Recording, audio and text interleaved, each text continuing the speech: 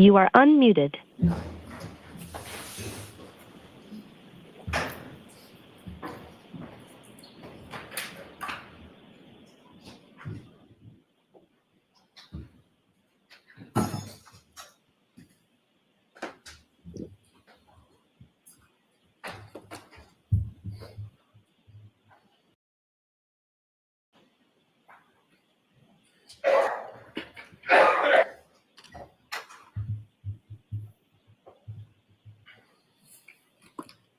Hey. All persons have any business before the Honorable Beverly Cannoni, Justice of the Norfolk Superior Court, and before the County of Norfolk. Draw near, give your attendance, and you shall be heard.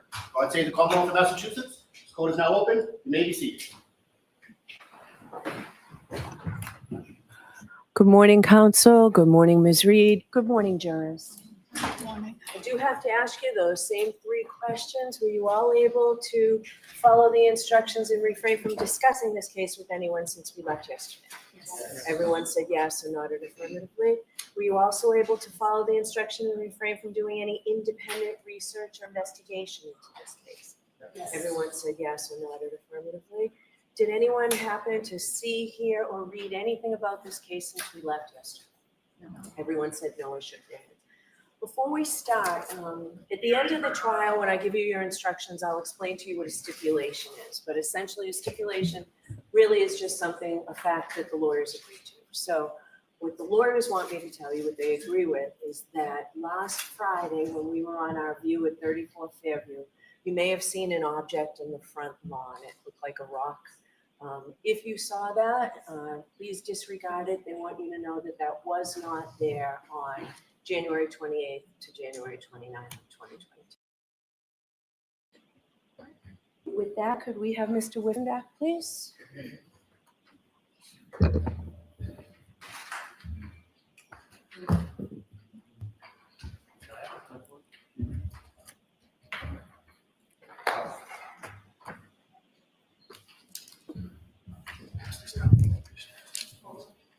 Good morning. So you're still under oath. Thank you. All right, Mr. Lessie, you all set? Thank you, Your Honor.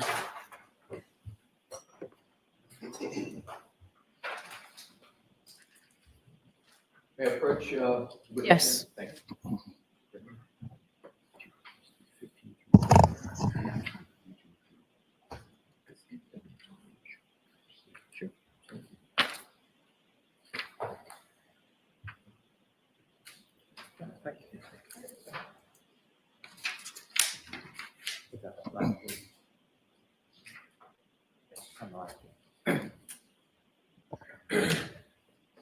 Your Honor, if I may address the court. Okay.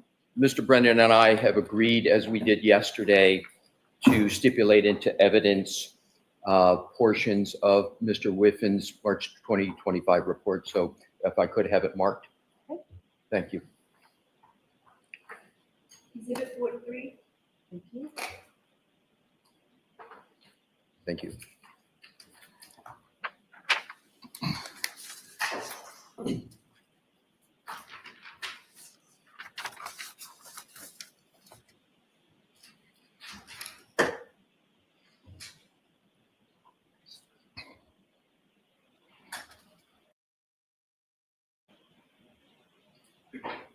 May I, Your Honor? Yes. Thank you. Morning, Mr. Whiffen. Good morning. And welcome back. Thank you.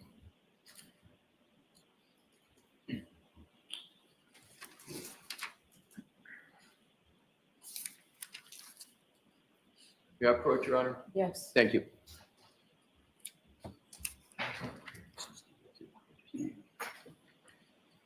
Thank you. Mr. Whiffen, I've just handed you, which is in evidence as Exhibit 43. And this is a portion of your March 2025 report. If you could just take a moment to look at it, and when you've had a fair opportunity to do that, I'd ask you to turn to page 28. Okay. And just if you could, sir, just pick up your head and let me know when you're ready to proceed. Okay, thank you.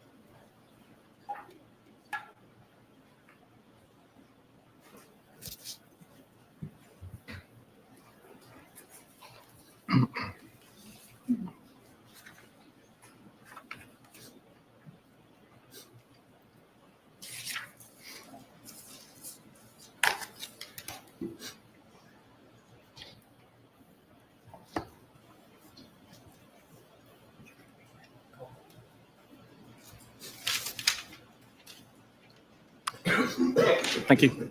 You ready, Mr. Whiffen? I am. Thank you.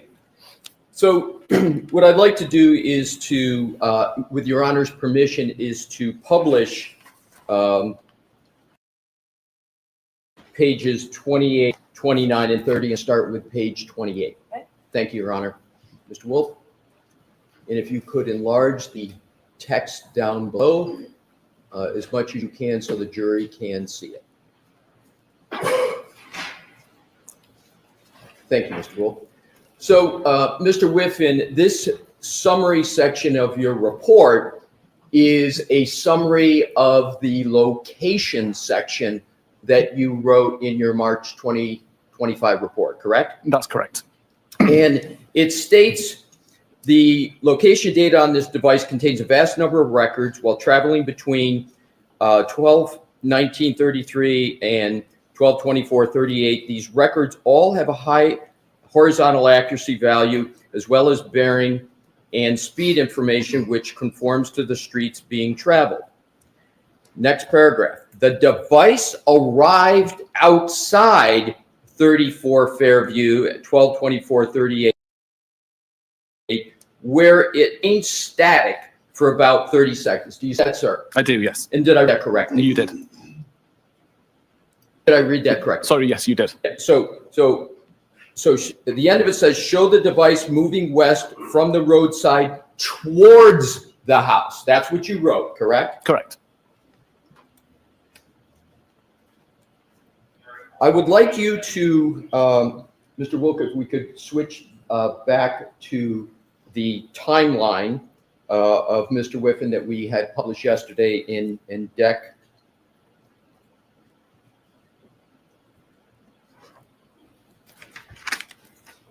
'79.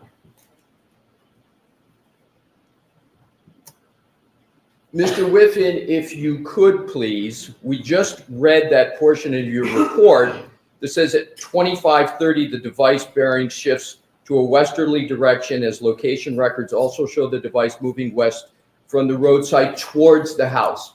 Did you put that in your timeline? I did not.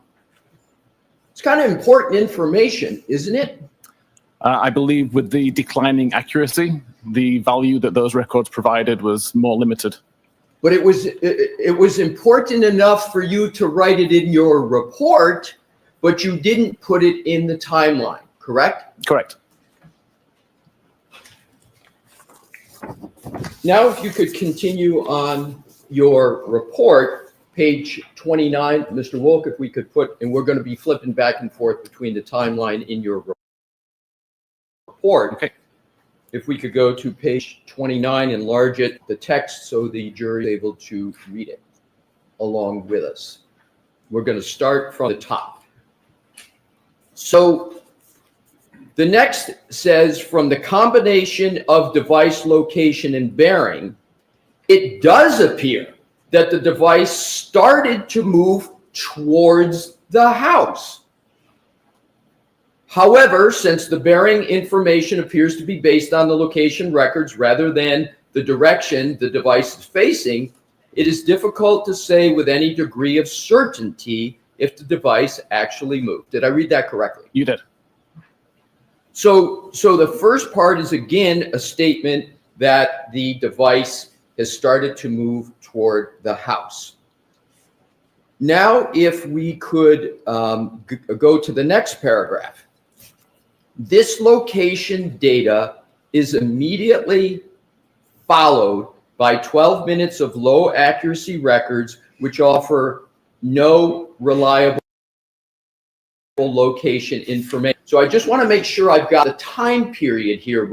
The 12 minutes is from 12:25, correct? Yes. And That's so correct. 12:25 plus 12 is 12:37. So the range we're talking about here is from 12:25 through 12:37, correct? Correct.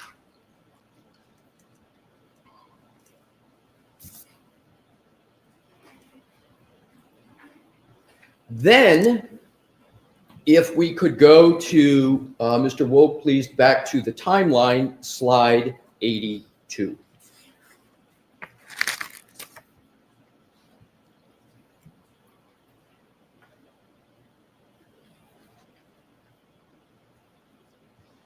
So I want to discuss with you the very entry, health 12/31/56, where you have the entry start of health event, 36 steps, 25 meters, and yesterday we agreed 25 meters is approximately 84 feet, correct? Correct. And that is what you have in the timeline. Let's understand what that means. At that time period, 12/31/56, do you recall writing in a March 2025 report that the device began moving for a period of 20 seconds? Related to the location data, I believe. Yes. Yes.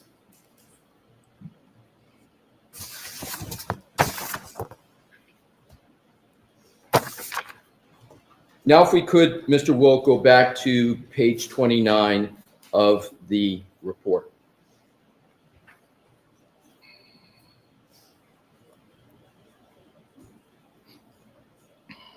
So what I want to do is go back to that paragraph up at the top from the combination of the device.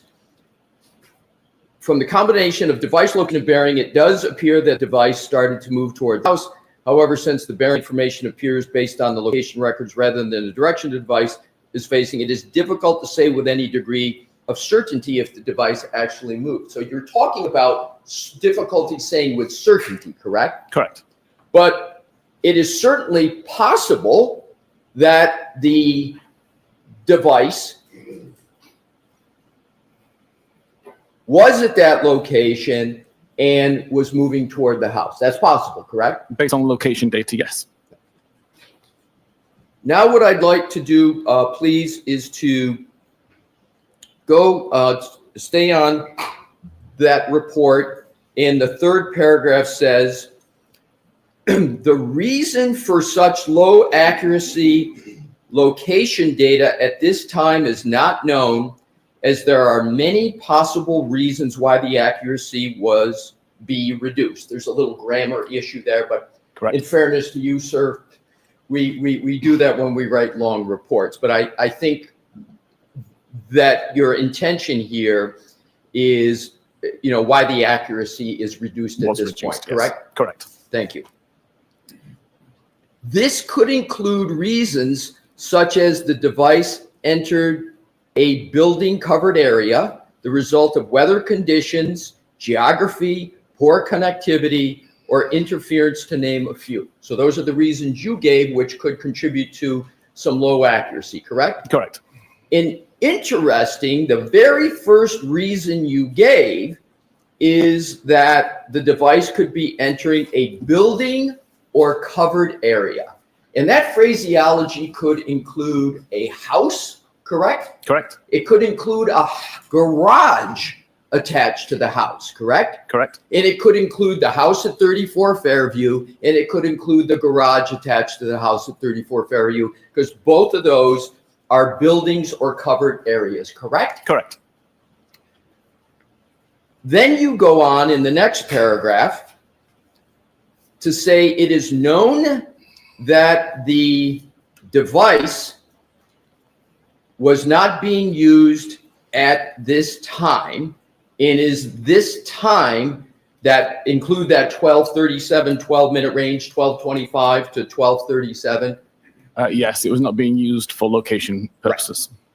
So that's another reason why, right, the accuracy could be a little bit on the lower side. Correct.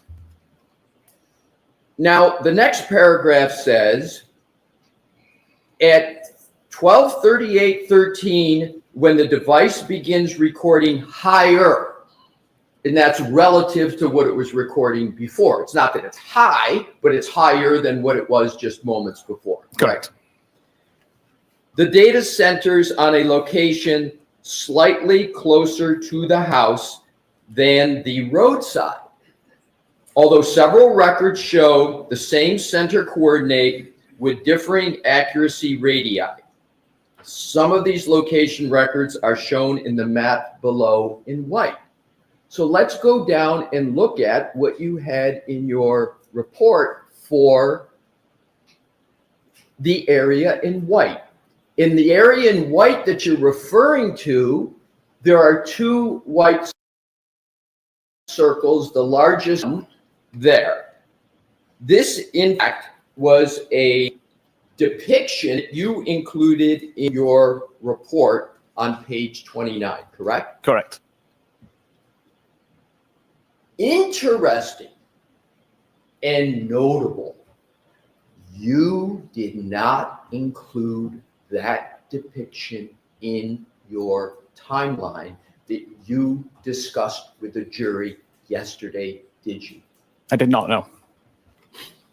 But it was important enough for you to put that depiction in your report, correct? Correct. And notably, the larger white circle covers a substantial amount of the house at 34 Fairview, correct? Correct. So, given your testimony on direct yesterday with Attorney Brennan, the phone of John O'Keefe, according to this depiction, could be anywhere within the largest white circle, correct? Correct.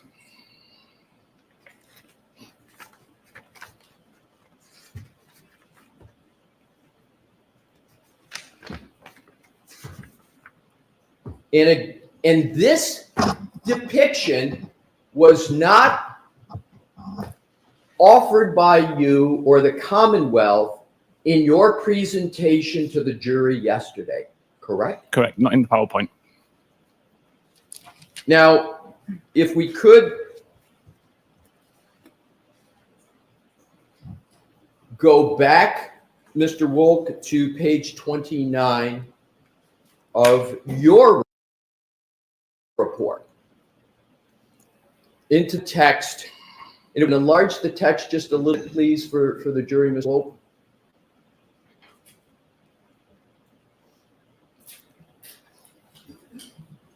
So the paragraph that begins with at 12:38:13, when the device begins recording higher accuracy information. Again, the data centers on a location slightly closer to the house than the roadside, although several records show the same center coordinate with differing accuracy radii.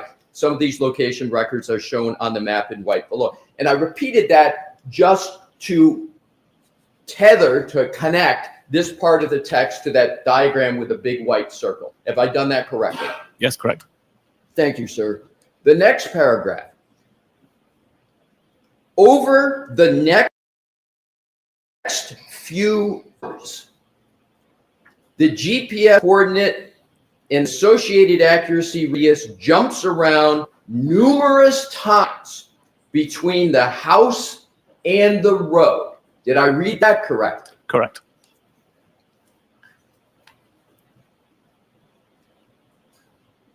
And therefore, over the next few hours, according to your report, the phone of John O'Keefe could be in the house, correct? Based on the low accuracy information, yes. The answer is yes. Yes.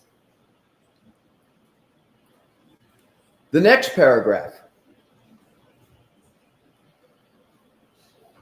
Well, we'll stop there for a moment, and I would like to, Mr. Wolf, go down, scroll, please, to that diagram that's right below that text again.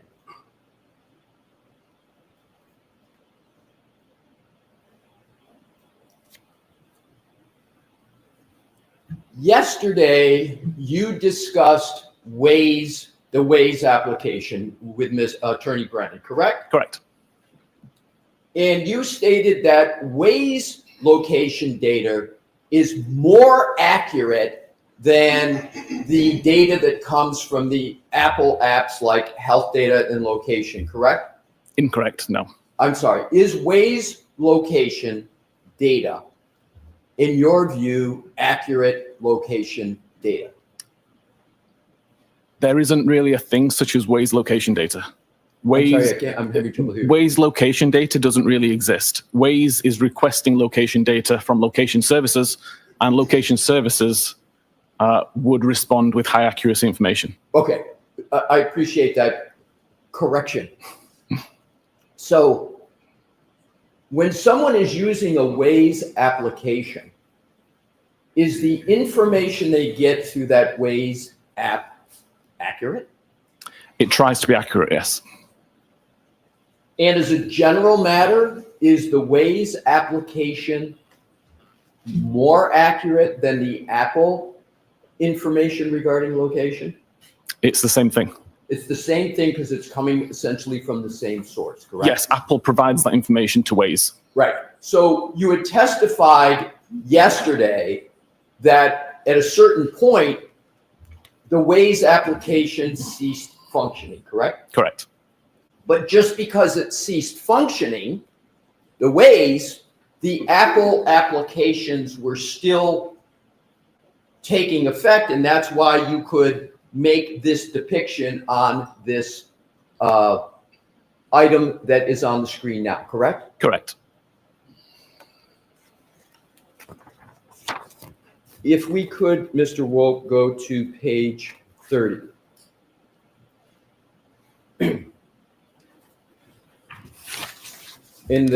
What I'd like to highlight, please, is the text. So if we can enlarge it up at the top.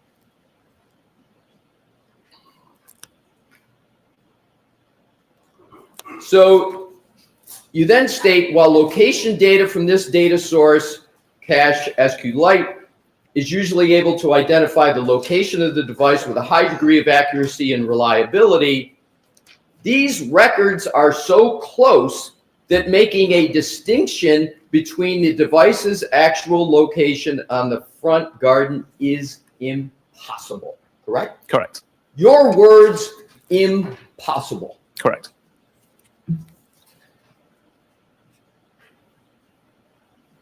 Did you provide any of the information in that paragraph in your timeline or to the jury in your direct testimony yesterday? Not in the PowerPoint, no. Next paragraph. If the location records are limited to just the records between 00:25, which is 12:25, and 6 a.m. and with an accuracy radius of 10 meters or less, there are 46 records, all of which fall within the red circle shown below. Go ahead, Mr. Wolk, if you could scroll down. And that is the only depiction there that you included in your timeline yesterday, correct? Correct. So you took one of two depictions in your summary of the location, this one, in terms of your timeline presentation, correct? Correct. Now, in terms of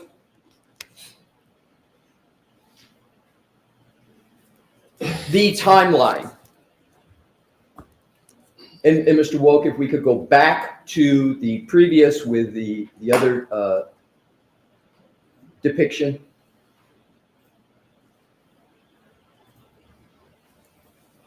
It's on page 29. If we could enlarge that depiction, please. So you testified that the flagpole and the fire hydrant are more down toward the small black circle. Is that correct? That's my understanding, yes. And yesterday, you rendered an opinion that you believed that the phone was mostly in the location by the flagpole in the fire hydrant, correct? Objection. I'm going to see counsel at sidebar for a minute, please.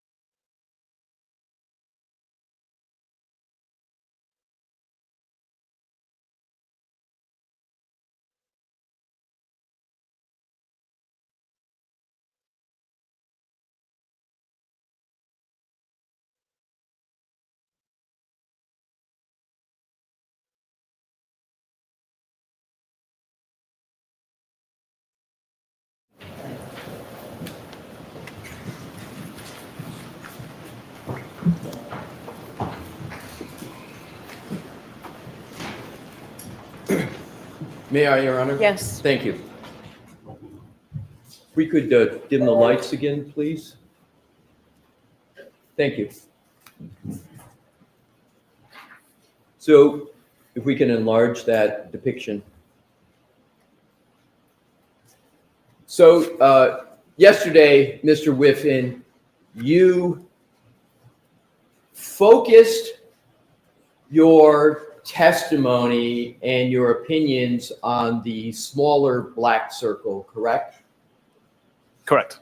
And you didn't discuss at all or disclose at all this depiction, and therefore didn't discuss or disclose at all the larger white circle, correct?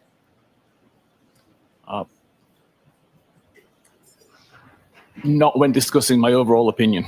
Right. Yeah. So the answer is No. right.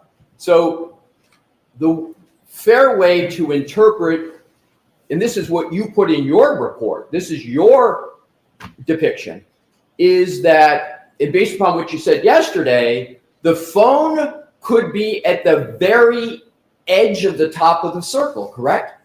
Correct. And the phone could also be at any point, so you can, in theory, put a phone anywhere around the very edges of that entire circle, correct? There's caveats to that, but yes. Well, I'm just asking Yes. you that according to your testimony yesterday in this depiction, the phone could be anywhere in that location. Yes. Within the area of that white circle. Correct.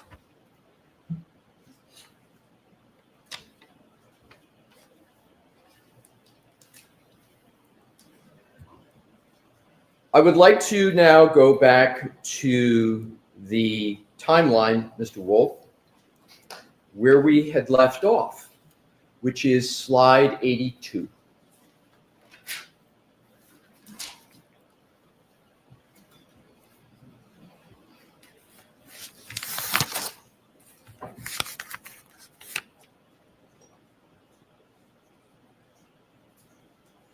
And at the very top entry, you have health, time 31:56, and then the description, start of health event, 36 steps, 25 meters, and we agreed about 84 feet. And this is where the device began moving toward the house for a period of 20 seconds. Is that correct? It's the time that 36 steps started to be recorded. I've got no idea of the direction of travel. I want to focus on the time, 12:31:56. Are you aware that a firm called Aperture, on behalf of the Commonwealth, has submitted a report that states that there was a trigger event at 12:31:56 that they refer to as the supposed collision? Are you aware of that? Objection. Sustained. I recall seeing a So you report. don't, Sorry. You don't have to answer that. Sorry, Mr. please. Wilson, that's okay.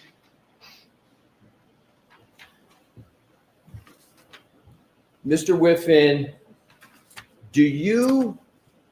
are you familiar with a firm called Aperture? I'm vaguely aware of them. I've heard of them once. Are you familiar with a person by the name of Dr. Judson Welcher? I'm not, no. But you're familiar with the firm Aperture? I am. And do you know that the Aperture firm is working on this case? That's the only reason I'm aware of this company.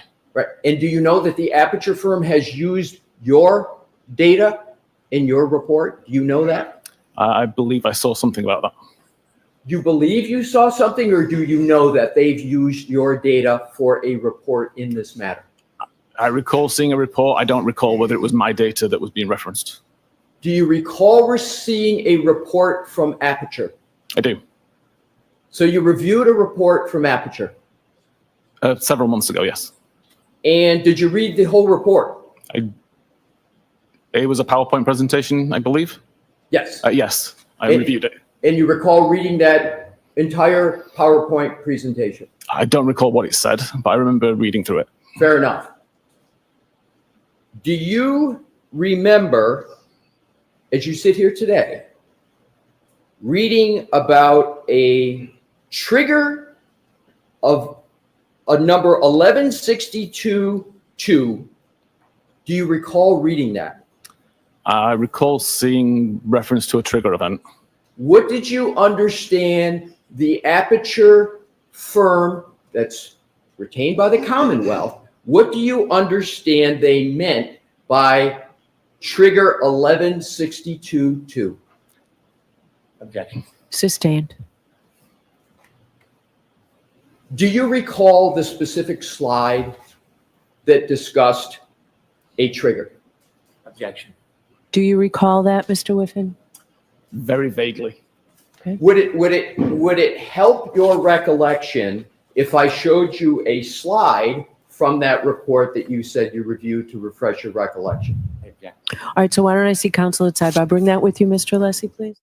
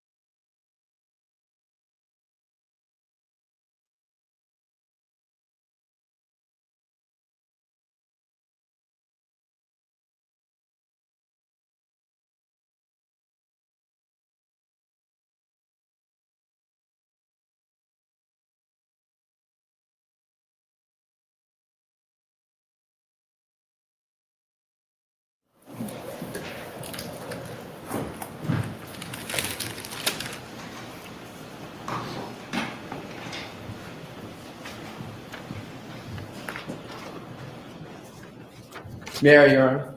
You can approach. Thank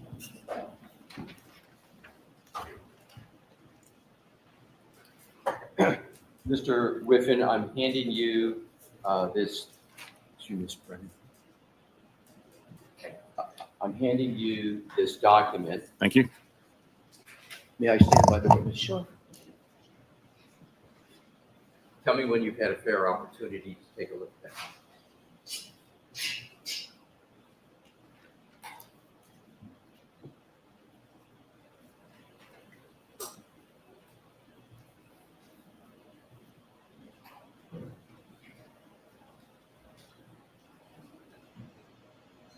Okay.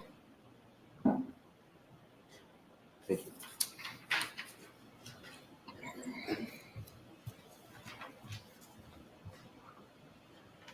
Mr. Whiffen, does that refresh your recollection with regard to an Aperture report that discusses a trigger of 1162.2? It does. Thank you. Pardon me? It does. Thank you. And how does it refresh your recollection? I remember seeing that several months ago. I'm sorry, Your Honor. There's a blower on here that I'm having trouble hearing Mr. Whiffen. If you, sir, could bring the mic, it's not your fault. If you could bring it and speak a little louder, I'd appreciate it. Yeah, I recall seeing that as part of the report that I read 2 months ago. And you recall the time of 12:31:38 now, correct? Correct. Let's go back to your timeline.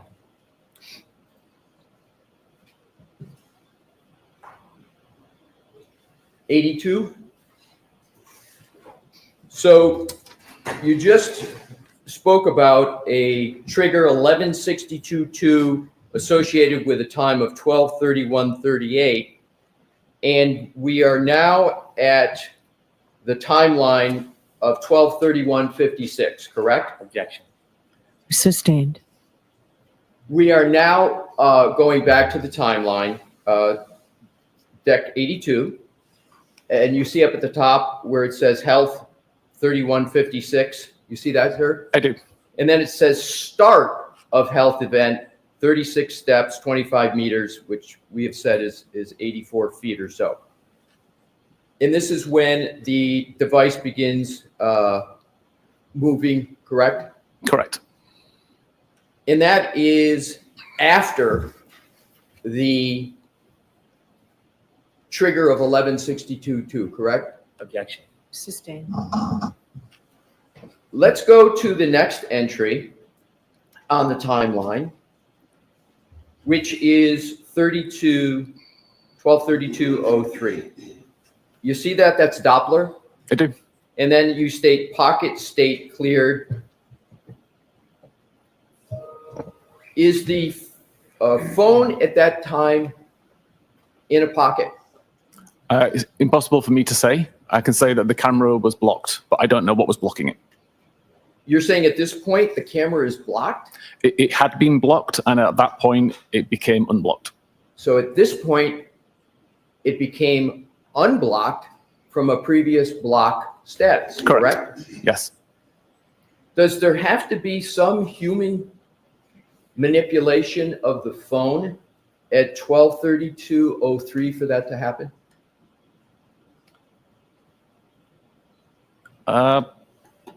Technically not. There are scenarios that wouldn't require it. Is it more likely than not that there had to have been some human contact in action for this pocket state clearing event to occur? Yes.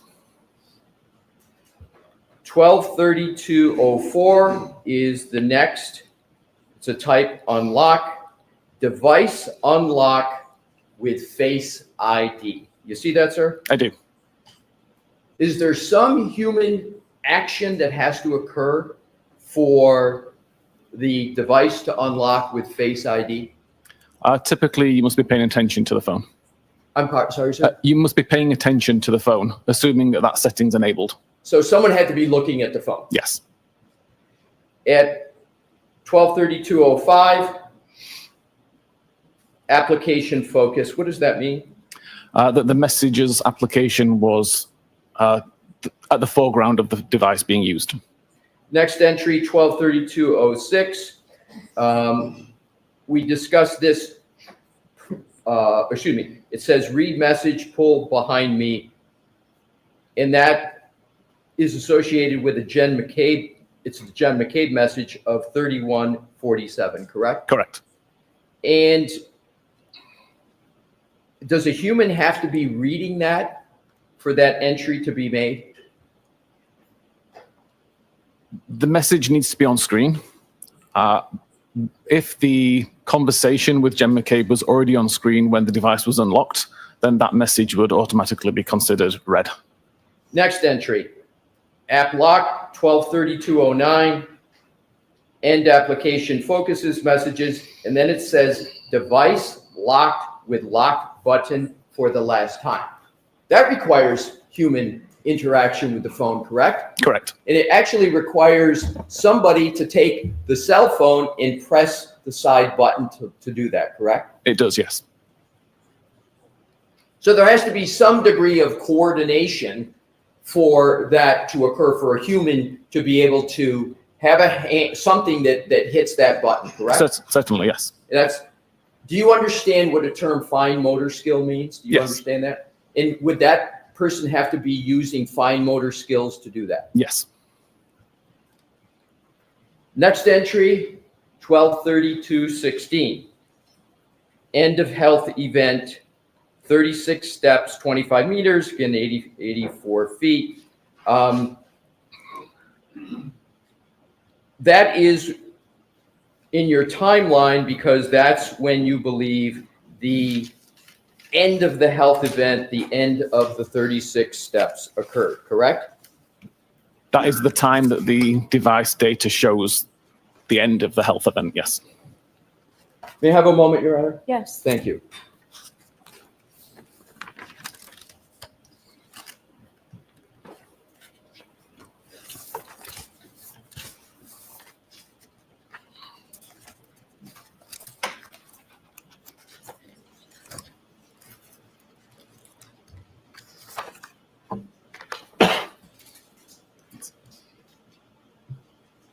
Do you need the light, Mr. Lessie? Yeah, it would be helpful. Thank you, Could Your we have the Honor. lights, please, Dave?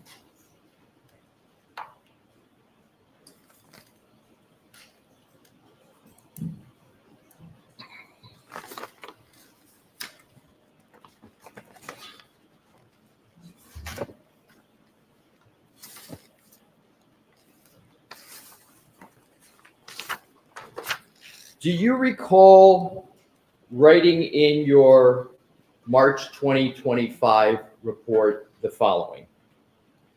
The final health activity of note on John's phone can be seen to have occurred between 12/31/56 and 12/32/16, during which 36 steps were recorded, covering a distance of 25.4 meters, again, that 84 feet, according to healthdbsecure.db. Do you recall writing that? I do. And you used in your report 36 steps were recorded covering a distance of 25.4 meters or 84 feet, correct? Correct.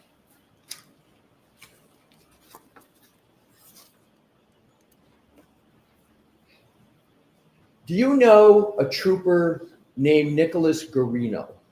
I'm aware of him, yes. Are you a little more than aware of him? You've worked with him on this case, haven't you? He sent me some of the files related to it, but further than that, I've got no relationship with him. But isn't someone sending you files on a case you're working on, working with the person? Isn't that a fair conclusion? It could be.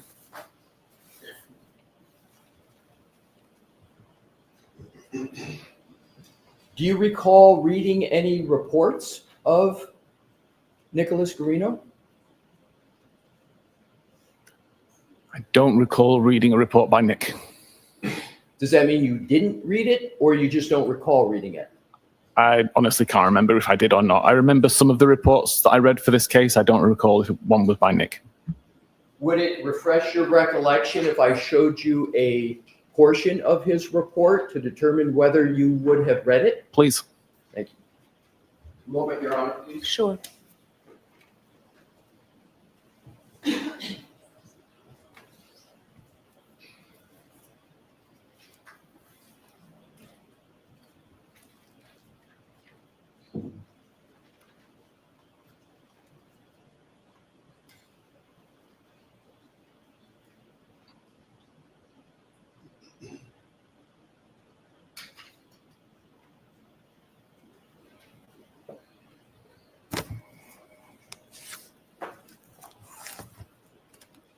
Thank you, Your Honor.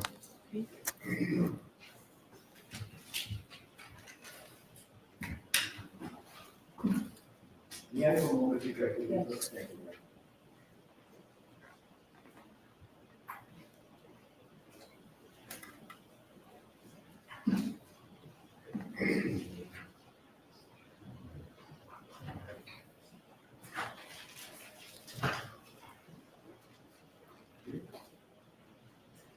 May I approach, Your Honor? Yes. Thank you.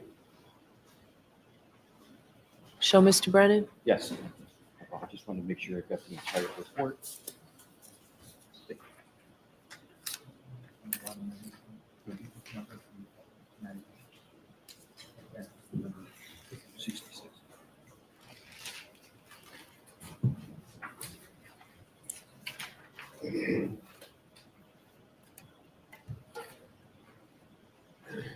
Mr. Whitman? Thank you. And may I stand by the witness, Your Honor?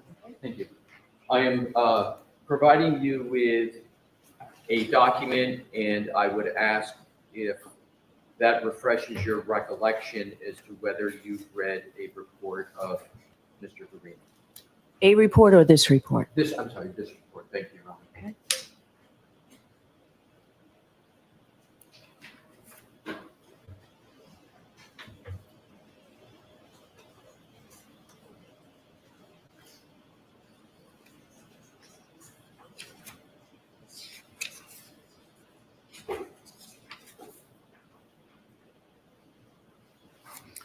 Don't recall ever seeing this report.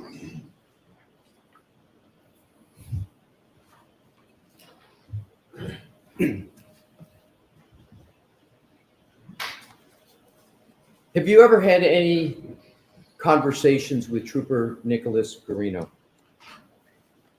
Very briefly. But you had, the answer is yes. Yes. Did Trooper Garino tell you that he measured the distance from the flagpole to the front door and it was 72 feet? Did he ever tell you that? Sustained. Did you ever have a conversation with Trooper Nick Garino about the distance from the flagpole to the front door of 34 Fairview? Maybe. Maybe. Maybe. So is it maybe then you had a conversation with him in which he stated to you that that distance is 72 feet? It's maybe. So if we go back to what we were discussing earlier about the steps and the distance covered, and this is in your report of March 2025, where we've talked about this, and it's the final health activity of note on John's phone can be seen to have occurred between 12:31:56 and 12:32:16. Is this the correct slide?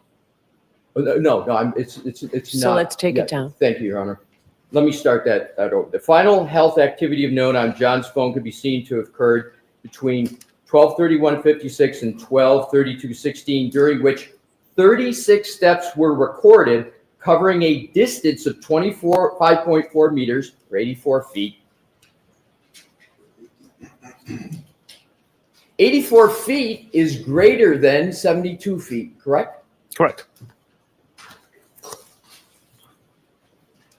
So if the distance from the flagpole to the front of the house is 72 feet, and your report notes steps, 36 steps covering a distance of 84 feet, that would put those steps within the house, correct? It would.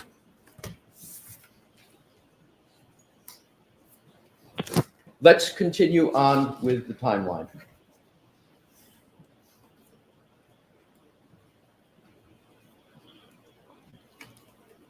Deck 83. We now have Doppler 1233:14, and then Doppler pocket state. Do you recall in your report adding a word to this, that your report said pocket state detected? Do you recall writing that? More than likely, yes. Yes. But the detected word is not on that slide, is it? It's not, no. What does pocket state detected mean? There was an active check by the Doppler function, and it detected that it was in a pocket state.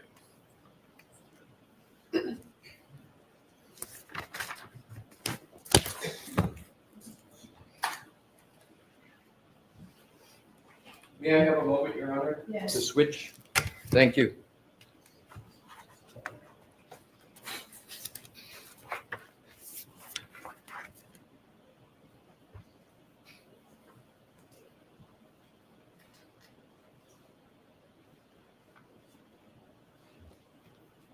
Thank you, Your Honor.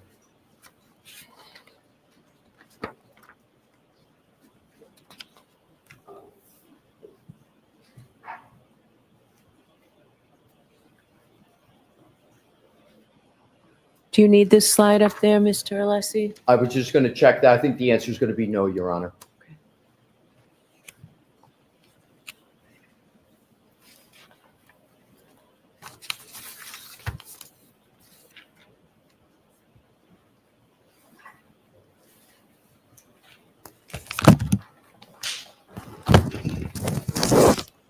I would now like to change gears a bit and go to temperature with an iPhone. You recall that discussion in your direct testimony? I do. Thank you. Mr. Wolk, if we could please have the slide deck, but a different page, slide 60. And just tee it up, but please don't put it on the screen yet.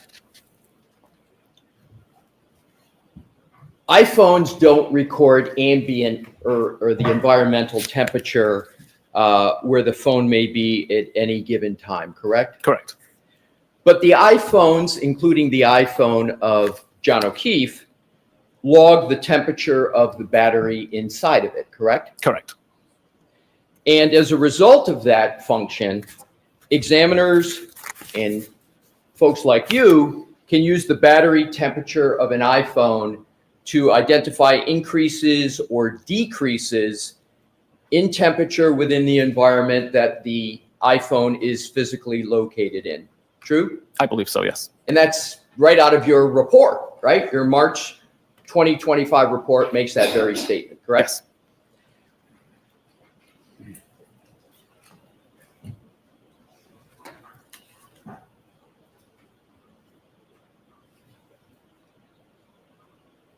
The battery temperature of an iPhone generally matches the pattern of the rise and the fall of the thermometer temperature, correct? From my testing, yes. And when an iPhone is in a lock state with little activity occurring on the device, the battery temperature is heavily affected by the ambient temperature in the environment, again, matching the pattern of the rise and the fall of the thermometer temperature, right? Correct. And what I just read is right out of your March 2025 report, correct? It sounds like it is, yes. And you actually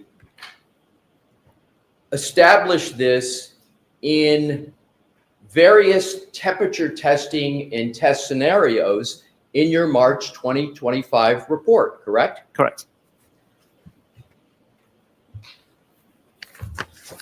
Let's discuss those two tests.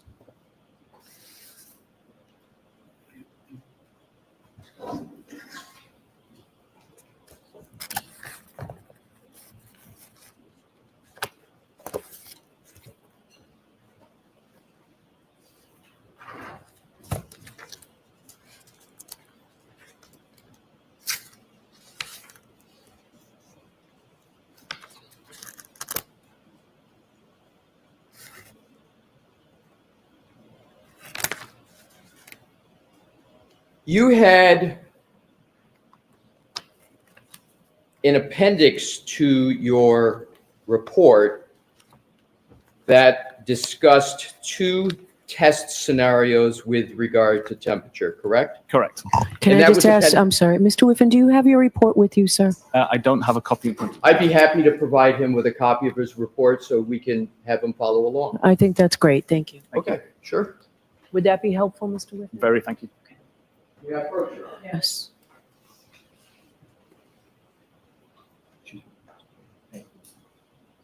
May I, Your Honor? Yes. Thank you. There you go. And Mr. Whiffen, feel free at any time to reference that report. Thank you. And if you could, turn to page 77.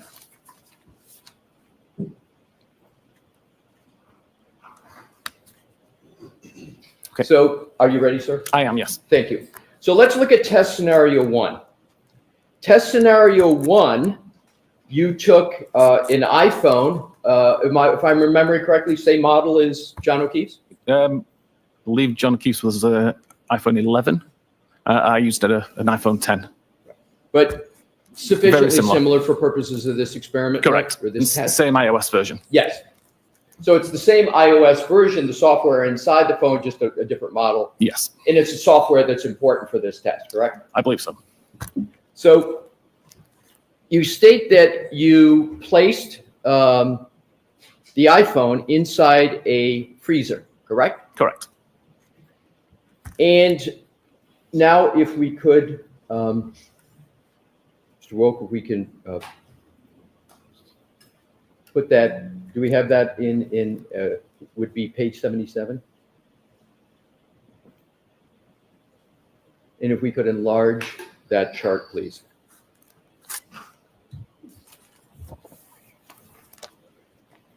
Enlarge it just a little bit more. We're not concerned with the text at this point. So we can just get the chart as large as possible. Thank you.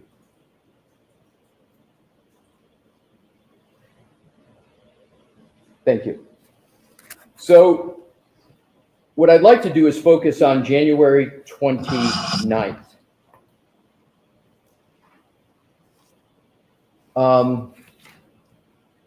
Excuse me. This is your experiment. When did you do test scenario 1, approximately, the date? This is a good question. It was sometime probably in December last year. I'm sorry. In December last year, I believe. December 2024. Correct. So what you did here was you took the phone, you put it inside a freezer. What was the temperature of the freezer? I actually don't know. But it was a freezer. It was freezing. Yes. It is sort of your just regular freezer that everybody a has. regular chest Nothing freezer. special about it. No. Let's look at some of the data that you have from this.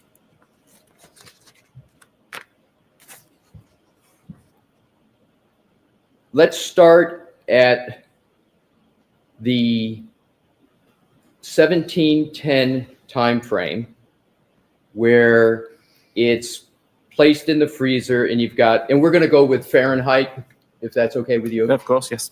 Thank you. 73.4 degrees, correct? Correct. And then if you go all the way down to the 1725, which would be 15 minutes, correct? Correct. Can you state what the drop in temperature is of the battery temperature in just 15 minutes in a freezer? Approximately 50 degrees Fahrenheit. So it drops 50 degrees Fahrenheit in just 15 minutes. Correct. And is it fair to say that if you do the math, that's about a little over 3.5 degrees per minute? And if Your Honor, if he wants to use a calculator, or just accept my estimate, whatever Your Honor thinks is appropriate. However you can answer the question, Mr. I'm Whiffen. happy to accept your answer. That's fine. Let me just make sure. I have a moment, Your Honor.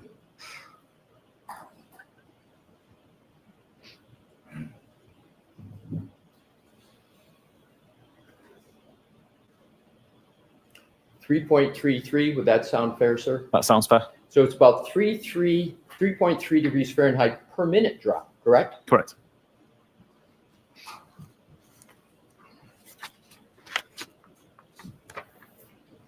Now let's go to the next page of your report, page 78, where test scenario 2. And in test scenario 2, you took the same phone with the same software and you placed it outside at a temperature of 33.8 degrees Fahrenheit, correct? Correct. And we could enlarge that, please, Mr. Wolf.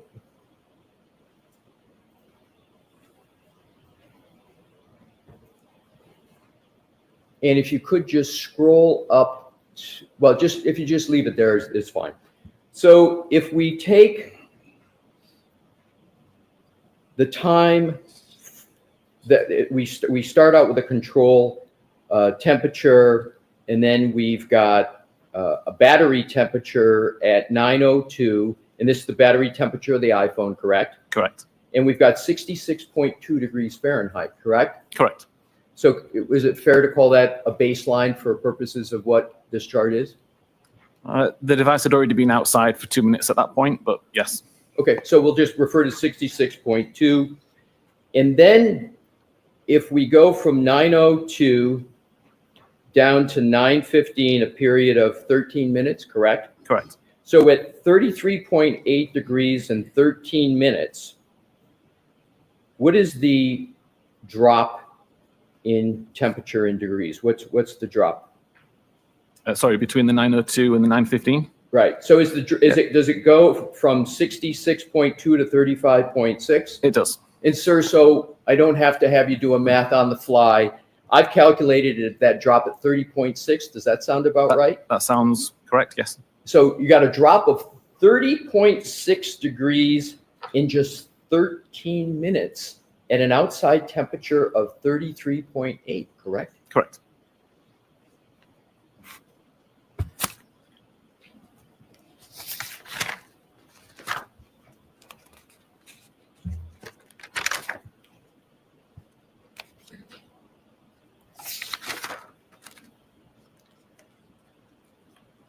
We're going to come back to this, but what I'd like to do is to compare these two test scenarios. The one we just saw at 33 degrees Fahrenheit, where it dropped 30.6 degrees in just 13 minutes, again at an outdoor temperature of 33.8, and then test scenario 1 in a freezer, where it dropped 61.2 degrees in just 15 minutes. Now let's go to the slide 60, which was in your slide presentation yesterday, of what you stated was the temperature change in the iPhone of John O'Keefe on the morning of January 29th. You with me, sir? Yep. Thank you. So if we start out at 12:13, we see a battery temperature of 82 degrees Fahrenheit, correct? Correct. Then it drops a little bit to 77, a little bit to 72. And what I want to focus on is keeping the starting point for my questions here at the 12:37 time period on the morning of January 29th. And that's 72 degrees Fahrenheit, correct? Correct. So if you take the time period from 12:37 to 12:53, that's a 15-minute interval, correct? Correct.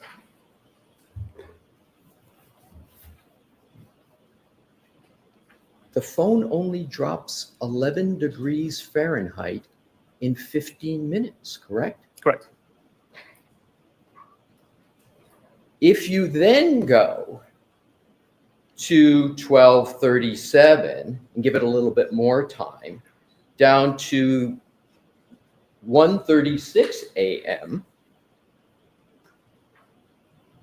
the temperature, and that's just about an hour, right? Correct. And the temperature drops from 72 to 50, only 22 degree drop in an hour, correct? Correct. Now, if you compare this chart in the drop in temperature, for example, 1237, 1253, in 15 minutes, it's only dropping 11 degrees, to your experiments, where with the first scenario with the freezer, it dropped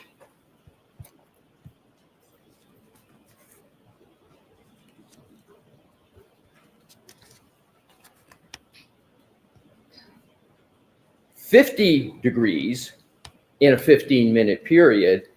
Is it correct to say that there was a much more dramatic drop in temperature in your test scenario 1 than what actually occurred on John O'Keefe's phone for the time period we just covered in January 29?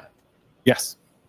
And then with regard to even test scenario 2, where the temperature is 33.8 degrees, that's the ambient, the outdoor temperature, Correct. right? At that temperature, just above freezing, you've got a... Sorry, that's below freezing. I'm sorry? It's below freezing. What is freezing in Fahrenheit? Don't know, but it's 0 degrees Celsius, Right. and it was -5 degrees Celsius at the time. Right, but would you agree that, and I want to be fair to you because I know you use Celsius more Yes. than Americans who use Fahrenheit, but would you agree that 32 degrees Fahrenheit is the freezing point in Fahrenheit? I honestly wouldn't know. Okay, fair enough. So in any event, in your experiment at 33.8 degrees Fahrenheit, you're getting a drop in your experiment in 13 minutes of 30.6 degrees, right? Correct.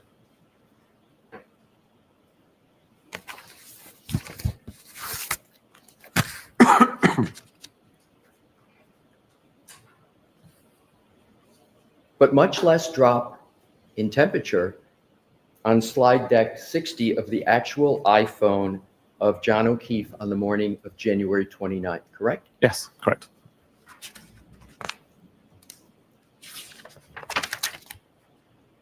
Do you know what the temperature was in Canton in January 29th, 2022?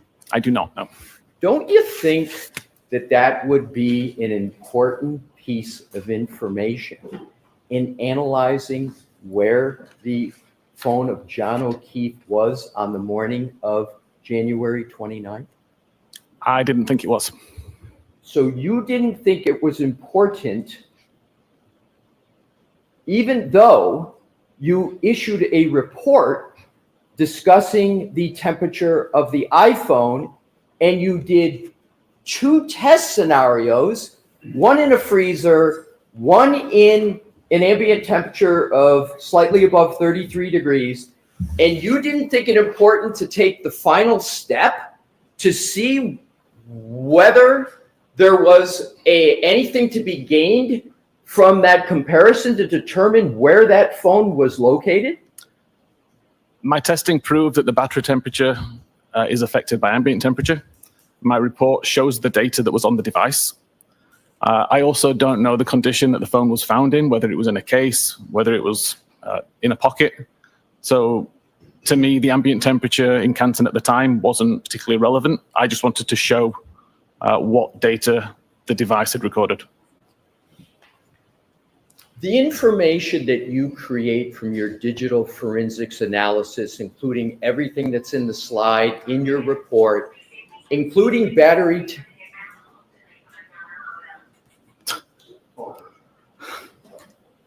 You all set, sir? I'll go back to the question. In digital forensics, you work with law enforcement often, correct? Correct. And you work in law enforcement in investigating cases, do you not? Yes. And so oftentimes, the law enforcement is using your digital forensics information to help them solve cases, correct? Correct. You didn't suggest to anybody on law enforcement that they might want to take a look at this temperature information to assist in determining where this phone could have been by the temperature? You never raised that with them? I did not. And do you know whether any law enforcement person was aware that you had done all this temperature analysis? It was in my report. So you create a report as part of this case, and you deem the temperature important enough to do 2 test scenarios, important enough to put it in a slide presentation to this jury. Yet there's no discussion of that between you and any member of law enforcement as to what it means? The details were provided in my report, and there was discussions, but it never came up as to say what was the temperature in Canton that night. Oh, so there were discussions. Not with law enforcement. Oh, who As were the part of my preparations for trial. Oh, tell me about who you discussed this temperature information with. It was with Hank. You're hesitating, and I can't hear you. Who did you discuss with it Hank? with? Excuse me? With Mr. Brennan. Attorney Sorry, Brennan? yes. You discussed temperature with Prosecutor Brennan? It was in my report. It was in your report, but you said you discussed. Which is it? It's in my report, and the discussion was that it is in my report. I'm not in a position to suggest that investigations take place and change based on my report findings. Oh, sir, I'm not suggesting what you just stated. I'm just trying to get information about, you mentioned the verb discussed. Didn't you, in your Yes, answer moments ago? Yes. Isn't discussed a verbal thing? It's not a written thing? It was discussed in preparation for trial, yes. Oh, so there was a discussion, a verbal discussion with Attorney Brennan about temperature in your preparation for trial? Yes. Was there any interest at all as to what this could actually mean for the potential location of Mr. O'Keefe's phone on these very important time periods in January 29th that might assist to determine at various times whether Mr. O'Keefe is in a covered building based upon the temperature rather than outside in a nor'easter on January 29th? I'm sorry, what was the question there?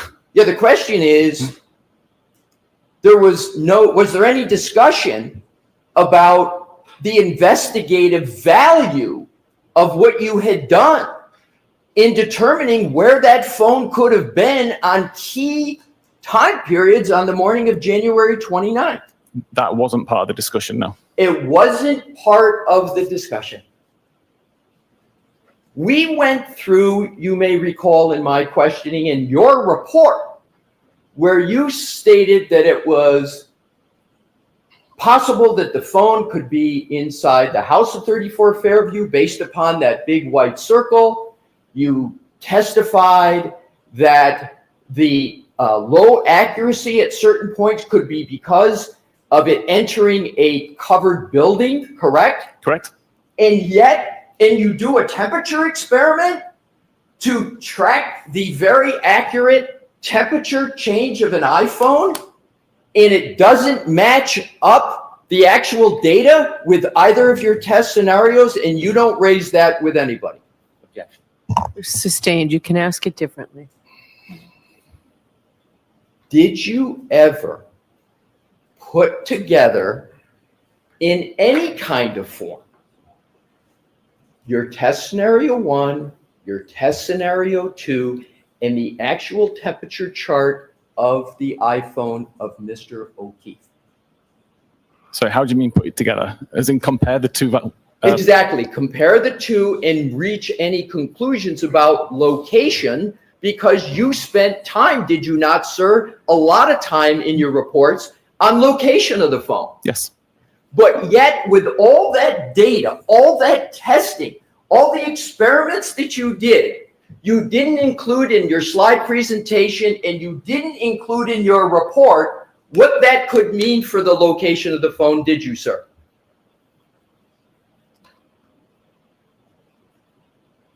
I'm struggling to see the comparison there.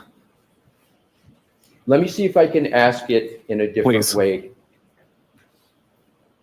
Nowhere in your slide presentation did you have any discussion yesterday about how your test scenario, did you bring up, by the way, in your slide presentation yesterday, your battery temperature at all, your tests?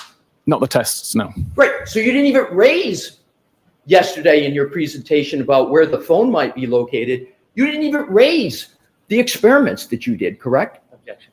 Sustained as to the terminology. Ask it differently. Did you yesterday in your presentation to the jury in any way discuss your battery test scenario 1 and 2 in your March 2025 report?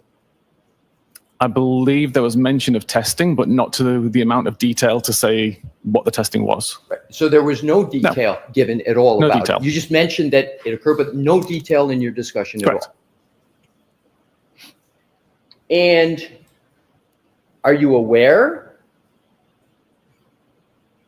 with regard to the battery temperature, that battery temperature in investigations can be used to determine locations of phones at certain times? Are you aware of that?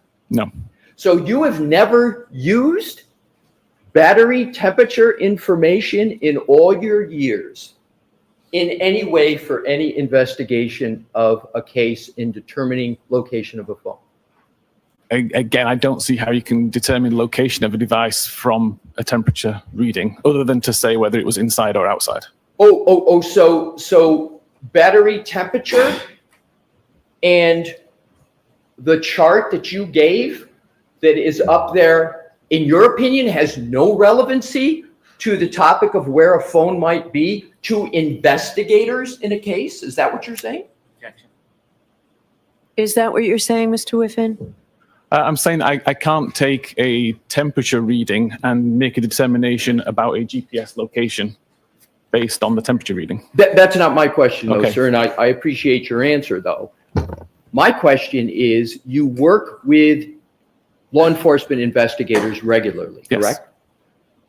Isn't this information of potential relevance based upon your experience with investigations? Isn't this information at least potentially relevant in investigations? I believe it could be. That's why I included it in my report. Thank you. But you didn't include a discussion of it in your testimony yesterday, correct? Correct.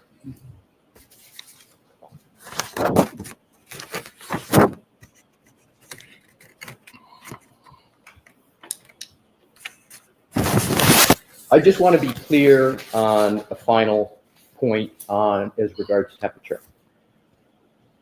Were you aware of the temperature in Canton on January 29th, 2022? I know it was a blizzard, but I don't know what the temperature was.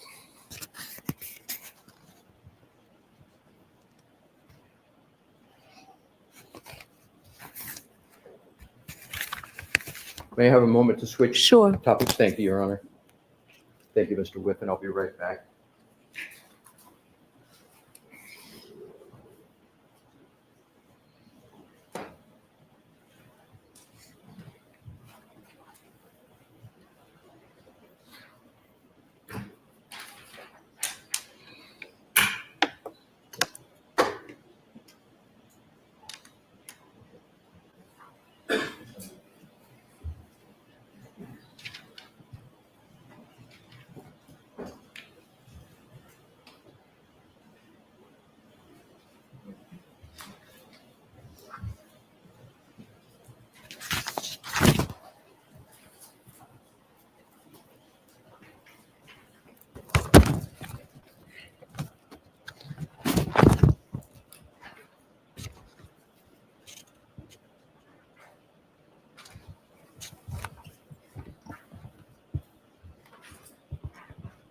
Your Honor, if I may, I have one last point to make with temperature. If we could put deck 60 back up, please. Mr. Whiffen, if you bear with me, I just Of have course. one final set of questions. If you look at this chart, and you, under January 29th at 12:13, battery temperature of 82 degrees, but you then go down, what I'd like to start with is 12:37 again. And this is a key time point, 12:37. You've got a temperature of 72 degrees. And then 8 minutes later, 8 minutes, the temperature only drops 6 degrees, correct? Correct. Again, using 12:37 is what I refer to as the baseline. You go all the way down, and you see to 12:53 a temperature drop of only 11 degrees. Do you see that? I do. Thank you. That you can, excuse me, Your Honor, one moment. Okay.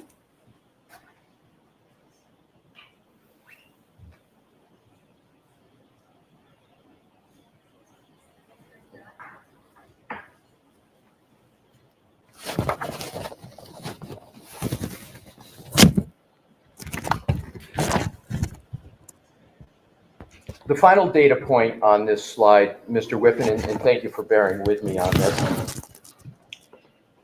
At 1:36, there's a temperature of 50 degrees Fahrenheit, correct? Correct.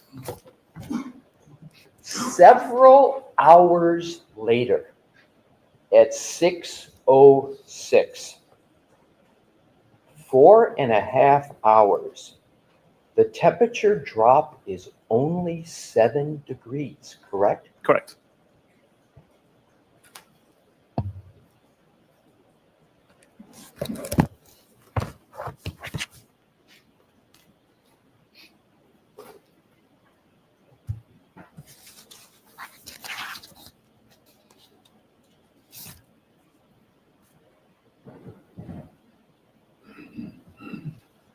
I'm switching. May I have a brief moment, Your Honor? Okay. Thank you.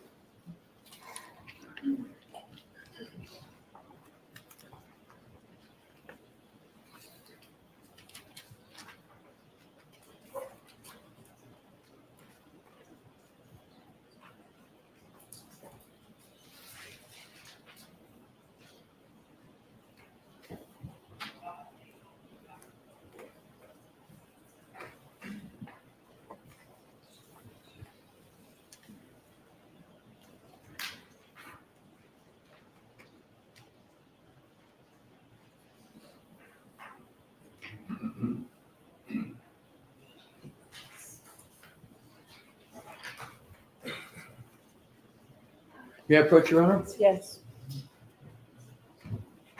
May I have Exhibit 42, please?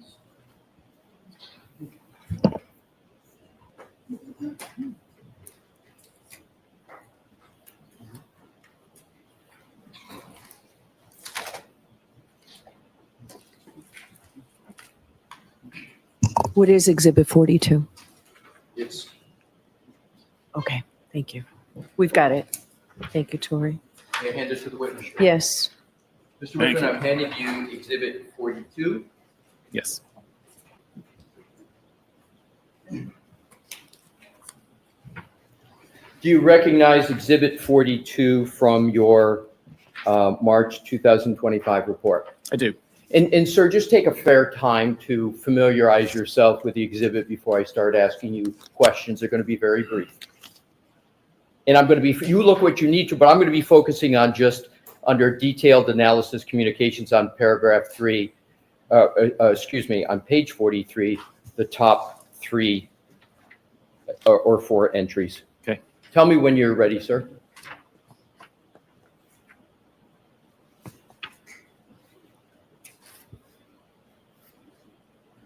Okay. Thank you.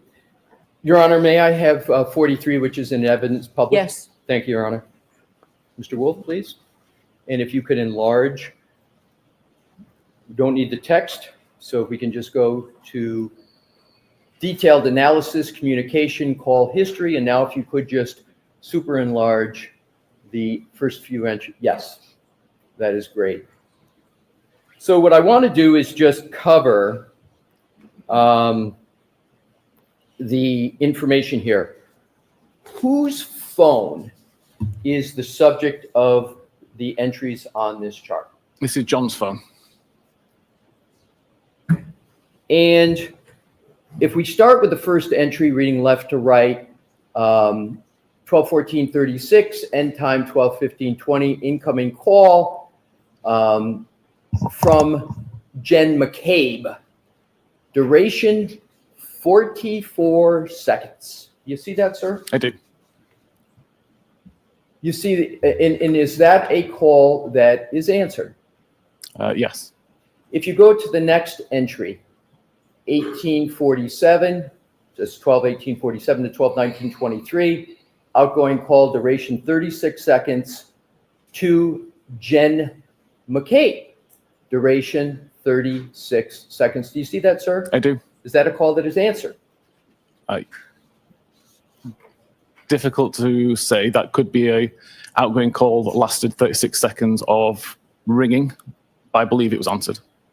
Well, how is it that you can tell the first one was answered but not the second one? Because it's an incoming call. Okay, fair enough. So if we go to the third entry, 12:29:44, 12:29:51, incoming call from Jen McCabe. You see that, sir? I don't mean to interrupt. Could I ask about the display?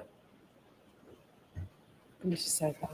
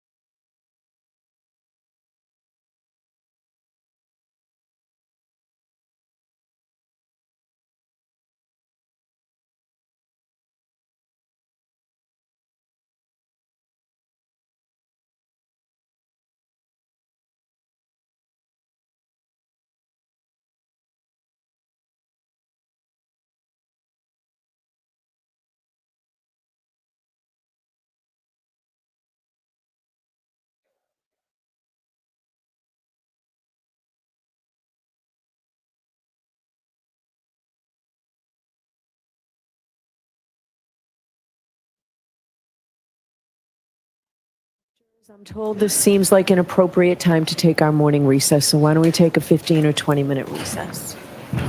Please rise for the jury. Jurors, break this way. Please leave your notebooks closed on your chairs, please.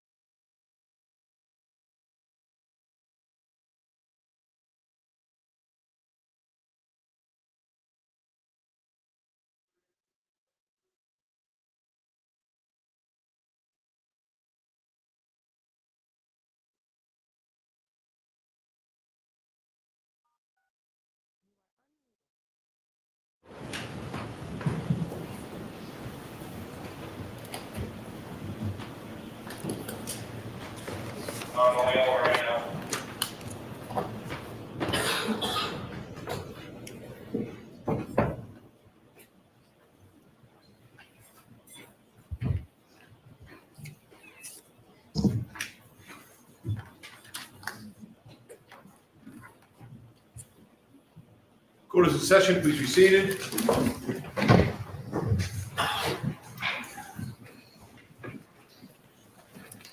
Whenever you're ready, Mr. Leslie. Thank you, Your Honor. May I approach, please? Yes. I have a replacement. Okay. So, Your Honor, I have a replacement Exhibit 42 redacted, obviously to place Exhibit 42.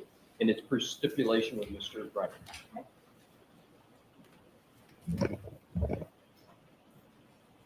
42 for remark.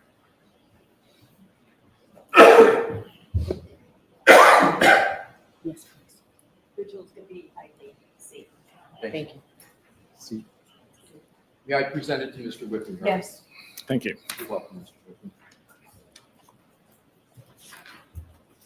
May I publish, Your Honor? Yes.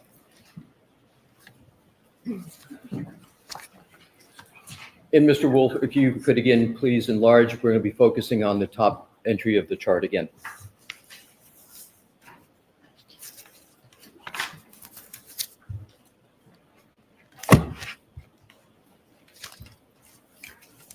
May I, Your Honor? Yes. Mr. Whiffen, we had started going through the top three entries. The first one you had indicated was answered.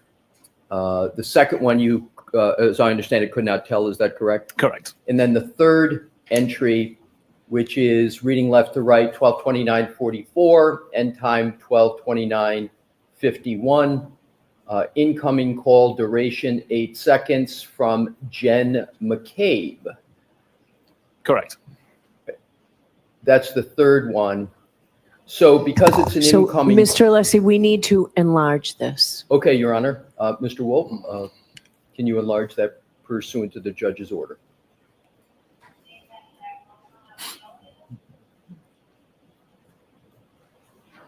Is that sufficient, Your Honor? If you can make it as large as possible for the jurors, please, even if you have to do smaller segments. If we have to, Mr. Wolf, knock off the final right-hand column, that's insignificant. There you go. All right, that's better. Okay, that's fine. Thank you. May I, Your Honor? Yes. Thank you. So I want to now go to the last one for this Exhibit 42. It's reading from left to right, 12:29:44, 12:29:51, incoming call duration at seconds from Jen McCabe. Again, it restates duration 8 seconds. Correct. Given that it's an incoming call, you can conclude that that was answered, correct? Correct. Now, if we could go back down and focusing on just the first three by way of example, Mr. Wolf, do just as Her Honor has requested, enlarge it as large as possible. Those three, after the first three, yep, starting there, just take the first three by way of example. All right. Mr. Whiffen, you should feel free to look at the hard copy Exhibit 42 if that's more helpful to you. But what I want to do is to focus on start time 12:33:35, reading across activity, incoming call, unanswered, and then to the right, Karen Reed. Do you see that, sir? I do. And do you see the same types of entries for 3409 and 3438? I do. And those calls are unanswered, correct? Correct. So in contrast to the, now Mr. Walker, we can go back to the chart, trying to capture 6 and enlarge those once last time. Thank you. So in the first one at 14:36 and then skipping one to 29:44, those are answered, but then starting, excuse me, at 33:35 and 34:09, those are unanswered, correct? Correct. You can take that down, Mr. Wolf. Thank you.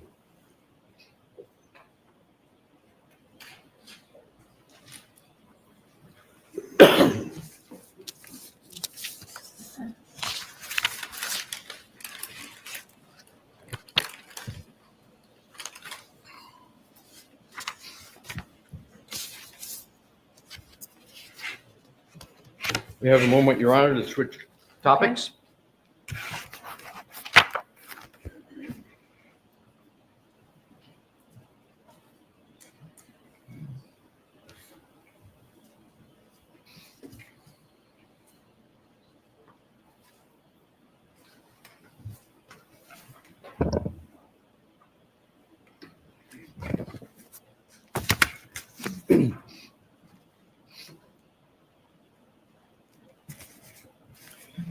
Mr. Whiffen, when did you start working on this case? What was the date, approximate date On this case or on this exhibit?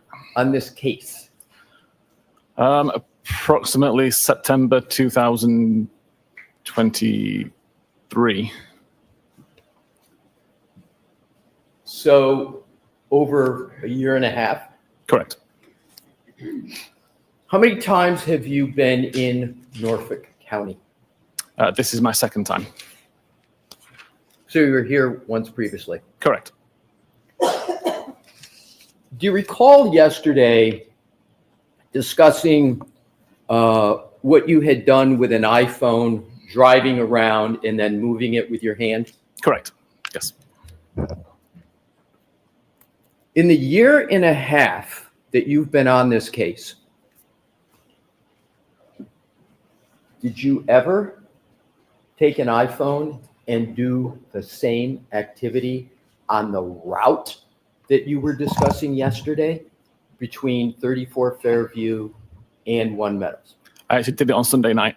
I'm sorry? I did it 2 days ago on Sunday night. And with regard to your time on this case, what was the results of that? I object, Your Honor. I'll need to be heard briefly. I'm sorry? I object, I need to be heard briefly. Okay. Come on over.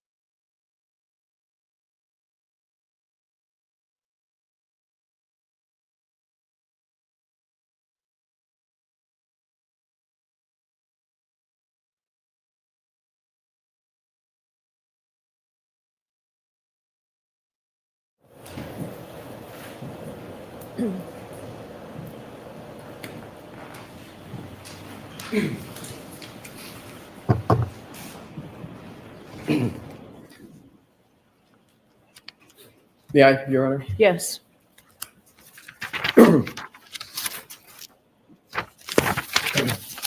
Mr. Whiffen, I am now going to proceed to a different topic. Okay. Do you recall discussing the Google search, how long to die in the cold? I do. And you discussed that in your direct testimony, correct? I did. You were a police officer for years before getting into the data forensic analysis of cell phones, correct? Correct. You were a response officer of the South Yorkshire Police from 2004 to 2009. Correct. You continued policing with the Calgary Police, working patrol, correct? Correct. You work frequently with law enforcement. I do. Indeed, law enforcement is the predominance of your work, correct? Probably about 80% of the work. Yes. What percent? About 80%. 80? 80. Your work is used in investigations for law enforcement, correct? Sometimes, yes. In your area of work, you use and apply various forensic methods that are extracted, that data is extracted from a cell phone, correct? Correct. And you have various forensic methods to analyze that data, correct? Correct. And that data that you analyze is often used by law enforcement in their investigations, right? It can be, yes. It can be, but it also is from your experience, correct? I'm sorry, are we talking about my actual analysis or analysis that's created by the tools that me and Cellbrite create? Your analysis. Okay, my analysis is typically used in investigations, yes. So it's typically, your analysis is typically used by law enforcement. On the cases I work, yes. Right. And you know that is going to be the case oftentimes when you're doing your analysis, correct? Correct.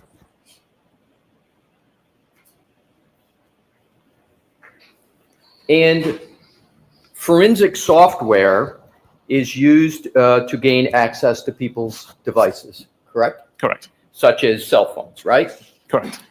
So, and there's something called an extraction process from a cell phone that you discussed in your direct testimony. Yes. Now, I'm not going to go into too much detail, but I want to cover, because it would be covering old ground, but I want to cover some of it. Okay. It's important, is it not, that the extraction process on a cell phone be performed correctly. It is, yes. And that's so that the data that's extracted from a cell phone is complete, correct? Correct. So that the data is correct, Correct. and so that the data is reliable. Correct. And data forensic examiners and people in your area of work need to ensure that the extraction file has not been tampered with, correct? Correct. Because if an extraction file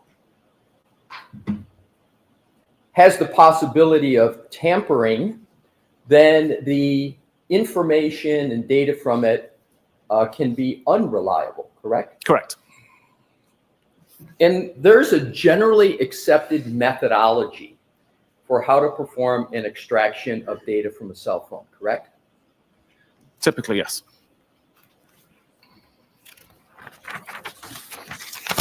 One of the key ways to determine whether the data extracted from a cell phone is valid and has integrity is to evaluate whether the extraction process created what is called a hash value, correct? Correct. And a synonym for a hash value is a hash signature, correct? Correct. And a hash value or hash signature, I'm just going to use hash value. Is that acceptable to you? I'm fine with that. Thank you. So a hash value is a unique and usually consists of a long string of numbers and letters that's generated from the data file from a cell phone using a computer algorithm, right? Correct. And one of the computer algorithms is SHA 256, right? Correct. And is it a fair analogy to state that a hash value can be thought of as fingerprint for a data file from a cell phone? Yes. And is it also a rough analogy that a hash value can function like the seal on a milk container? In other words, if you open the milk container and the seal's broken, that the same analogy can be provided that if you don't have a valid hash value, then there is a question with regard to the contents of a cell phone, just as there might be concern about contents of a milk carton. Is that a fair general analogy? Yeah, if the hash doesn't match, then something has changed in the data. So if the hash doesn't match or you can't determine a valid hash file, it's sort of like opening up a milk container and that seal cap is off, correct? Okay, I'll accept that. Thank you. Now, if a data file is altered in any way, the hash algorithm is going to produce a different letter in numeric string than the previous hash value for that same alleged data, correct? Correct. So that alpha numeric number is important because it can, if it's different, then it means something happened to that data, correct? Correct. And isn't it important for examiners, anybody in data forensics, to know whether or not the data they're looking at has a valid hash value? It would depend, in my opinion, on the origin of the data. But you would agree that it's much better to have a valid hash value for data than not, correct? I'd like to see the hash value match, yes. You would like to see the hash value matching, Yes. correct? Now, once data from an iPhone is properly extracted and you get a hash value, then the examiners of the data seek to pass and decode the data to try and make some sense of the data in a more user-friendly format so that a report can be created for investigators, correct? Correct.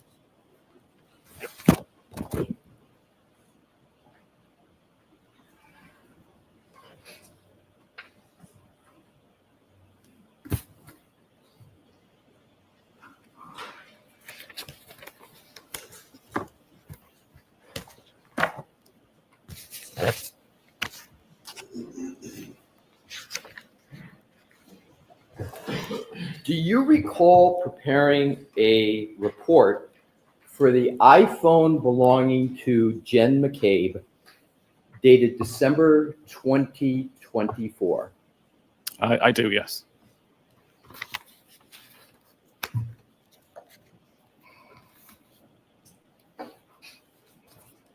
And in that report, you discussed your views of a Google search of How Long to Die in the Cold, correct? Correct. And in that report, you rendered various conclusions about that Google search, correct? Correct. And you rendered various conclusions about what is called a timestamp. Correct. And the timestamp that was in question was 2:27:40 a.m. on January 29th on Jen McCabe's phone, correct? Correct. And the question that you were looking at is that timestamp that appeared in the data, that timestamp of 2:27:40 a.m., whether that belonged to the Google search, How Long to Die in the Cold, correct? Correct.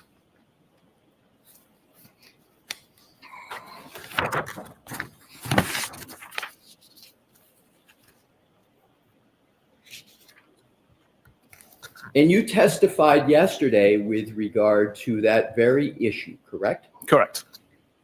Now, in your report of December 2024, you discussed the hash value of that cell phone, correct?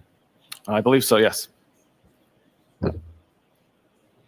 Yesterday, in your direct testimony, you didn't mention anything about the hash value with regard to Jen McCabe's phone, did you? Not in my testimony, no. The answer is no, correct? No. However, isn't it correct that in your report of December 2024, you had an issue with the hash value from the data from that phone?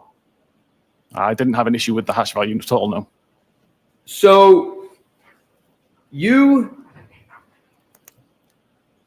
didn't note that it was not possible with the gray key extraction as the PDF containing the extraction has its value, that it was unsigned? That was not an issue in your report? The hash value matches, but because I didn't do the extraction, I'm unable to actually validate that was an original hash and hadn't been modified. Exactly. So you didn't do the extraction, but you couldn't validate the hash value, could you? No. So you couldn't determine whether or not any of the data on that cell phone of Jen McCabe had been tampered with, correct? I take a holistic view of the data and try to find anomalies and didn't see any that raised any flags.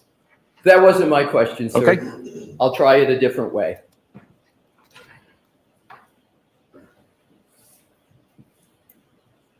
You concluded that the hash value was unsigned, correct? Correct. They were always unsigned. Okay, that- apologies. You concluded that the hash value was unsigned, correct? Correct. Thank you. And you went on, did you not, in your report to say that this hash value could be used as a suggestion of authentication, but cannot be guaranteed 100%, correct? Correct. Did you discuss any of that doubt, that suggestion of authentication, but can't be guaranteed 100% at all in your direct testimony yesterday? I didn't know. And again, hash values are very important concepts for data forensic examiners, correct? For integrity, yes. Do you know the chain of custody of Jen McCabe's iPhone? I don't know. So you don't know the chain of custody of her iPhone. You have an unsigned hash value, and you can't guarantee the hash value authentication, correct? No. The objection's overruled. Not from the hash value, no.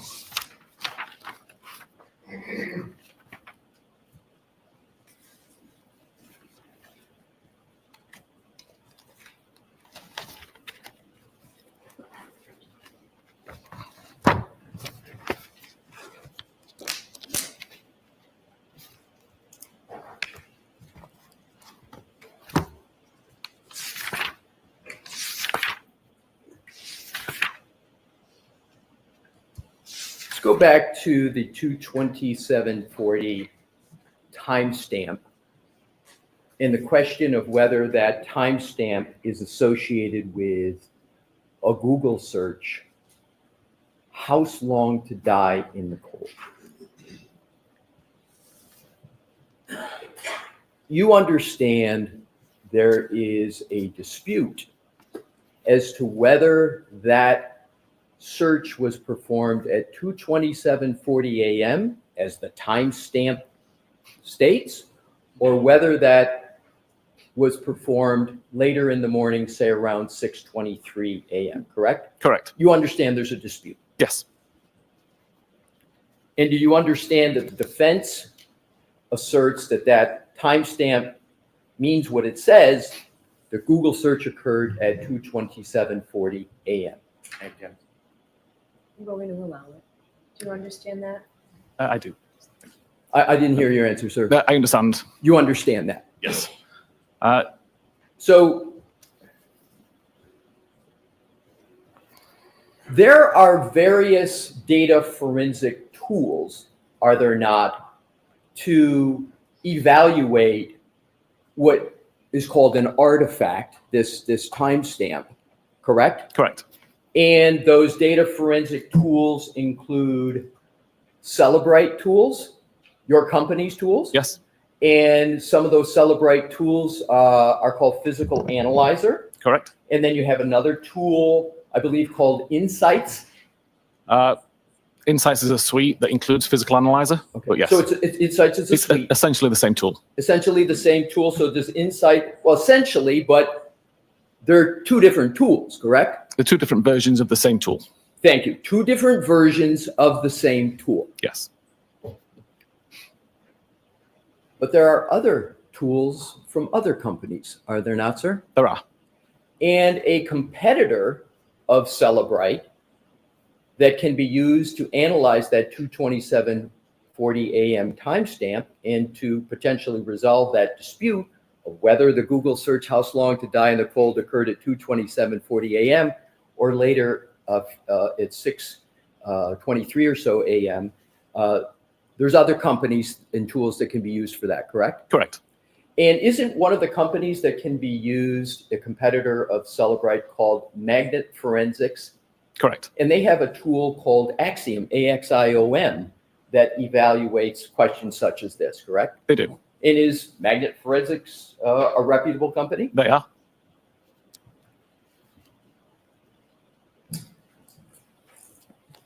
Am I correct that yesterday you essentially said that as of today, no Celebrite tool, no Insight suite such as Physical Analyzer, today shows that 22740 AM timestamp? Correct. If you use any version from the last approximately year, that timestamp won't show up. It won't show up as you sit here today. Correct. But that's not always been the case Correct. with regard to Celebrite forensic tools, correct? Correct. As a matter of fact, in the first proceeding in this case, in June of 2024, when you testified under oath, the situation with the forensic tools was Celebrite Forensics Insights did not show the 22740 AM timestamp, but another version of Physical Analyzer did show it, correct? Correct. In that second program, that second tool, Physical Analyzer, not only showed it at 22740 AM, but it showed it as a deleted state, correct? It's a deleted record, yes. A deleted record. Yes. Did you mention that yesterday in your direct testimony? I don't believe so. You don't believe so? No, we changed it since then. Exactly. You changed it since then. Yes. Your company removed it Yes. after the first trial. Before the first trial. Well, you removed it from one tool before the first trial, but you didn't remove it from the other Physical Analyzer program, did you? Up until the following version was released. No, I'm talking about the time of trial when you were testifying. I appreciate that. There's some complexities with how we released the software, which resulted in one being released several weeks later and one being released several weeks earlier.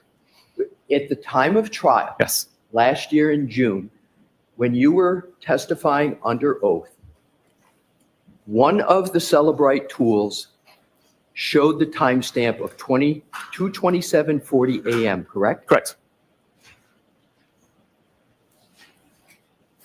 But that timestamp doesn't exist anymore. It doesn't exist today, does it? Correct. Celebrite removed it. Yes. All right, You mentioned. could I see Counsel at sidebar for just a minute, Yes, Your Honor. please?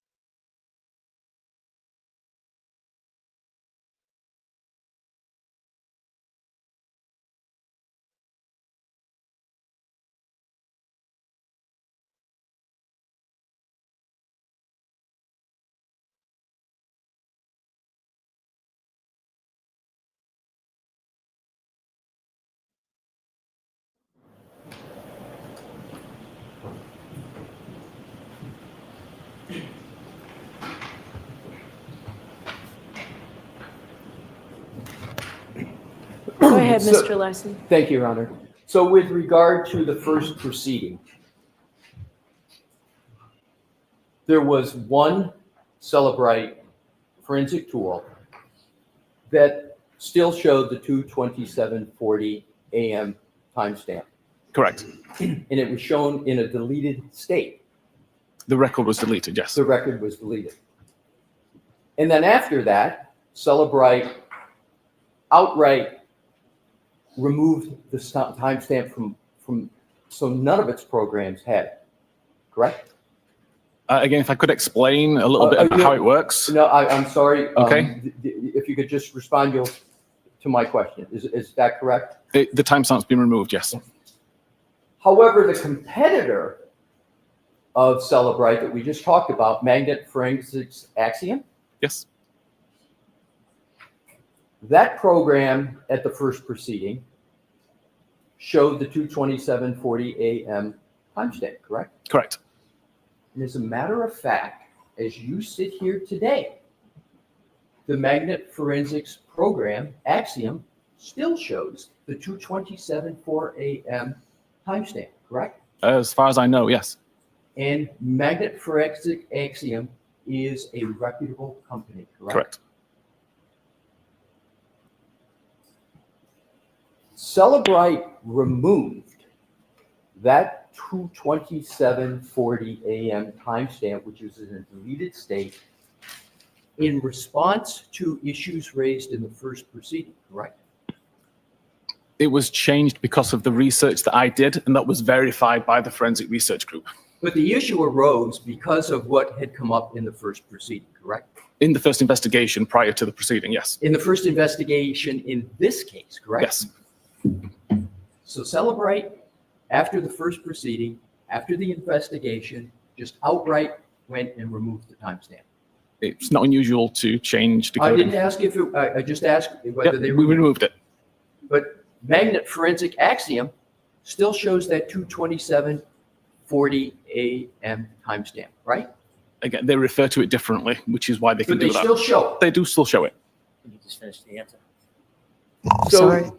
Just let him finish the answer. Is that what you said, Mr. Green? yeah, my apologies, but I'm having trouble hearing, but I'll pause more just to make sure you're done. In that 2:27:40 a.m. timestamp, the dispute is whether it's associated with the search, House Long to Die in the Cold, correct? Correct.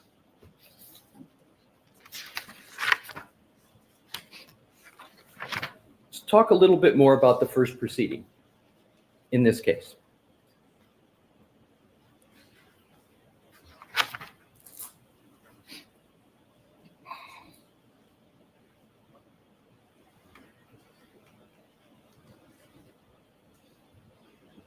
In terms of your testimony under oath in that first proceeding, do you recall stating that it was your opinion as to whether that 2:27:40 a.m. timestamp was associated or not with the Google search, House Long to Die in the Cold? I believe so. Right, so you called it your opinion. Yes, probably. You didn't describe it as a fact, you described it as your opinion, correct? Correct. Because you realize that there are other fair interpretations of that timestamp and when the Google search occurred, correct? I think even if I believe it's a fact, it's my opinion. Right, so it's your opinion. Yes. So you also, do you recall stating that there's plenty of other evidence on that extraction that shows what activity was occurring at 2:27:40?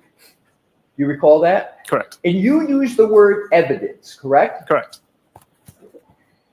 But that evidence on the Celebrate program is now gone, correct?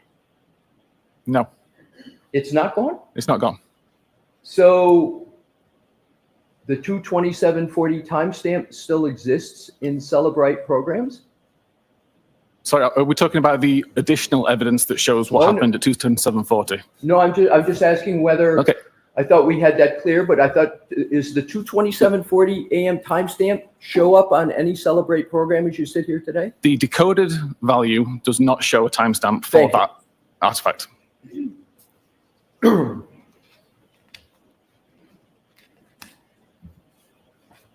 Sir, does your work include shaping how examiners will see the data when they open it? Yes. So you shape how the data is going to be, correct? Yes, we have Yes? ways to create the data so it's usable. Yes. So the answer is shape it. yes, you Yes. shape the data. Yes.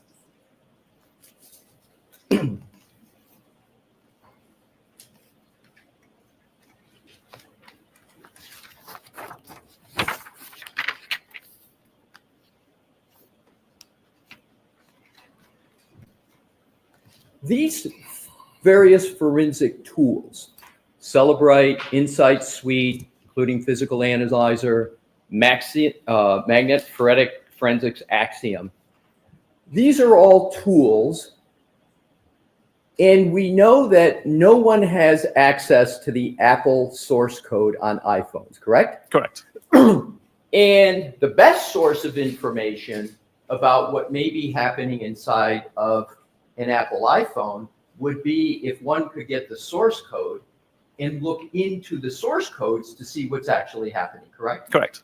So what happens is in data forensics, because Apple considers it proprietary and people can't access the source code, there's these various data forensic tools that in some ways try to serve as a surrogate, given the fact that there's no access to source code, correct? Correct. That's fair. So the best information would come from the Apple source code, but nobody has access to that, or few people do. Therefore, these other forensic tools are used. Correct. So sometimes examiners have to give opinions like you give because you don't have access to the source code, correct? Correct. So it's your opinion oftentimes with regard to ultimate conclusion. Based on research and testing. But yes, Not it's an opinion. 100% absolute certainty because you don't have access to the source code, correct? Correct.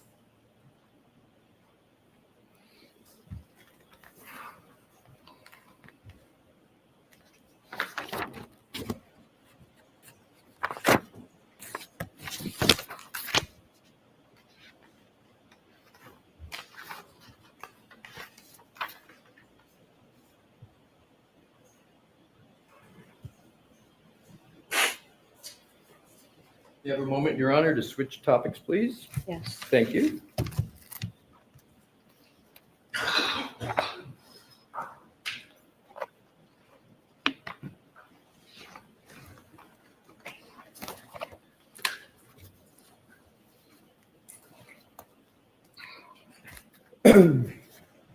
Before I do switch topics, a couple points on the 22740 timestamp, if I may, Mr. Whiffen.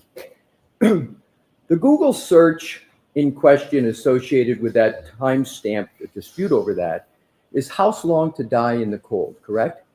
Correct. And you understand, sir, do you understand the significance if Jen McCabe made that Google search, house long to die in the cold, at 2:27:40 a.m. instead of 6:23 a.m.? Do you understand the significance of that? Of course. Okay. Sustained. He said yes, Your Honor. I'm sorry? I said sustained. Oh, thank you, Your Honor. I didn't hear that. Jurors, strike any answer that may have. What do you understand to be the significance of the dispute over 22740 timestamp? Sustained. Mr. Whiffen, with regard to the 22740 AM timestamp, have you looked at any forensic tools to answer that question other than Celebrite tools in your tool Ardex? I've used Axiom as well. So you used Axiom, and so did you therefore see that 2:27:40 a.m. timestamp still appeared? Yes. Did you discuss that with the jury yesterday, that you analyzed the Axiom program and that 2:27:40 a.m. timestamp still appears? I didn't. No, You did not. I did not.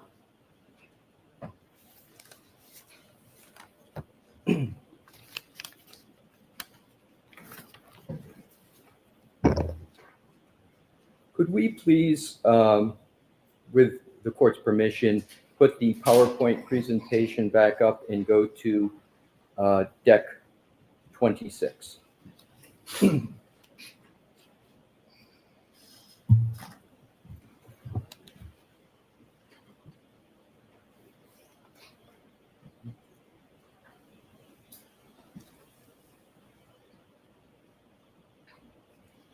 Mr. Whiffen, does an iPhone discriminate between whether it's in a car, bus, a bicycle, or walking? It can, but I don't have the research on that. Right. So as you sit here today, you can't say that an iPhone can tell the difference between a car, bus, bicycle, or walking, correct? The iPhone can, but I haven't researched that data fully enough to understand it forensically. So you as I you sit here, can't, but you the phone can't. can. Does an iPhone merely register movement? Let me rephrase that. Does an iPhone register movement? It does. Do you recall yesterday discussing movement at a speed of about 1.4 miles per hour at 12:24:37 a.m. on Yes. January 29th, 2022? I do. A person walking at a normal to even a slow pace can walk at approximately 1.4 miles per hour. Is that correct? It sounds reasonable. And does it sound reasonable that a normal speed of walking is between 2 and 4 miles per hour? Reasonable.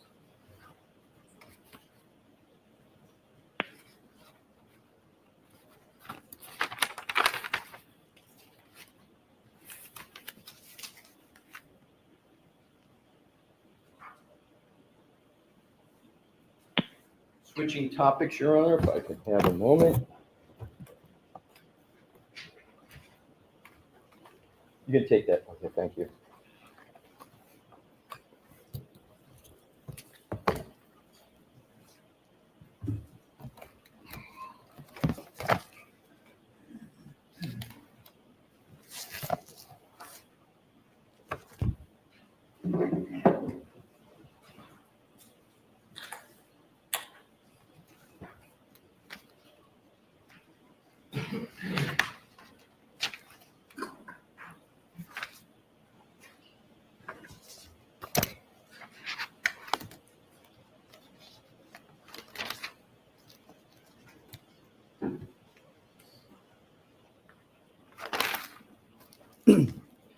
When you were examining Jennifer McCabe's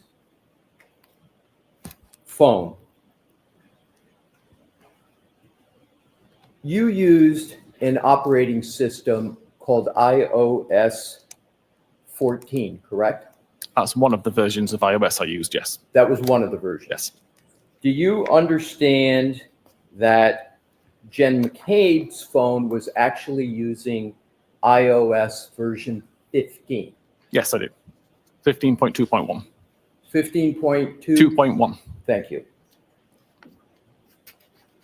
And do you recall saying, with regard to iOS 15.1, etc., that the iOS operating system, your words, had fundamentally changed, correct?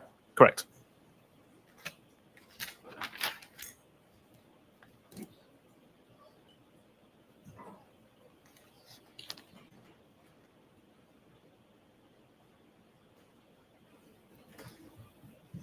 Now, with regard to, we're back to Jen McCabe's phone, we're back to 2740, the issue of deletions. You stated yesterday that deletion occurred after January 31 of 2022, is that correct? Correct. But you couldn't determine how that deletion occurred with certainty, correct? Correct. And you gave 3 possibilities that you analyzed, correct? 3 or 4, yes. 3 or 4. And one of them was deleted by user, correct? Correct. Another one was that the search occurred but never loaded. That would be the reason that there was no data found in the history.db file. But that was another of the 3 or 4 reasons, correct? That wouldn't cause the deletion of the record Right, but- necessarily. Right. And then you you discussed those possibilities, but you can't state with certainty how that deletion occurred, can you? Correct. You have doubts about how it occurred, is that fair? Yeah, I have an idea how it occurred, but I can't You prove have, it. I'm sorry. Yeah, it's okay. No, please finish. I want to make sure you finish. I have an idea of how it occurred, but I've not been able to replicate it. So my idea is unsubstantiated. So is it fair to say you have some doubts Yes. about how the deletion occurs? That's fair. And you believe your doubt is reasonable Yes. under the circumstances? Yes.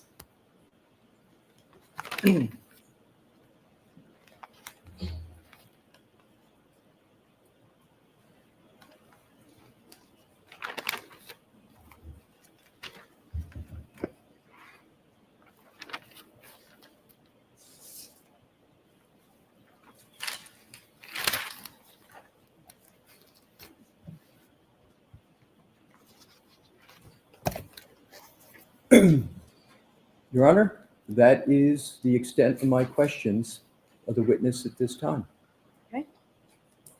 Mr. Brennan? Thank you.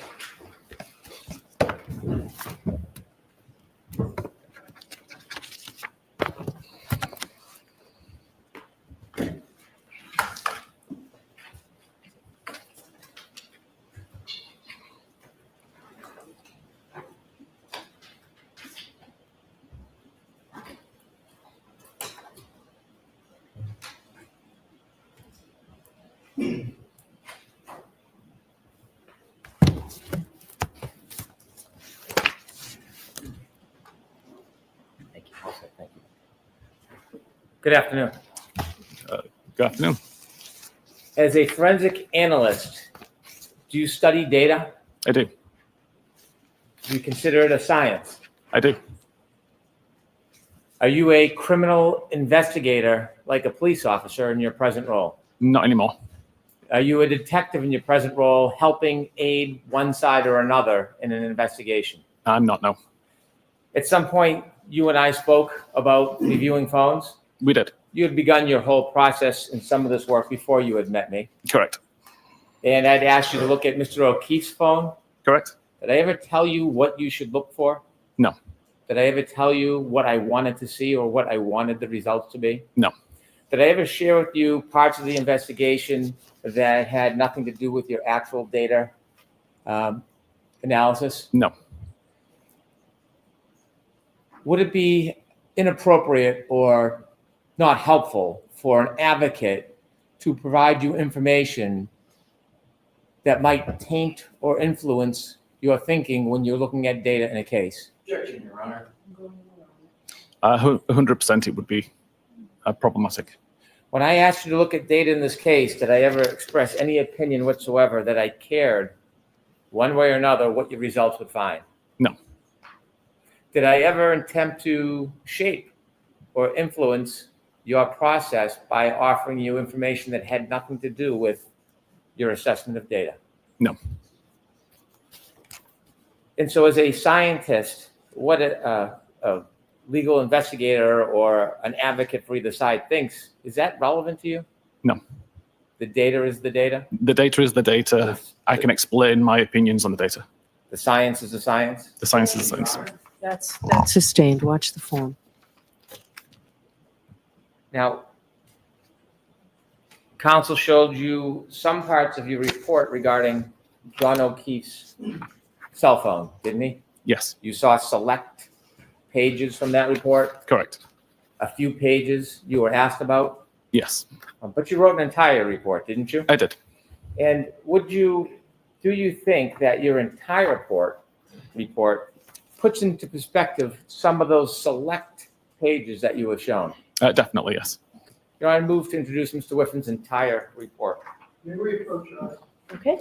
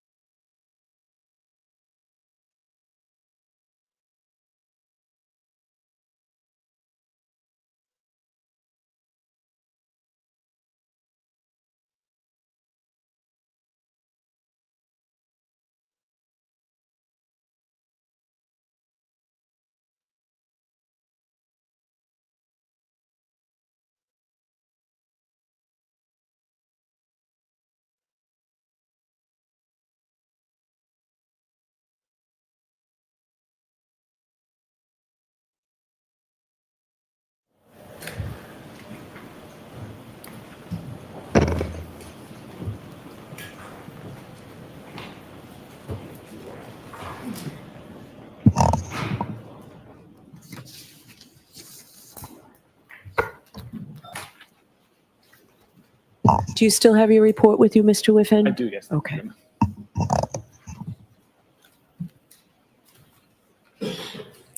Let's start with questions that counsel asked you about the battery. When you were trying to determine how the battery worked, you shared with the jury that you did certain testing. Correct. What was the purpose of that testing? To make sure that the battery temperature sensor would be affected by environmental temperatures, such as being in the freezer, such as being outside, being brought back indoors, and to make sure that the fall and rise of the temperature sensor, at least the pattern would match the expected pattern and would match the thermometer that was alongside it. When you put the batteries or the phone in the freezers, did it matter what the temperature of the freezer was when you put it in it? I didn't believe it did. What was the purpose again of putting it in the freezer? Just to remove the device from the warm environment, which was outside of the freezer, placing it inside the cold environment of the freezer and just seeing how the temperature dropped. As you mentioned, you look at data through science, correct? Correct. And so did anybody ever share with you the important points of the decrease in temperature of the cell phone battery to try to influence your results? Objection, Your Honor. I'm sorry, could you Did Rephrase. anybody try to tell you important points of the evening on January 29th, 2022 in an attempt to influence your studies on the fact that a battery or a phone, when it gets colder, the battery temperature decreases? No. So when you developed the graph of the battery temperature and you followed the progress of that temperature declining through the night, was there any other scope or focus of yours other than to simply track the data? Just tracking the data. Similarly, when you looked at healthcare data, were you asked to try to see if the healthcare data could fit a certain theory or argument? No, I was not. You were looking at the healthcare data. Were you looking at it independently? I was. Now, it's not your opinion, or you're not taking the position what the meaning of that data matching up is, are you? No. No one's asked you to give an opinion about the coordination of data, have they? No. So if the data just coordinates on its own, that has nothing to do with your opinion. Objection, Your Honor. Sustain it as. You mentioned when you put a cell phone in a colder environment, like a freezer, you noted that the temperature goes down. Correct. Do your studies also show that when the cell phone is taken out of a certain temperature and put in an increased temperature, the cell phone battery temperature goes up? It does. Do you have available for the screen the battery graph that we had on your PowerPoint? I do. 2 seconds.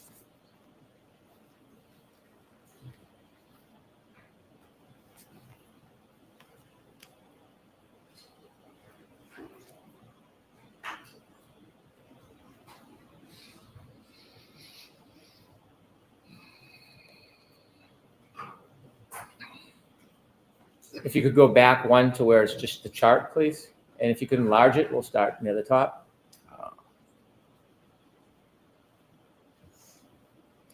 2 seconds.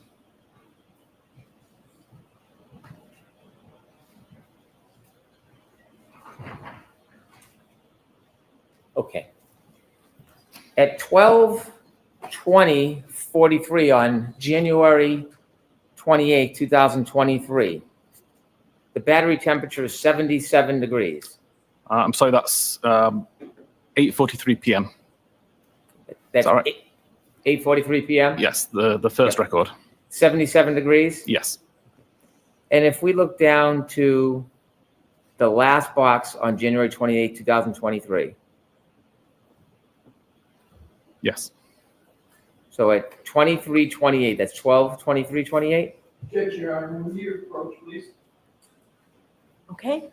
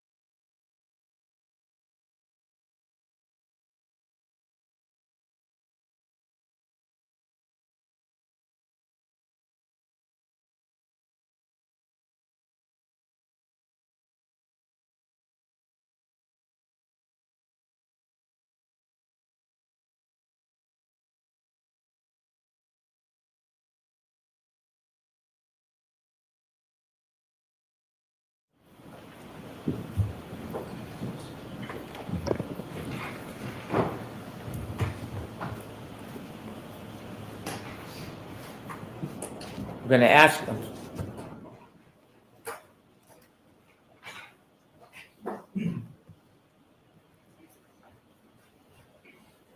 Mr. Whiffen, I'm going to ask you to start at 12:13 on January 29th, 2022.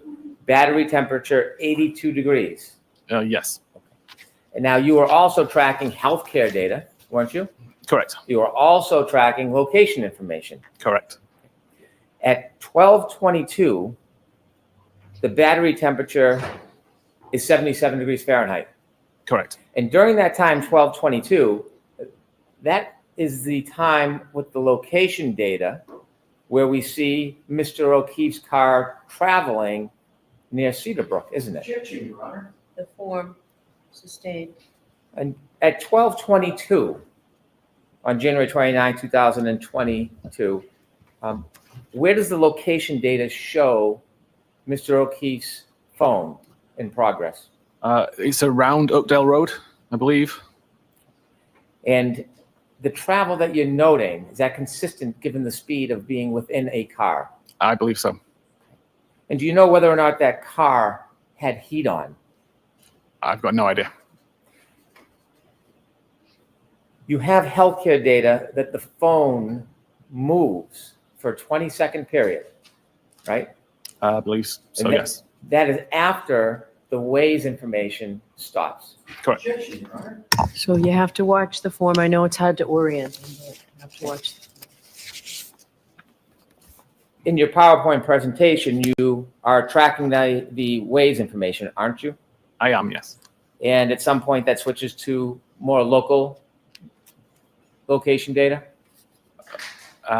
Again, Waze is not recording the location data. Waze is requesting location data from Apple's location services, and location services is doing the recording of the location data. So if we're following the phone through Waze at 12:24:25, is it in a car moving at 16.6 miles per hour? According to the data, yes. And at 12:24:26, according to the data, is it still in a car moving at 17 miles per hour? Objection, Your Honor. Sustained is to forms. Can you pull up your PowerPoint and we'll start at 12:24:25. We can show the jury the progress of that phone. Okay.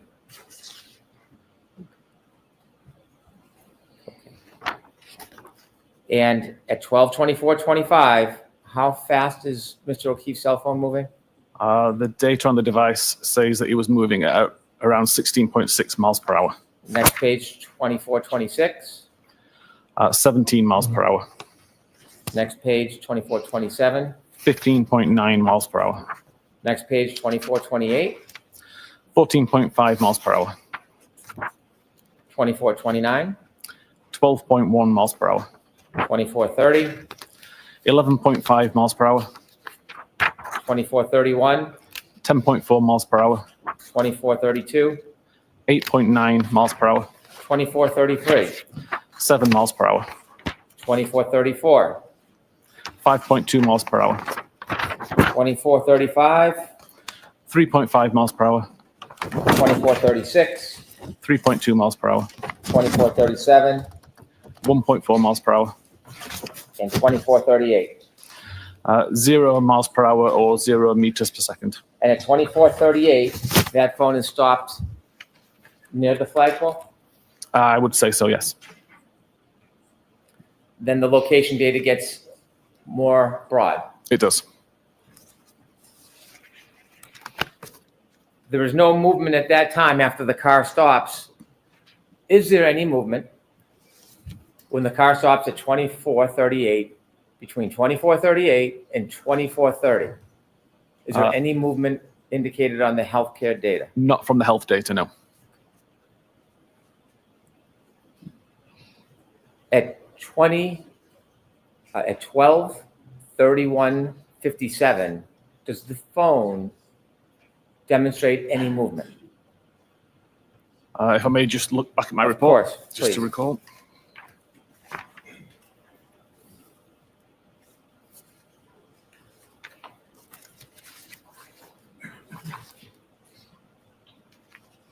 What time was that, sorry? 12:31:57.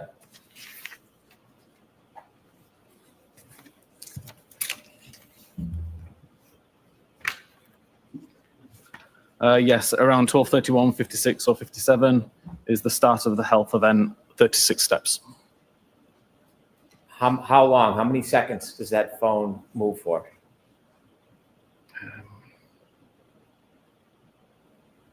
20 seconds.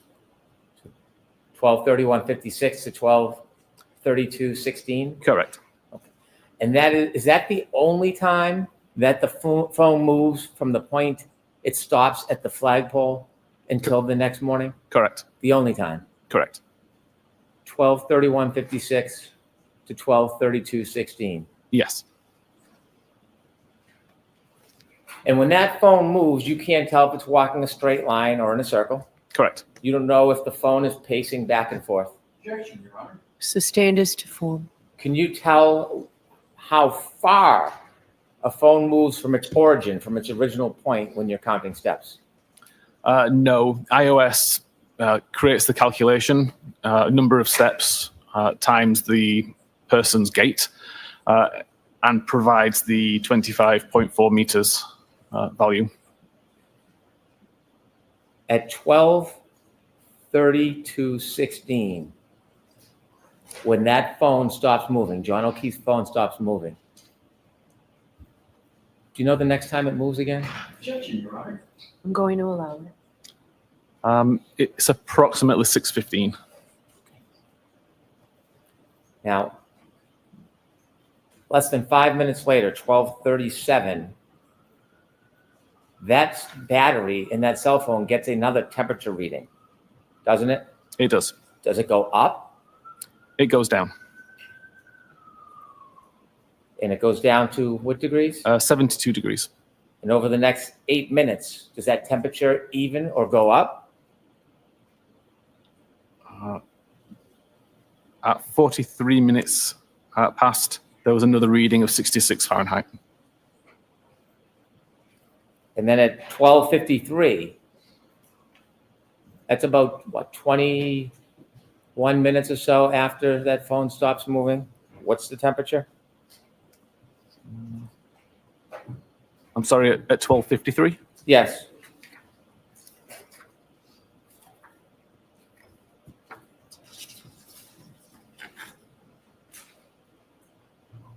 Oh, 61 Fahrenheit. 61 degrees? Yes. And over the next 14 minutes, does it drop again? It does. It drops to 55 degrees at 1:07.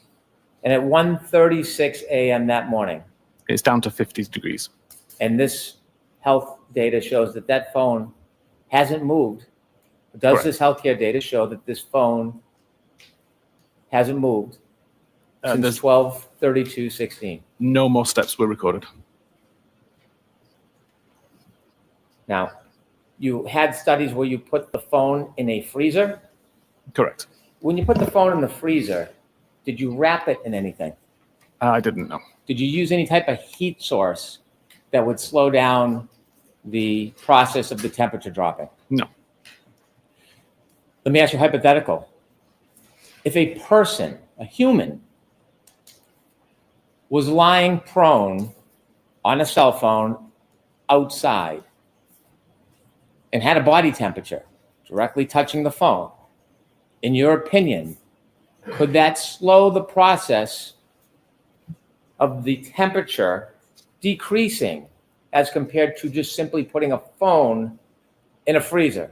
Objection, Your Honor. Sustained.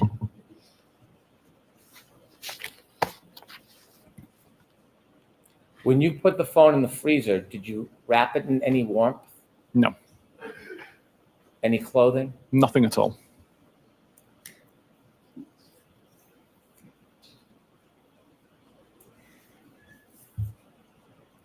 Now, you don't know the temperature, but you said there was a blizzard outside.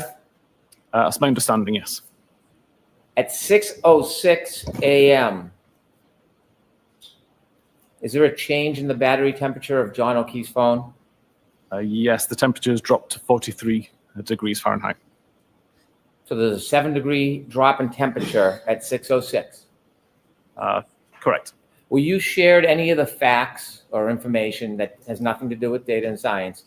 Were you shared any facts or information about what may have occurred to that cell phone and its exposure to colder air that morning, minutes prior to 6:06 a.m.? I may have heard that around that time is when John was found. Objection, Your Honor. Move to strike. So could you answer the question, yes or no, that Mr. Brennan asked you? Did you have Did anybody share information with you about that, sir? Nobody shared it with me, no. If the phone was in an environment and it was exposed to further colder air or drop in temperature, could it register a reading? I'm sorry, can you ask that again? Sure. Let me ask a different question. The phone drops to 43 degrees, John's phone at 6:06. 6:14, is there another change with this phone dropping in temperature? Yes, it drops to 37 Fahrenheit. Do you know what, if anything, happened as far as the environment that phone was exposed to seconds before 6:14? I don't know. Do you know if that phone at 6:15:01 was then placed in a warmer environment, like a pocket or a car? Do you I know? have no idea. But your data shows at 6:35, there's an increase in temperature, Correct. doesn't it? It does. So at 6:14, you don't know if there's been any increased exposure, do you? No, I know that according to the battery temperature, it's increased, but I don't know the reason for that. Now, if you look at the battery temperature at 6:06 a.m., it's 43 degrees. Yes. That's a change in temperature, isn't it? Objection, Your Honor. Is that a change in temperature from 136? It is. Looking at your healthcare data, is there something happening relative to the phone at 6:04 to 6:11?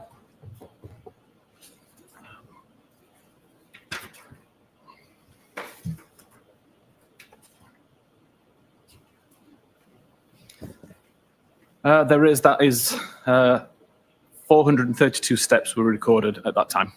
Can a phone record steps if it's being moved back and forth? It may record some.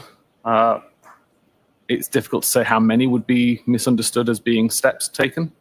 If you're shaking an object that moves the phone violently, could it record steps? Again, potentially it could record some, but it's not a consistent enough pattern of movement for it to be recorded as lots of steps. Now, at 6:14, the temperature is 37 degrees, and you just offered us that by 6:35, over the next 21 minutes, the degrees goes up by 6 degrees. Correct. You don't know what was happening with that phone at 6:15:01, do you? I don't. Objection, Your Honor. I'll allow it. Do you know? I don't know. No. Next question. But what you do know is this healthcare data at 6:15:14, Correct. and that demonstrates what? At 6:15:14, it was the start of 180 steps. So the phone at 6:15:14 is again moving. Correct. And after that starts moving wherever the phone may go, it starts getting warmer temperature. Correct.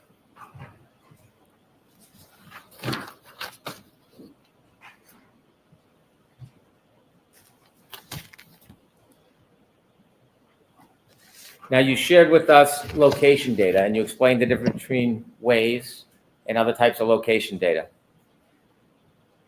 I had asked you an opinion about where the phone was located based just on location data, nothing else.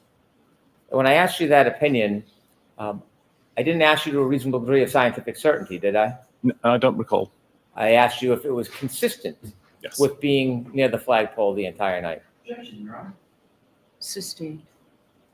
Based on location data alone, are you offering an opinion to a reasonable degree of scientific certainty where that phone was? It's difficult to say with a reasonable degree of certainty based on the randomness of the location data. I'm going to ask you to keep your voice up, Mr. Whiffen. Could we turn the AC off, please? Thank you. No, it's difficult to give an answer based to a high degree of scientific certainty based on the sporadic nature of the records that night. Based on the data you have just on location data alone, is that location data consistent with that phone being near the flagpole area from midnight until 6:15 the next morning? It is, yes. There's also information because the broadness that it could have been somewhere else. Correct. Yet it is consistent. It is. You didn't just rely on location data for your opinion, though. I didn't. No. Objection, Your Honor. Watch the form, Mr. Brennan. Yeah. Sustained. Did you rely just on location data for your opinion? No, I did not. Did you also consider the health data? I did. And did you also consider the battery temperature? Objection, Your Honor. Sustained. In addition to location data, what are the other things you considered, in your opinion, to a reasonable degree of scientific certainty, that that phone was at the flagpole the entire night from 12:30 until 6 the next morning? Objection, Your Honor. I'm going to allow that. It was based on the location data that recorded high accuracy, based on the health data that showed when the device moved and how far, based on the battery temperature information, and based on the Doppler face detection information. Let me ask you some more questions about the health data. You were shown pieces of information on examination. You told us that health data, well, the phone was it your opinion the phone was in the car until it stopped at the flagpole? Objection, Your Honor. Sustained. At 12:31:56 and 12:32:16, does the data show that is the time that the phone was moving? At what time, sorry? 12:31:56 to 12:32:16. And sorry, the rest of the question was? Does that demonstrate movement of the phone at that time?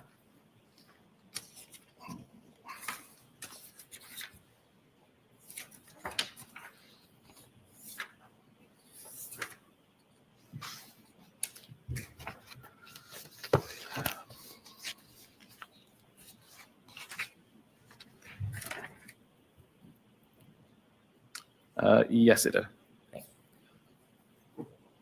You shared that you can't tell the direction or the distance of steps. Objection, Your Honor. If, I'm sorry, go ahead. no, please. Pardon me. If that phone moved from the flagpole in a straight line away from the flagpole, like, for example, towards the house,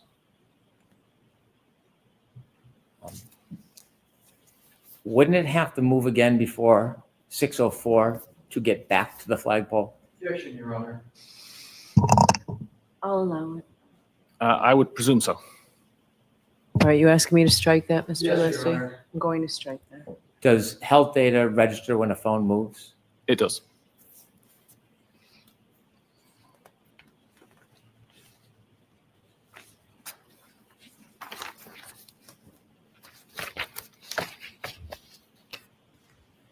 I'll ask you some more detailed questions about your research into a phone that's been attributed to Jennifer McCabe. You had looked at one piece of your report on the screen, and that was a phone call register. Yes. Could you turn to that phone call register, please? What are we doing with the slide that's up there, Mr. Brennan? I would like to change it to the phone call register if possible. Oh, it's not me.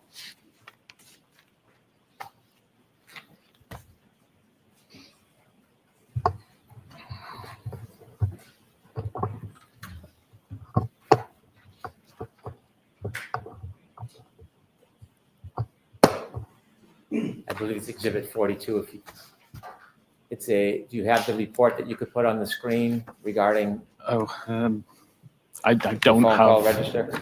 I don't have this one that was shared as Okay. Exhibit 42.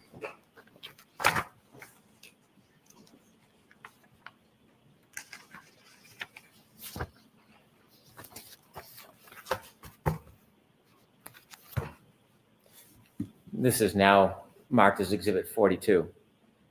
In the phone call register, you noted that there was a call at 12:14:36. Yes. Have you found it?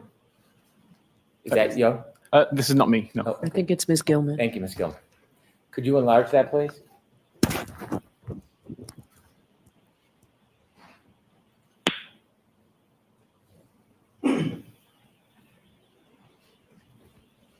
Which portion of it? Up the top part. The first 4 or 5 calls. Thank you. And we need it larger, Ms. Gilman, please.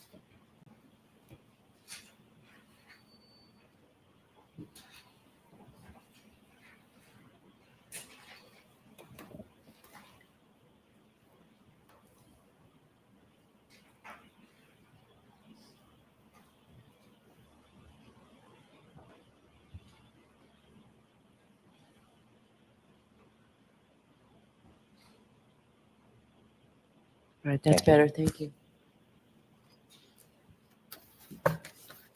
On examination, you read that at 12:14:36, there was a phone call incoming Yes, that appeared to be from Jennifer McCabe. correct. At 12:14:36, the location information is the John O'Keefe's cell phone at Fairview by that point? Objection, Your Honor. So the question, is it? Yes, is it? No, And then at 12:18:47, there's another call, and again from Jen McCabe. that's an outgoing call to Jen McCabe. It's an outgoing call to Jennifer McCabe. Yes, 12:18:47, the location information, does that place Mr. O'Keefe's cell phone at Fairview? no, it does not. Then at 12:29:44, there's an 8-second call that you said you believe is answered. Do you know if there was any conversation in that call? No way to know if there's any conversation. And at 12:29:44, does the location information place John O'Keefe's cell phone somewhere It does at Fairview Road. at the flagpole? Yes, Objection, Your Honor. I'll strike that. Yeah, thank you. Now, there is not a call. Well, let me ask you, the next call, what time is the next call? 33 minutes and 35 seconds after midnight And who's that call from? from Karen Reed. Is that before or after John O'Keefe's health data stops? After.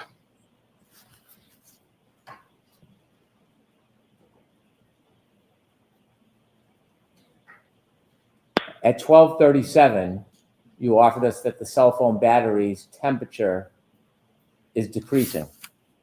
Yes, How many calls have been made from the defendant to John O'Keefe by the time that cell phone battery stops dropping in temperature? 7.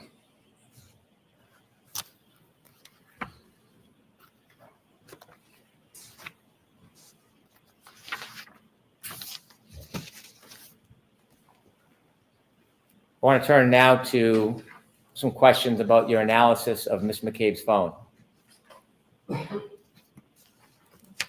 You were asked about hash values, a way of trying to confirm the integrity of the data on a extraction. Yes, When forensic analysts look at phones, do you sometimes get to actually see the phone?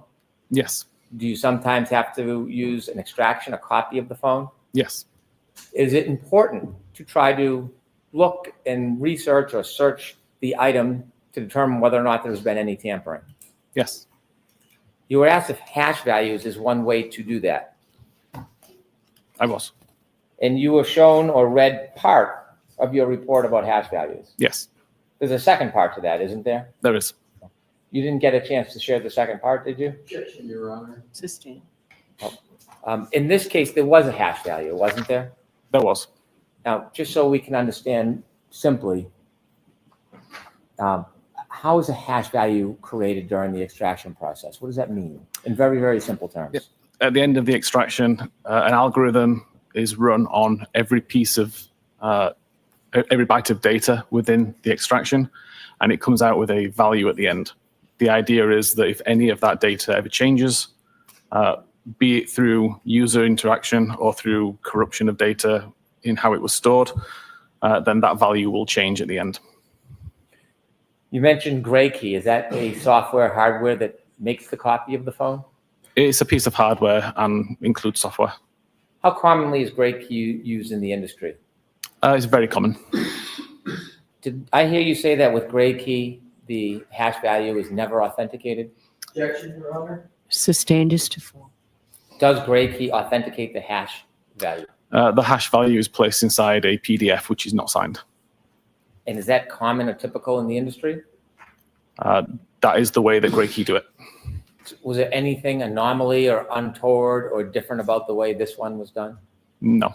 Did the hash value from the Gray Key extraction match the hash value?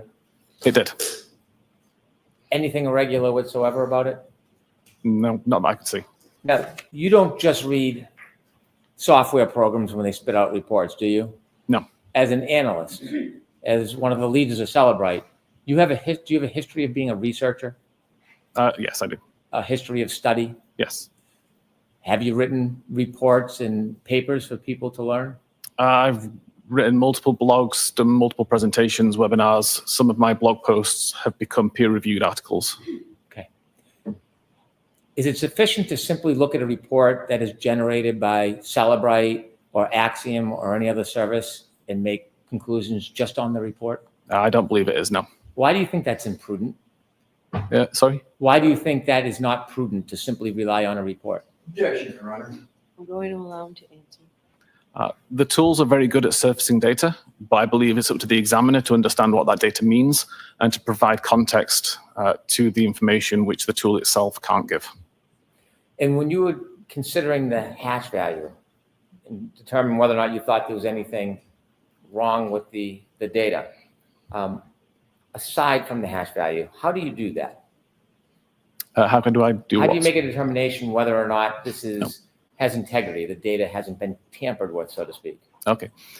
So notwithstanding the hash value, I'd be looking for issues with the data that don't make sense. In this particular case, there was lots of data points that all appeared to work together. Like you would see one artifact change in one database and an artifact would change somewhere else. And it all just made perfect sense in how it was functioning. That kind of leads you to believe that it's not been tampered with, or the person tampering with it did an exceptional job to be able to cover all of these different tracks and make it undetectable. Did you try to summarize that perspective in the part of the report that wasn't read to you on examination? I did. Do you have an opinion to a reasonable degree of scientific certainty if there was any data integrity issues in the information you reviewed? I don't believe there was any.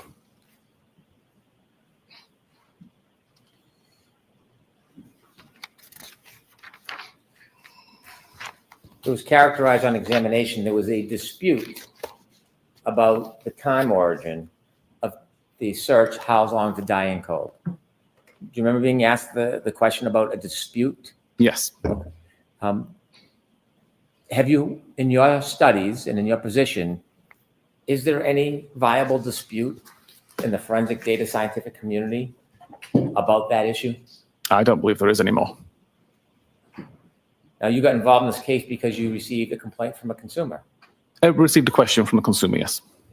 And you attempted to resolve that? Correct. Sustained as to form. Other than that source, have you received any information, feedback, opinions that would make this issue in any way a dispute? Objection, Your Honor. I'll allow that. I'm sorry, could you rephrase the question? Other than that one person, that one consumer, have you received any information in the forensic community which you're part of? Oh. Any data, any information that would suggest that your conclusions are in dispute? Yeah, I received a very similar question from an examiner in Europe. Fairly similar circumstances with a case and with a timestamp that didn't make sense, that was originating from the same database. I applied the same logic and theory to his question, and he confirmed it solved the issue for him. It all made sense then. And since then, has in your world, academic and research world, forensic data science, other than the person who originally raised the question, has there been any dispute brought to you by anybody about your conclusions about when the search actually happened? No. If anything, I've heard people who have confirmed the research that I did. Do you know Jessica Hyde?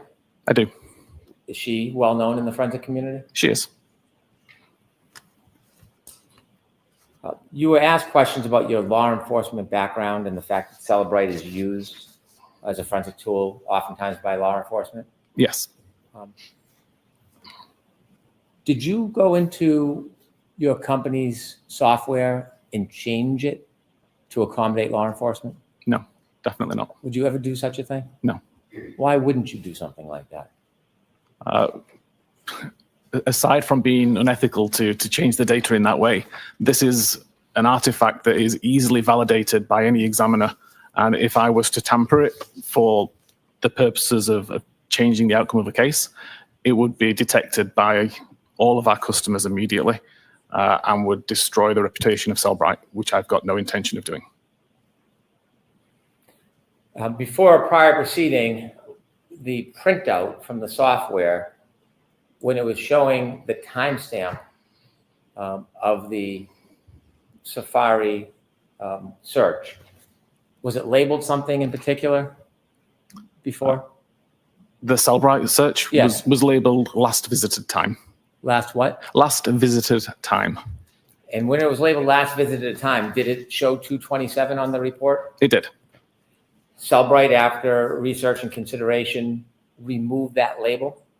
We removed the timestamp when we determined that it was not relevant to the last time that that page was visited. Why was it important to remove that timestamp from the program and the software? It was clearly causing confusion. Does the company have concerns when consumers are confused about information? Of course, yes. Do companies have concerns if a consumer tries to manipulate the use of that information? Of course. Are companies concerned that a label could be misleading for somebody who may not have a higher level of experience? Yes. When that decision was made to change that for clarification, do you make that solely by yourself? No, I did not. Who do you consult with and who's part of that decision process? So again, after my research, I passed the results of my research to the Forensic Research Group. This is a team based at Cellbrite whose sole job is to do the research, do the coding to make sure that what we're giving to customers is correct. They spent some time validating the research that I did, verifying that my research was correct, and then they were responsible for making the change based on the updated research. It was suggested that a separate software program, not the company you work for, Cellbrite, but Axiom, reflects this search as deleted. That's not entirely accurate, is it? Objection, Your Honor. Sustained as to form. Running an Axiom program, would it reflect this search as deleted? Yes, and it is a deleted search. Does it have a label on it? It does. Is that carved? Yes, it would be. Now, are you familiar with the Axiom Artifact Reference Guide when it talks about the dangers of relying on the timestamp? I'm not familiar with it referencing dangers, but I'm aware of the document. Are you aware of the reference guide when it talks about Safari suspended state tabs? Yes. And offers that since these are local tab states, results from this artifact may contain an earlier date and time compared to the results in the Safari history artifact if iCloud Safari synchronization? Objection, Your Honor. Sustained. Are you aware of the reference guide? I am. Are you aware that it cautions that a timestamp can be misinterpreted? Objection, Your Honor. Sustained.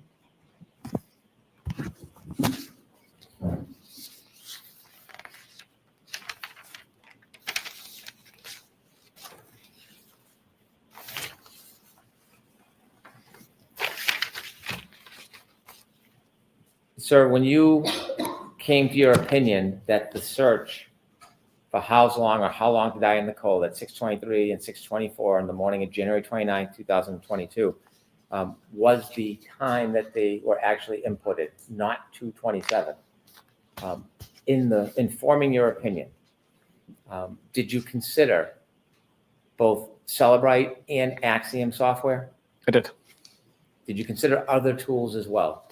Yes, my own. and tell us a little bit about your own tool? Again, this is a tool I've been writing for approximately 5 or 6 years now. Partially for fun, partially for research purposes. And it's a tool I make available to other examiners globally.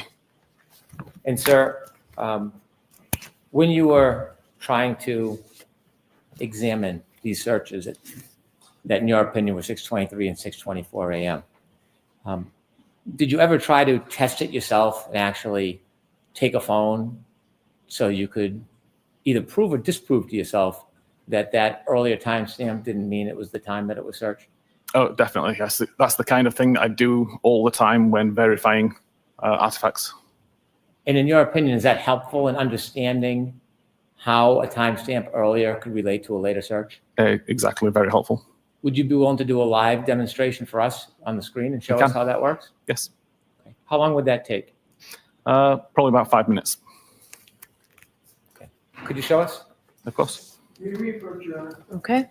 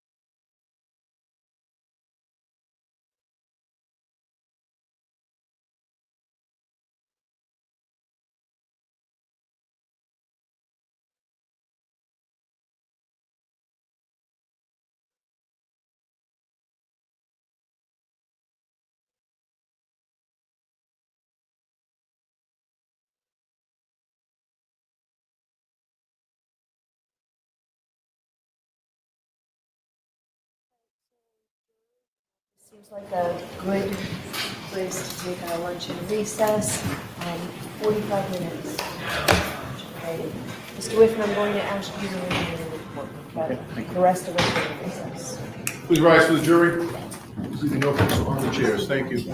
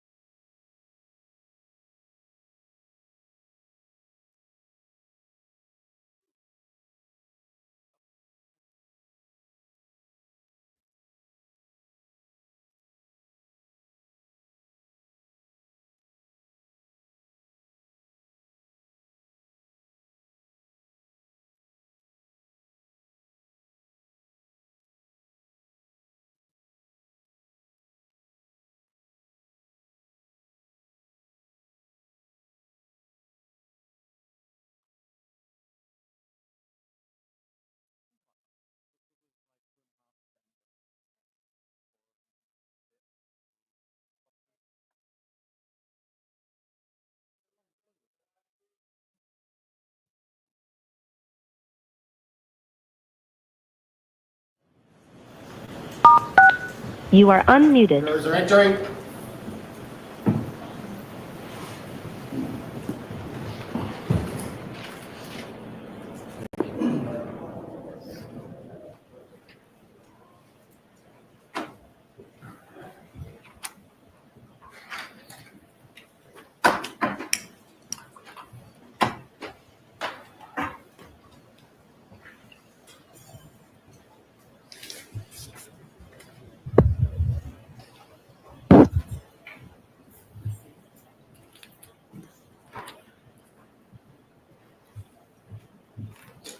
Please be seated, court is in session. All right, Mr. Brennan, go right ahead.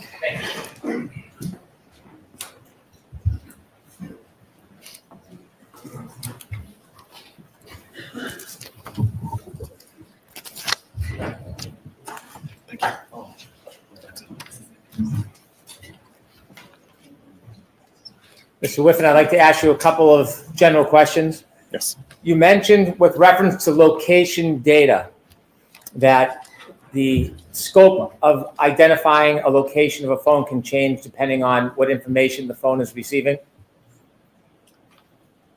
I'm sorry. Yep, I'll try Rephrase. again. You've shown us a number of graphs and exhibits Yes. that show different circles. Some might be smaller, some might be larger than others. Yes. And you shared with us that location information is being received from a number of different sources. Yes. Can you remind us again what can affect that location data as far as receiving some high accuracy, mid, and low level? What could affect the receipt of that information? So primarily, the requesting application defines how accurate it needs the data. iOS location services then determines the best technology to use in order to work out that location. And it can use GPS information for the most accurate. It can use Wi-Fi cell sighting, so it understands the Wi-Fi networks that it can detect close by, and it knows where those networks are. And from that, it can derive where it itself is. Similar idea with both Bluetooth beacons and with cell tower technology. It understands where the cell towers are. It understands where the Bluetooth beacons are. And if it can see those particular cell towers or beacons, it knows roughly where itself must be. You share with us there are some factors that can affect that location data, Yes. in addition to being in a building, like a house or a business. That's one way it can be affected. It is. And there are other ways as well, isn't there? There are. And could you share again the other ways that location information could change? Yeah, the weather can play an effect on it. The geography of the area, whether it's in a rural or urban environment, other kinds of interference. If there are other items close by that are emitting electrical interference, it could affect the location data as well. How about a body being on the phone? Could that affect location data? Objection, Your Honor. Act it differently. If a human being was covering the phone so it wasn't exposed to the air, could that affect the location data? Objection, Your Honor. I'm going to allow it. I believe it could, yes. You were shown Exhibit 40. It was one select piece of your report. It was a graph. With the court's permission, I'd like to show Exhibit 40. Yes. Exhibit 40 has two circles, one darker, one white. Yes. And do you remember being asked questions about this particular exhibit? Did. And in addition to this exhibit, is there other information in your report that wasn't shown to you that would put this in context? There is. This exhibit is to demonstrate a window of when location data was taken for a particular time. Objection, Your Honor. Watch the form of the question, Mr. This photograph, what does it represent? There were two particular time periods of approximately 5 seconds where multiple records showed identical latitude and longitude. So the same center point of the radius, but the radius themselves differed. So in this case, the white circle or the white circles show the lowest accuracy and the highest accuracy for 5 records that were all within a 5-second time period. And that shared the same latitude, longitude as the central point. Looking at this snapshot of 5 seconds, is this still consistent with your opinion that to a reasonable degree of scientific certainty, you opine that the cell phone was in the flagpole area the entire evening of January 29th, 2022? Objection, Your Honor. I'm going to allow it. Yes, it still aligns with my opinion. When you provide a report with all the different graphs and explanations, do you expect it's going to be shared with the defense attorneys? Of course, And you understand in this case, everything is shared. of course. And when you shared your report with this piece of information, did you include a summary chart that wasn't shown to you on examination? I believe I did, yes. May I approach? Yes.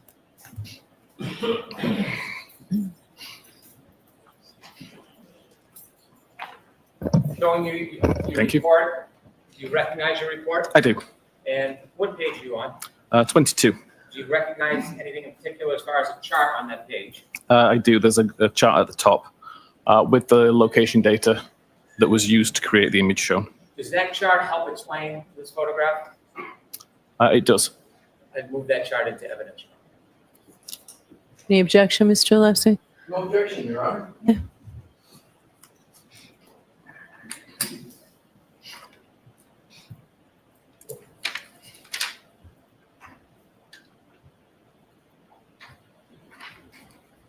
Exhibit 44. Thank you. With the court's permission, I'd like Ms. Gilman to show us the chart. Yes.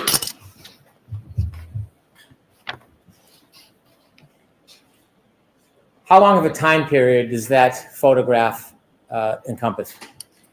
The photograph has got 2 time periods of 5 seconds each, which are approximately 40 minutes apart.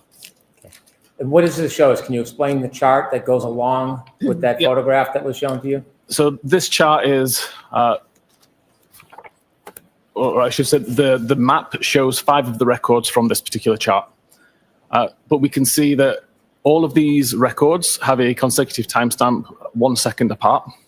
The latitude and longitude is identical for all of these records, but at the same time, the accuracy drops from 43 meters to 7 meters within that same 8-second time period. The idea was to demonstrate that if you had one of these records on its own, if you only had the 43-meter accurate record, for example, then the phone could be anywhere within that 43-meter radius. But as time goes on, the accuracy is refined. The same central point is used by iOS, but we've now got an accuracy of 7 meters. And again, if we were to say that the phone is anywhere within that 7 meters, it's a much more accurate representation, according to the data, than the 43 meters would be. And with an 8-second time period, if the device was actually moving during that time, I wouldn't expect to see the latitude and longitude remain exactly the same. There'd be some degree of movement in the coordinates. When you're producing location information in the circles that represent the location change, small, medium, large, at different times, does this chalk help represent that there can be changes in the location data, but the item can remain dormant? Yes, Your Honor. So ask that differently, Mr. Brennan. What is the exact point of the demonstration or this chalk? How does that help us understand the movement or the lack of movement of a cell phone? So I believe it demonstrates the fact that the phone is constantly refining the location data or the accuracy of the location data, even though it's using the same central point, the latitude and longitude, as the reference point. It doesn't necessarily mean the device had to move. If I could go back to Exhibit 40, please. So looking at your photograph that you were asked about, there are 2 different circles, one dark and one light, Yes, and those circles are in different spots. yes. Based on the chalk, or the chart you just showed us, are both of those different color circles consistent with a phone being in the same spot and not moving? The previous chart that was shown only accounts for the white circles on this map. And it only shows the highest and the lowest accuracy. 20 minutes later, there was another similar scenario where there were multiple records with the same central GPS coordinates, but with different accuracy levels, and that's what was used for the black circles. Importantly, in my opinion, they all overlap, so it's possible that the device is somewhere in between those two circles for the duration of the time. Now, finally, I want to turn back to the phone that was attributed to Jennifer McCabe. And you had shared with us your opinions about the time in which the searches at 6:23 and 6:24 were made. Correct. And I asked if you could just show us live right now how it works that a person can open a tab and there's a timestamp, a time when it's open, and then make a later search but still retain the original timestamp. Yes. Is that something you can do for us? It is, yeah. Okay. With the court's permission, I'd ask Mr. Whiffen to give Yes. us a live demonstration of Okay. this. Do you Thank want you. the light off, Mr. Whiffen? The light off would be better, thank you. Okay, thank you, Dave. Okay, first of all, I will highlight on the left side of the screen here, this is actually a live representation of what I have on a phone that's in front of me. So as I move this around, you can actually see on the screen that the screen refreshes. I'll also point out the iOS version here is 15.2.1, which matches that from Jennifer McCabe's phone. On the right side of the screen is the tool which I spoke about earlier, the one that I've been writing for several years. I make it available for free for any examiner who wants to download it and research primarily iOS devices. Here, you can see I've got a live connection to the device. So every file and folder that is on the device, I can see within this directory view as you would normally see on a regular computer. And we can see the browser state.db database. If I open that database up, you can see there are 4 tables, one of which is called tabs.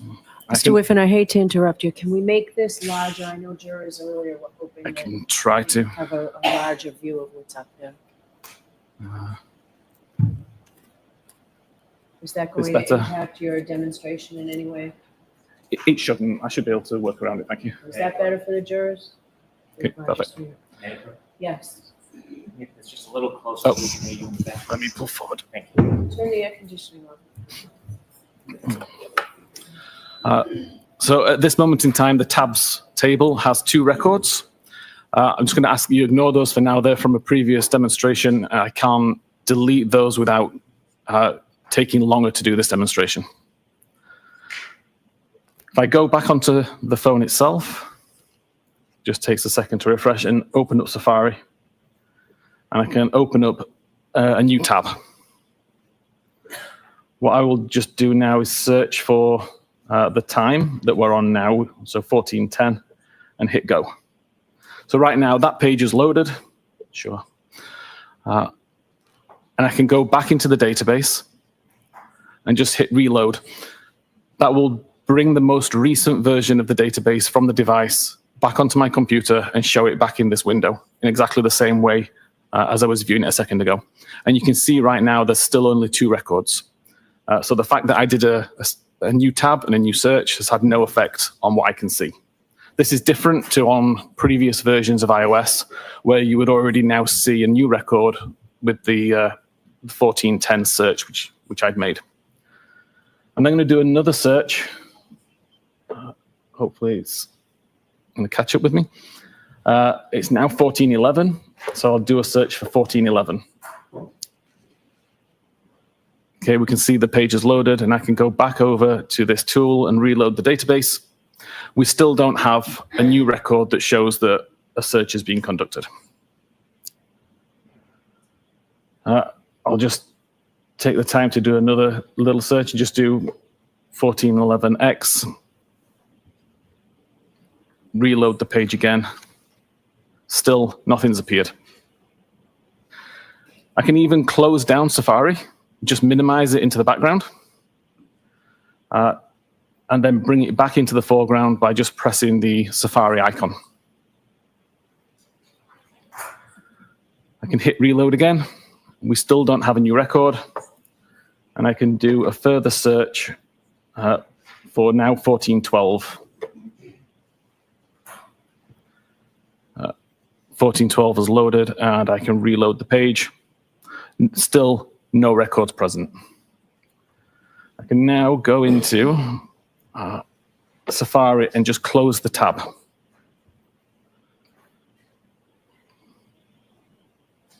So now that tab is closed, and I can just prove that. So that tab is now closed. And I can go back over here and reload. And you'll see a new record has appeared. I'm just going to change the time zone just so that this shows accurately. And tell my tool to treat the timestamps as Eastern time. So we look at this particular record. You can see the title is 1412. That's the last item that I searched for. You can see the URL is the google.ca /search 1412. Again, that is the content that I searched for. And then we see this field here, the last viewed timestamp. And the time here still says 1410 because that's the time that I first loaded the tab. The fact that I navigated between, the fact that I minimized and reopened Safari, there's no relevance to this timestamp. It is purely the timestamp that tab was created or brought back into focus. To an untrained eye, can that development of a timestamp become confusing?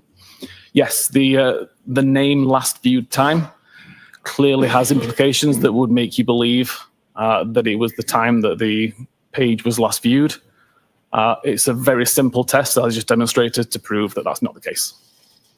Is there any other reason that Celebrite removed that process of timestamp other than to clarify that issue? Objection, Your Honor. No, I'll allow it. Purely because we determined it was unreliable to use as a time that the page was last viewed. If an examiner simply made a report from Axiom or Celebrite or another software but didn't have the time or skill to actually go into the data, could they be easily confused by this? Yes, the way that Celebrite provided this information showed as last viewed timestamp. The way that Axiom provides this data is called last interaction time. So there is some leeway there to misunderstand it less from Axiom because it's talking about tab interaction rather than a web page that was last viewed. Thank you. I have no further questions. All right, thank you. The lights on, please. Mr. Alessi, Briefly, Your Honor, if I may. Yeah. Thank you. do you want Mr. Whiffen to take this down? Yes, please, Your Honor. Good afternoon, and hello again, Mr. Whiffen. Good afternoon.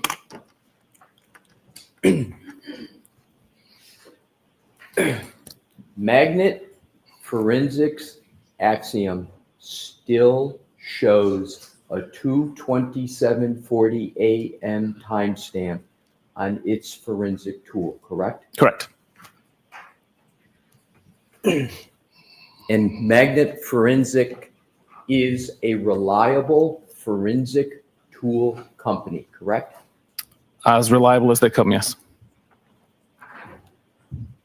The demonstration that you just performed, when did you create it? The demonstration? What you just, Like literally just now as I was doing it live. so you Is how just you mean? created the demonstration now live on the stand? That particular demonstration, yes. So that demonstration, therefore, was created after Celebrite removed the 2:27:40 timestamp from all of its tool programs, correct?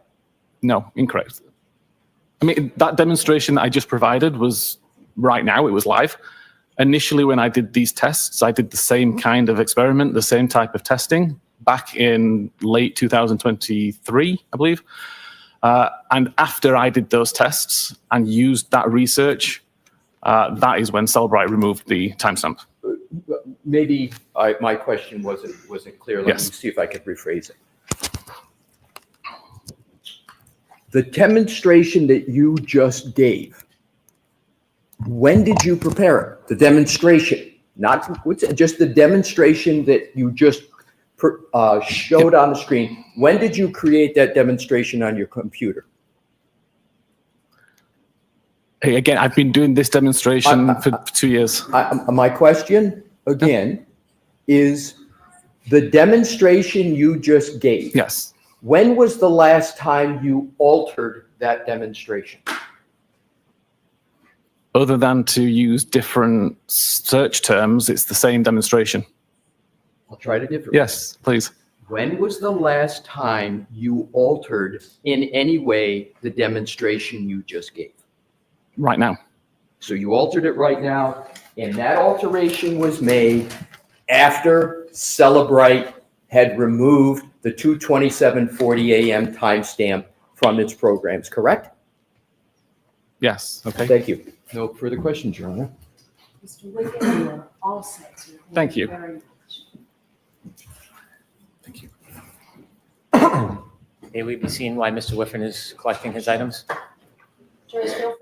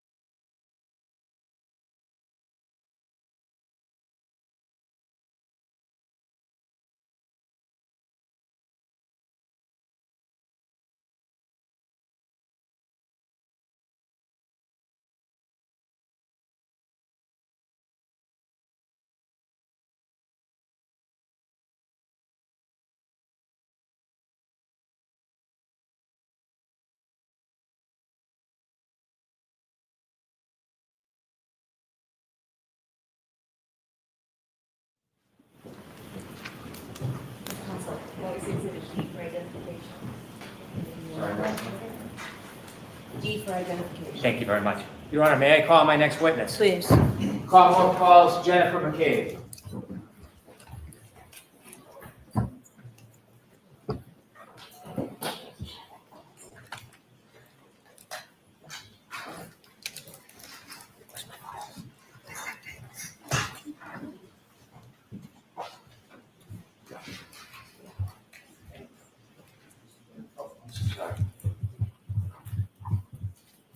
Face up quick and raise your right hand. You solemnly swear the evidence you give the court is true in the case there is no truth, the truth, the whole truth, and nothing but the truth, so help you God.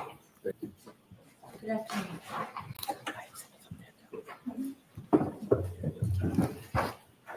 All right, Mr. Gordon, whenever you're ready, Ms. McCabe, I'd ask that you pull the microphone close, please. Okay, thank you. Thank you, Your Honor. Go right ahead. Good afternoon. Good afternoon. Could you please introduce yourself to the jury? Hi, I'm Jennifer McCabe, MCCABE. Ms. McCabe, how old are you? I'm 49 years old. Are you married? Yes, I am married with 4 daughters. Without detailing your children's names, can you tell us a little bit about your family? Sure, I have 4 daughters that are 16, 17, 19, and 21. 2 are in high school and 2 are in college. In raising your children, was your family active in local sports? Yes, all 4 of my daughters played multiple sports from when they were young. 2 now are playing in college. My husband and I both coached them. My husband coached them from when they were young up through 8th grade in soccer, and I coached them in basketball. Without telling me your address, what town are you from? I'm from Canton. How long have you lived in Canton with your family for? I was born and raised in Canton, and You now bet. I'm raising my family there. So your family, their whole life, you've raised them in Canton? 1 year we lived in Stoughton with my daughter. Who do you live with now? I live with my husband and my 4 daughters. Can you briefly give me a little bit more background on your children's school and your participation in that and interaction with your children, raising them? Yeah, so I was a teacher, and then once I had children, I stayed at home with them and basically was just kind of like your typical, I don't know, small town mom. I was the room parent. I coached them. No, I'll allow it, but why don't we Yes. move on? When I coached, I drove the kids back and forth on my team, would take them places, etc. In the growth of your family and raising your children, did you meet a gentleman by the name of John O'Keefe? Yes, Share with us meeting John O'Keefe. sure. When my 3rd daughter was in kindergarten, she became friends with John's niece. And during that kindergarten school year, unfortunately, Kaylee's mother and father both passed away, and John moved in the house and became Mr. Mom. When John took over guardianship of the children, did you assist in an active role in helping him? Yes, Kaylee and my daughter were very close, so she would come over and play. My daughter would go over there. Kaylee would come and have sleepovers. A lot of times it would be on Friday nights. I would have Kaylee, and then another individual would have Patrick. Had you known John O'Keefe well before he took over guardianship of the children? No. During the time when he was the guardian of the children, did your relationship, not just with his niece and nephew, but with him, grow any closer? Yes, we became very good friends. How close of friends did you become over the years? Well, throughout the years, obviously, when they were younger, we talked more, just about the logistics of CCD, pickup, drop off, basketball, sports. But then he would also call me, about, as the girls got older, the girl drama or, the hormones and things like that.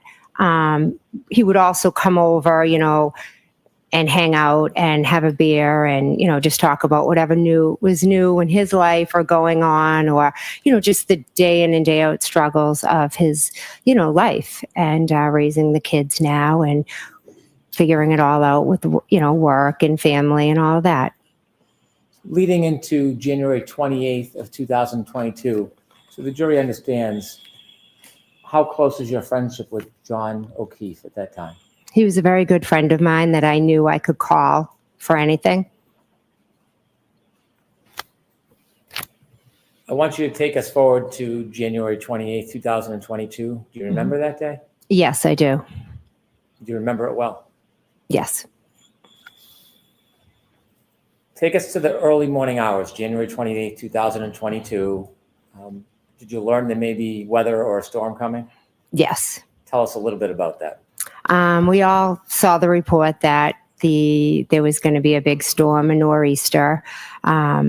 So we all knew that basically all the Saturday activities were going to be canceled. That includes sports? Yes. Was and is the sporting events for the children a big part of your life? Yes. Back then I had, 2 in high school that played 3 sports, and they played club sports as well. And then the 2 middle school played club sports and town sports. So most of our weekends were taken up by kind of running from one sporting event to the next. When you learned about the weather and the changing schedule, did it change your plans for that day? No, not particularly. I had my day was pretty set out. I had my niece, and then I had sporting events. It was kind of my plans for the next day that obviously got changed. Take us through the afternoon of the 28th. What's happening? Well, I had my niece for the week, and she was picked up. My oldest was on the hockey team, and she was having a team dinner at the house. So I picked up pizza, got desserts, set it up for them. And then I left with my daughters and my husband, Matt, and we met some of the parents from the high school basketball team at a local pub to grab a bite and a drink before the basketball game, because my other daughter played on the high school girls basketball team. What time was the basketball game set for that night?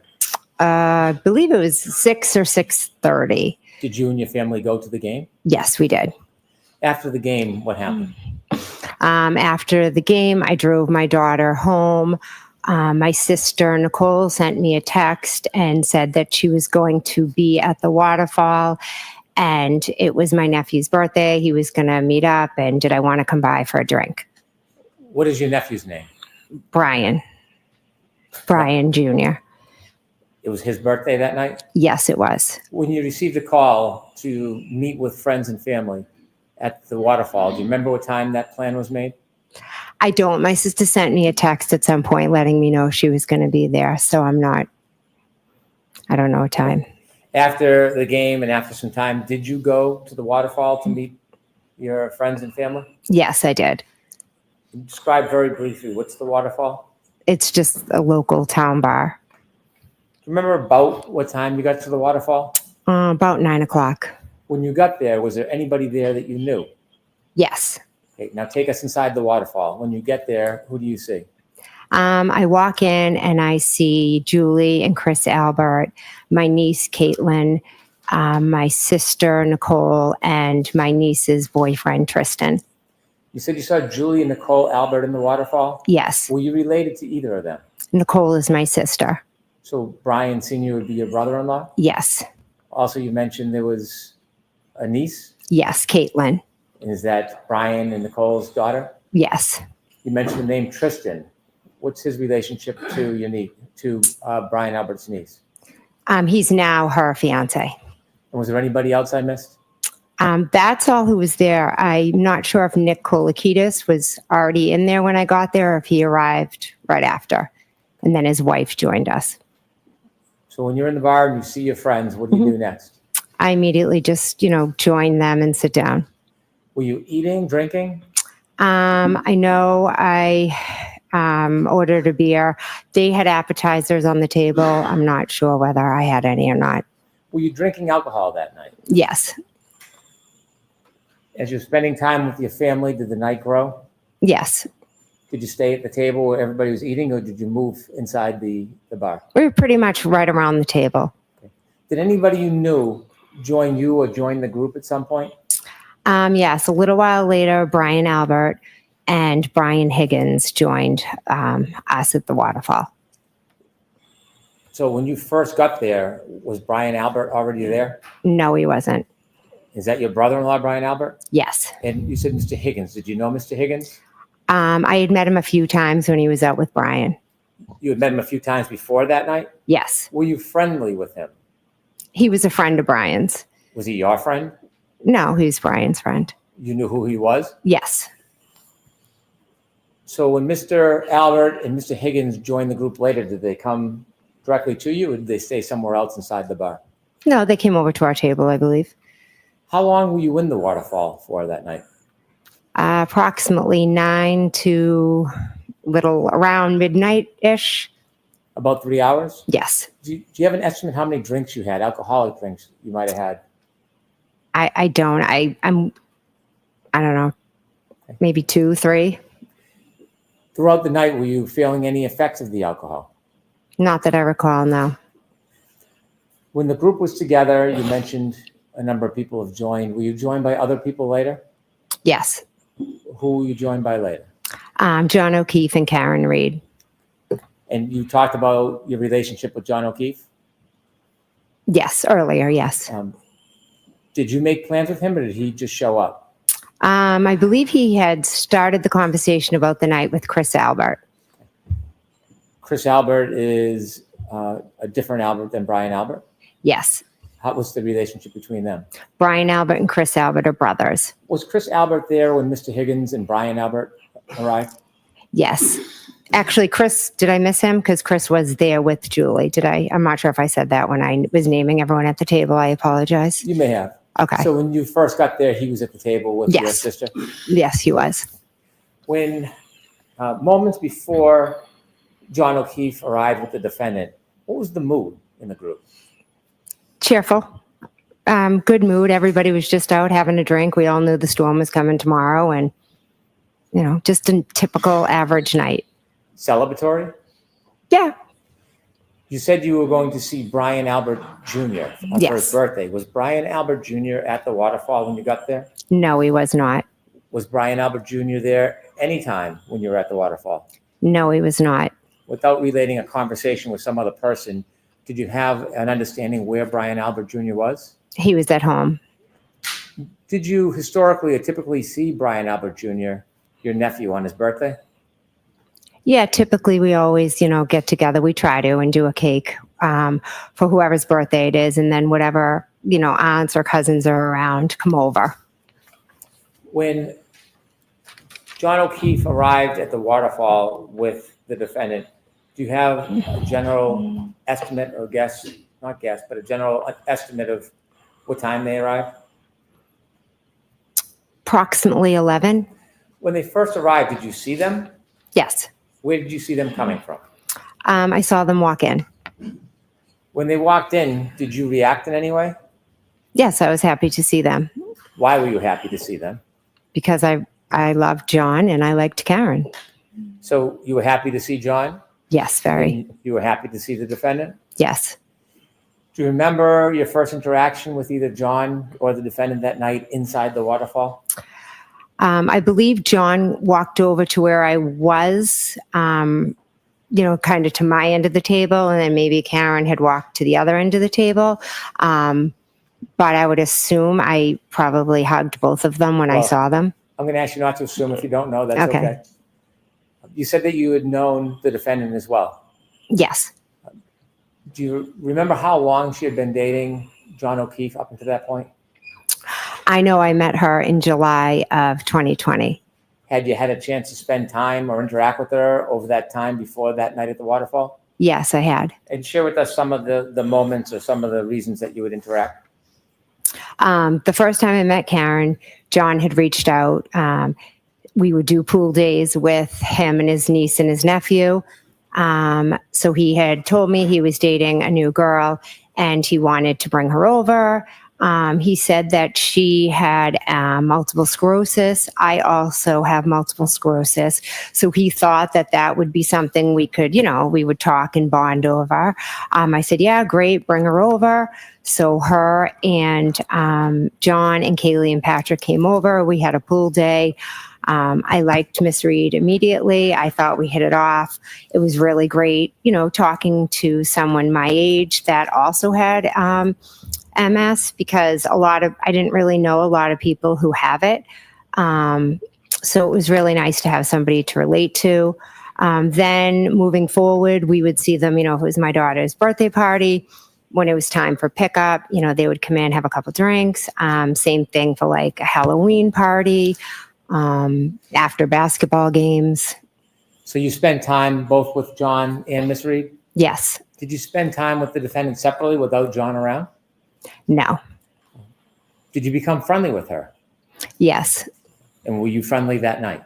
Yes. After John and the defendant enter the bar and you greet, did you interact or spend time with Miss Reed at the waterfall? Yes, I did. And speaking of the defendant, do you recognize her here in the courtroom? Yes, I do. Could you kindly point to her and describe an article of clothing she's wearing? She's sitting right over there with a black shirt or blue. Is she between Attorney Jackson and Attorney Yannetti? Yes, she is. When you were at the waterfall that night, do you remember who you were speaking to or where you were spending your time?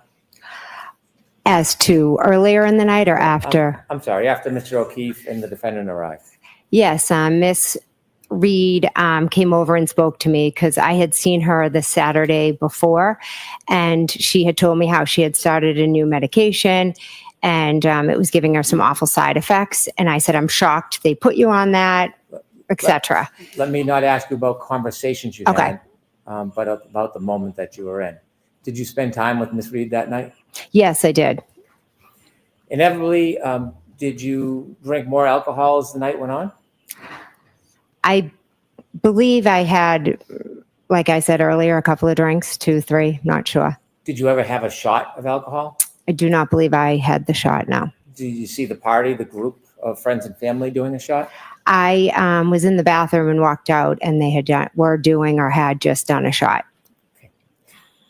With the court's permission, I'd like to display parts of Exhibit 22, which has already been introduced into evidence, which is video surveillance footage from the waterfall. Okay. I'd like to start at 10:54:20, please.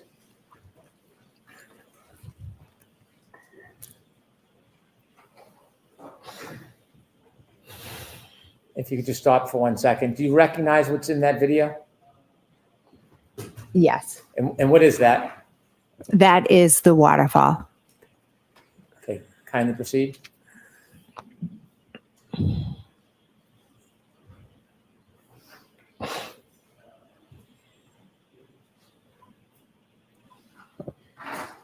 If you could stop. Do you see the two people entering from the left? I do. Do you know who they are? I believe that is Miss Reed and John O'Keefe. Ms. Gilman, is there any way to enlarge the top of the video where the other people are closer to the table or bar? No. Okay. Looking at this video, can you tell or identify anybody under that timestamp? And if you can't, that's okay. But if you can you tell us who you see? I think the guy right there, well, where she just is Brian Higgins. Okay. If you could go up a little bit, Ms. Gilman. I believe that's my husband, Matt. And On the then right? on the right, and I think that's me on the left. Okay. And if you can go down the table to the left, Ms. Gilman. You recognize who that might be from the clothing? I'd have to take a guess that Okay, it but could. don't guess. It's Okay. okay if you don't. Anybody else at the table more to the left do you recognize? Not from this picture. Ms. Gilman, could you highlight where Ms. McCabe thinks that she is on that video with that circle you just had and play the video?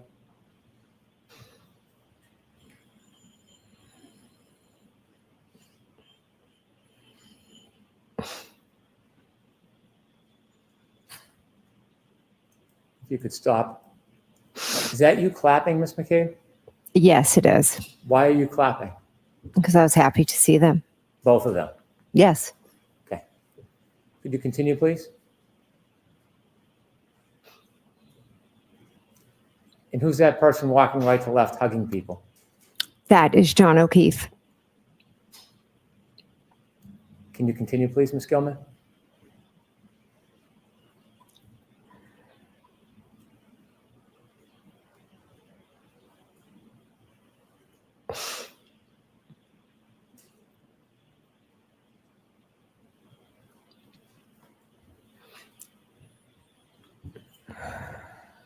Are you interacting with anybody? I can't see where I am. Okay. If you could stop the video, please. Could you move ahead to 11:26:50, please? 11:26. 11:26:50. Is that your group still at the waterfall? Yes, it is.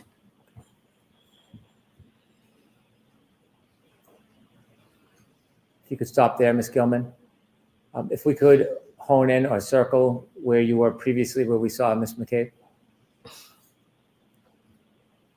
I know it's a bit blurry. If you can, and if you can't, please let me know. Can you see whether you're in that area? I believe I am, yes. Could you put the circle down just a little bit, Ms. Gilman? Okay. If you could play from 11:26:50 to 11:27, please. We're a little bit ahead right now.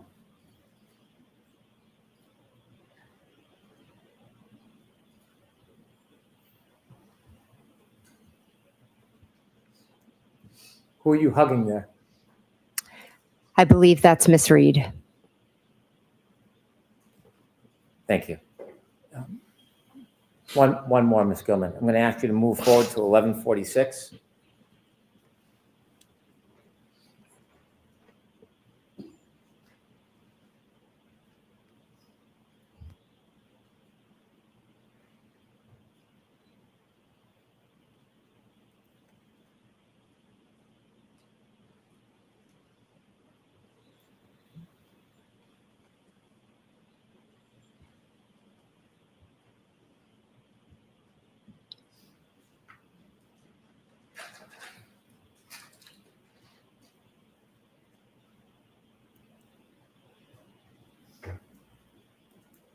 Could you pause, Ms. Gilman?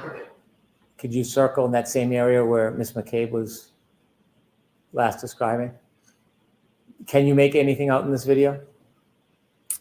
Yes, it looks like they're all, toasting or doing a chair before they do a shot. Can you see whether or not the defendant's in that part of the video? Yes, it looks like she is in front of the man in the plaid coat. Were you participating with the drinking at this moment? I don't see myself in the video. I don't believe I was. But you were drinking separately that night, weren't you? Yes, I was drinking beer. If you can continue, please.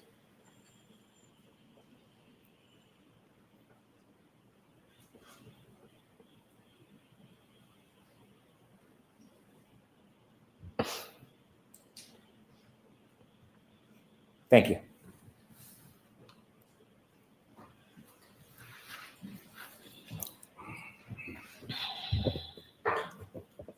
Shortly after the shot, was there conversation about leaving the waterfall as a group? Yes, there was. Was there any discussion about where the group should go? At first, Miss Reed was asking if we could go up the street to D&E. What's D&E? D&E is a sub shop that's owned by Chris Albert. Was it open that late at night? No, it wasn't. Had you in the past gone to that pizza shop after hours to eat? Yes, we had. And tell us what the defendant was saying. She just kept asking, can we go up to D&E? Can we go up to D&E? She wanted just to go up and, Chris makes food and then we were going to go she wanted us all just to go up there and eat and hang out. That wasn't an uncommon occurrence for the group to sometimes go to that pizza shop after hours, was it? No. Did the group decide to go to the pizza shop? They decided they weren't going to go. Was there a different plan made? Before Brian Albert left, he said to the group, hey, we're going to go back home and have a beer with Brian Jr. If anyone wants to come by. When you received the invitation to the group to go back to Brian Albert's house, did you decide whether you're going to go home or go back to your sister's house? Yes, I decided I was going to go to my sister's house. Without saying what was said, was there any discussion in the group among the participants about going back to your sister and Brian Albert's house? Everybody seemed to want to go back. Did anybody object to going back? No. Had you been to your sister's house before? Yes. Many times? Yes. Do you know the address of where your sister lived? Yes. And so after that conversation, did you stay at the waterfall for a little bit or did you leave immediately? Probably left after maybe 5-10 minutes. Without saying what was said, before you left, did you have a chance to speak to John O'Keefe? I did, yes. You spoke to him inside the waterfall? Yes. Did you have a chance to speak to the defendant? Yes. And was your plan to go back to your sister's house? Yes. Before you left, did you have any understanding whether or not Mr. O'Keefe and the defendant were going to join you?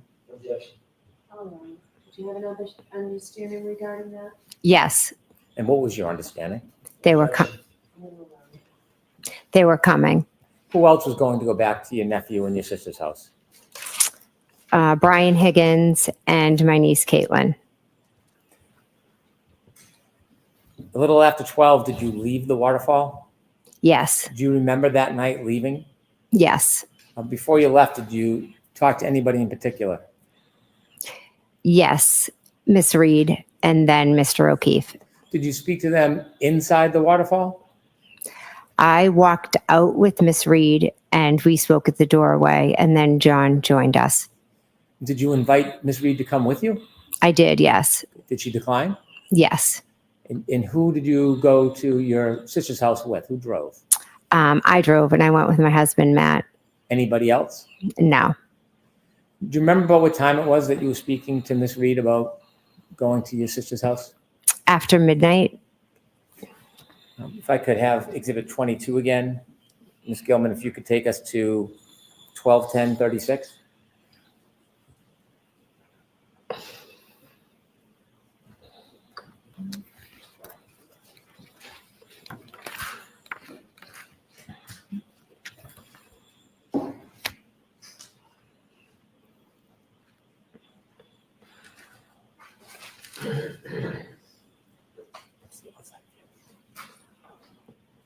Okay, if you could stop it there, please.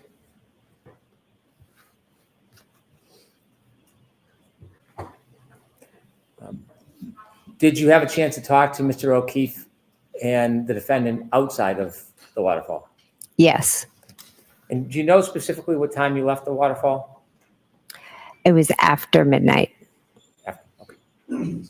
When you left the waterfall with your husband, you said you were driving. Did you stop anywhere along the way before you got to your sister's house? No. Tell us what you see when you get to your sister's house. What are the weather conditions like as you're driving there? It's starting to snow to the point where it's starting to accumulate. It's on your car. It's just, getting on the street. Is it light? Is it heavy? It's light at this point. How long does it take to get from the waterfall to your sister's house? 5 to 8 minutes, depending on lights and weather, etc. When you first get to your sister's house, while you're still in the car, describe what you see. My wipers are on. I'm just looking out the window and it's snowing. It's dark. You see? Oh, when I pull up to my sister's? Yeah. As I pull down the street, I take a left into the driveway and there is a Jeep that's parked on the street and there's maybe a couple of cars in my sister's driveway. What do you do when you arrive at your sister's house? I go in the house. Now, there are a couple doors at your sister's house. Yes. Is there a front door? Yes. Is there a side door? Yes. Which one's closer to the driveway? The side door. Which door do you go in when you get to your sister's house? The front door. Was anybody with you when you went in? My husband, Matt. You walked in together? Yes. Tell us the first person you remember meeting. When I went in the house? Yes. Probably my niece was at the table, and then I saw my nephew, Brian. Was there anybody else you saw at the table? Julie Nagel and Sarah Levinson. So when you walk in the front door of the house, is it what table? Is this a living room table, a kitchen table? Oh, you walk in and then you go to the right and it's into the kitchen and there's a table there. Is the kitchen separate from the living room or is it open? It's open, but they're separate. Can you see the kitchen table when you walk in the door if you turn and look right? Yes. And when you go into the kitchen, you said there was a woman by the name of Julie Nagel Yes. and then another woman, Sarah. Yes. You know her last name? Levinson. Okay. Julie Nagel, did you know her when you walked in the house that night? I had met her a few times. Had you spent time with her? Were you friends with her? No, I just had met her a few times, and she had watched my dog for me when my nephew couldn't. When you would go away, would your nephew be responsible to watch your dog? Yes. Did you understand that Julie Nagel had watched your dog a couple of times? Yes. Had you ever socialized with her before that night? No, I may have seen her at a graduation party, but never beyond that. Were you friends with her at that point? No. Friendly enough that she watched your dogs? Yes, through my nephew. He just said my friend's going to do it, and I see. trusted his judgment. And there was another woman by the name of Sarah. Did you know her before you saw her that night? I knew of her. If I were to see her, I'd say hi, but that's the extent of it. How did you know of her? Just from being in the town, going to different sporting activities and just being around. You said your nephew Brian was there as well in the kitchen? Yes. This was his birthday? Yes. How old was he? I think he was turning 23. Was there anybody else in the house when you and your husband first got there? Yes, my sister and Brian Albert and Brian Higgins. So Mr. Higgins, Brian Albert, and your sister were there before you? Yes. Where was everybody when you first came in? My niece, Caitlin, Sarah Levinson, Julie Nagel, and Brian Jr. were all at the kitchen table. My sister was over, I think, cleaning the counters, and Brian were off in that TV room that you can see from the kitchen because there's a wide opening. If you walk in the front door, would I look left or right to see the TV room? You'd look right to the kitchen, and then through the kitchen's the TV room, but you could look and, when you walk in, you can see because it's open. Is the TV room in any way have a relationship with that side door? Yes, it does. If you were to walk in the side door, would you be walking into the TV room? Yes. When you saw your nephew Brian Jr. and his friends, are his friends about the same age as him? Yes. Were they drinking? Yes. Was there music? Yes. And when you went in, did you spend time with the group? Yes, I sat right down and started talking to them. And when you were speaking to them, did you have any drinks that night? I believe they brought me over a White Claw, but I didn't have more than a sip of it. I really wasn't. It was at that point where I just didn't want another drink. As you were in the kitchen, were you expecting anybody else? We had mentioned it to Karen and John, and I had actually just spoken to John, so I was expecting them. So when you saw John O'Keefe in the waterfall, that wasn't the last time you spoke to him? No. You had spoken to him, was it on the ride to your nieces? To your sisters? Yes. Did you call him or did he call you? He texted me and I believe asked something like, where to? And since I was driving, I called him. When you called him, what did you tell him? What did you guys say? I just said they live 34 Fairview Road off of Chapman. Do you know if John O'Keefe had ever been to the Albert home before? I don't believe he had. In that conversation, how long did that conversation take? It was quick. Was there any other conversation that you had with him other than that one conversation? Yes, he called me back and he was trying to find it. Trying to find the address? Try to find the house on Fairview. Did he ask you for help trying to find the address? I'm not sure his exact words, but yes, he needed help. And so I just said, I told him, just go down the street, go by Bella's house. It's at the bottom of the street. So you used Bella's house as a point of designation to try to guide him to get to your sister's house? Yes. Tell us who Bella was to John. Bella is my daughter and John's niece friend. So so Bella is friends with my daughter, John's niece. And was there any relationship between Bella's mother and John that you knew of?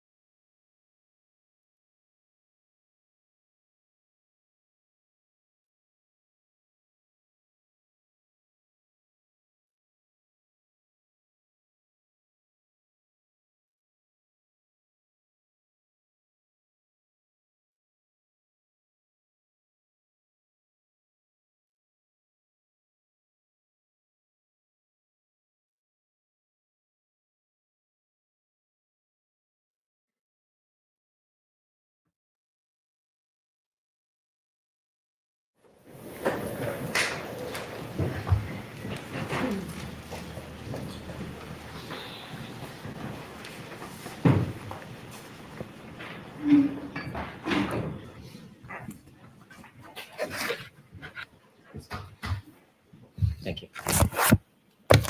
May I? Yes. That second phone conversation you had with John, do you know about what time that was? I don't, it would be after 12:15, but before 12:30 approximately, between that. Were you still driving when you had that conversation? Yes, And at some point you told us you arrived at your sister's home and went in. yes. I'd like to move forward now to when you were inside the house. Tell us generally when you first got there and saw everybody, what were you doing? I just sat down at the table. I started talking to them. We were listening to music. Typical night. Anything stand out as far as music or interaction with the group? No, we were just laughing, telling stories. At one point, I'm not sure if it was at some point, my other nephew had been over my house and had shown me this video on his phone, and it was a family inside joke. The video, it was a music video from a long time ago. And so I was telling my other niece and nephew, oh my gosh, you have to see this video. It's hysterical. And then we started playing it and watching it. What was the video?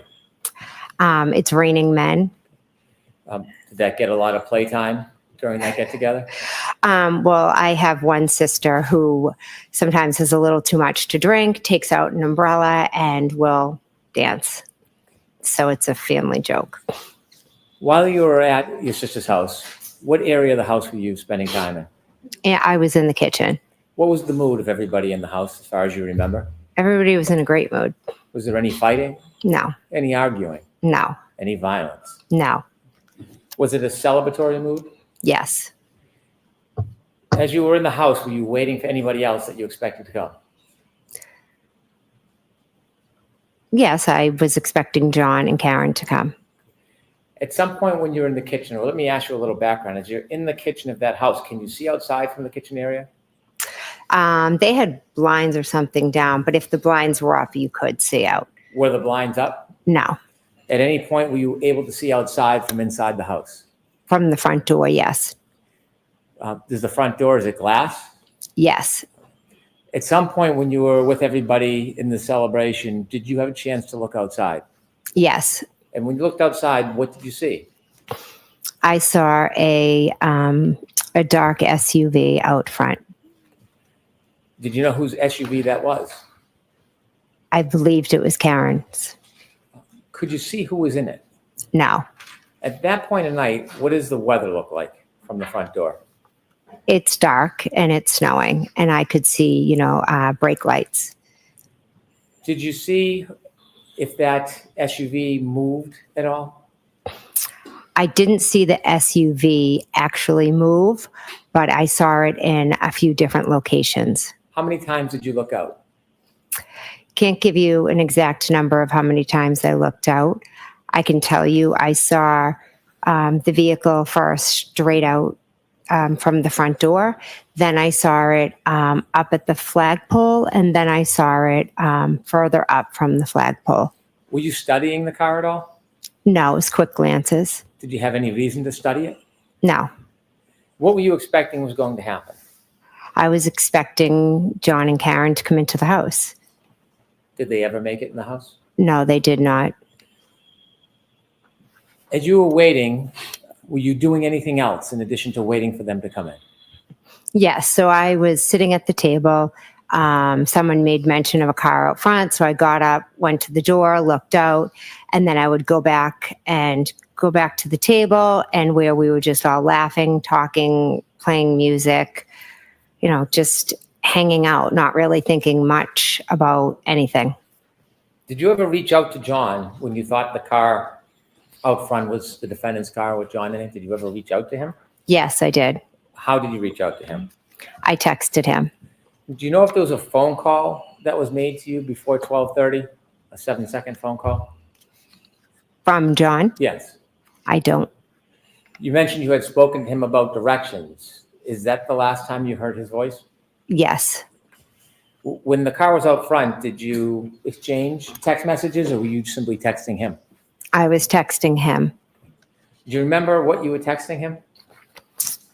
The first time I said here, What do you mean by here? Was that like exclamation point? hair question mark, because that's when I saw the car. You were wondering whether that was him? Yes. Did you send any other text messages that you can remember? After I saw the car move locations, when I saw it go up to the flagpole, I said, pull behind me. And do you remember any other communications you had with him? Was he texting you anything? No, Did he ever text you again that night? he never texted me again. Never called again? No, Did you continue to text him over the next 15, 20 minutes? I did, yes. And so at some point, did you realize that John O'Keefe and the defendant weren't coming in the house? Yes, when the car was gone. Did you ever go outside through the storm down to the flagpole to speak to them? No, Why not? why would I? I was just asking. All right. I had no reason to. So when you were in the house, at some point, did you notice that that car was gone? Yes, Were you marking the time or keeping track of it? no, After you didn't see the defendant's car anymore, did you stay? yes. How long do you think you stayed for at the house?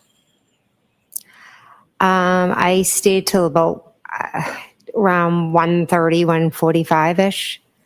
Did anybody else come in the house up until 1:45? No. Did people leave at certain times? Yes, people did leave. Who was the first to leave?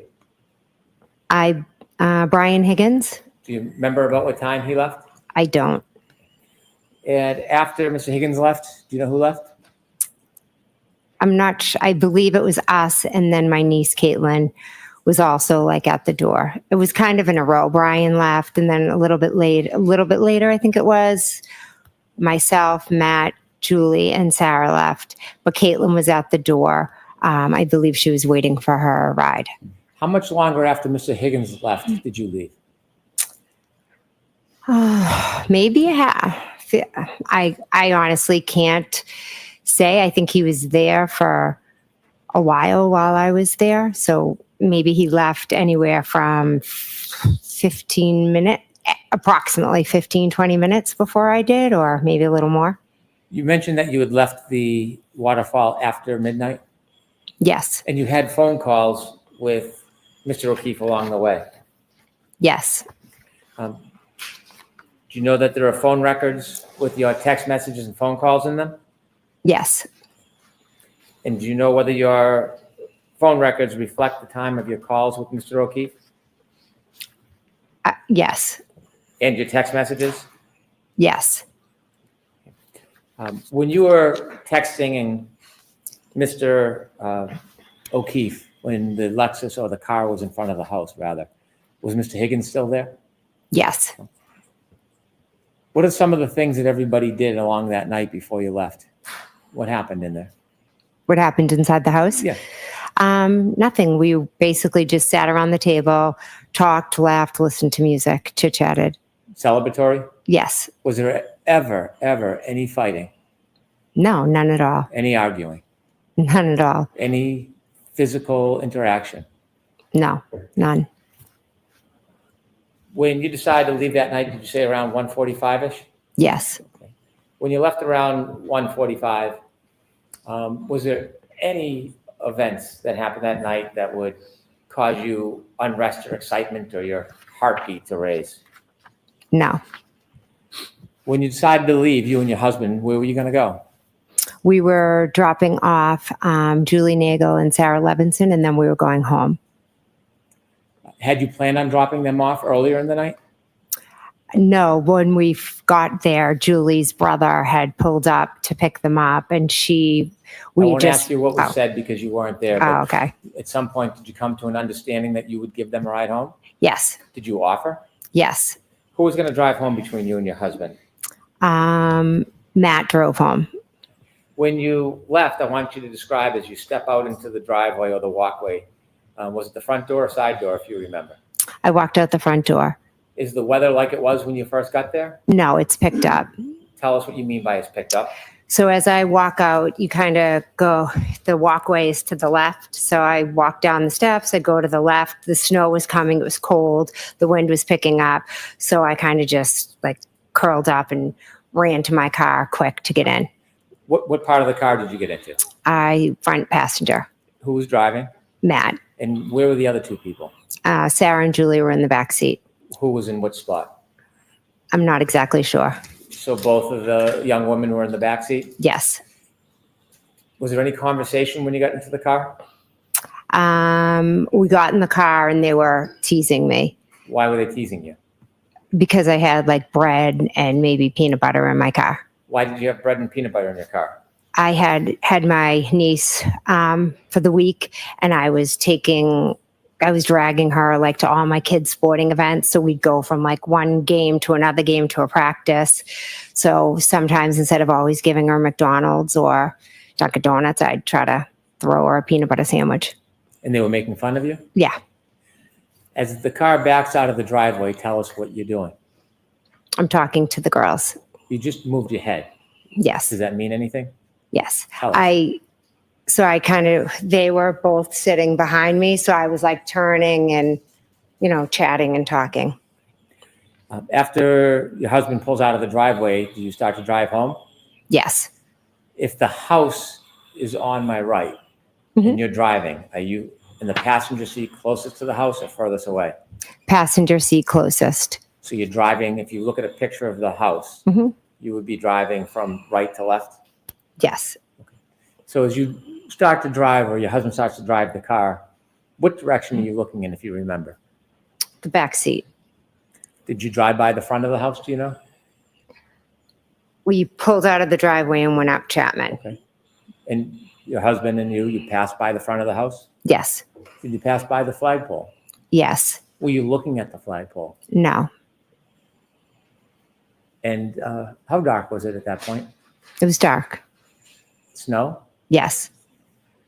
As you're passing the flagpole, do you hear or see anything remarkable?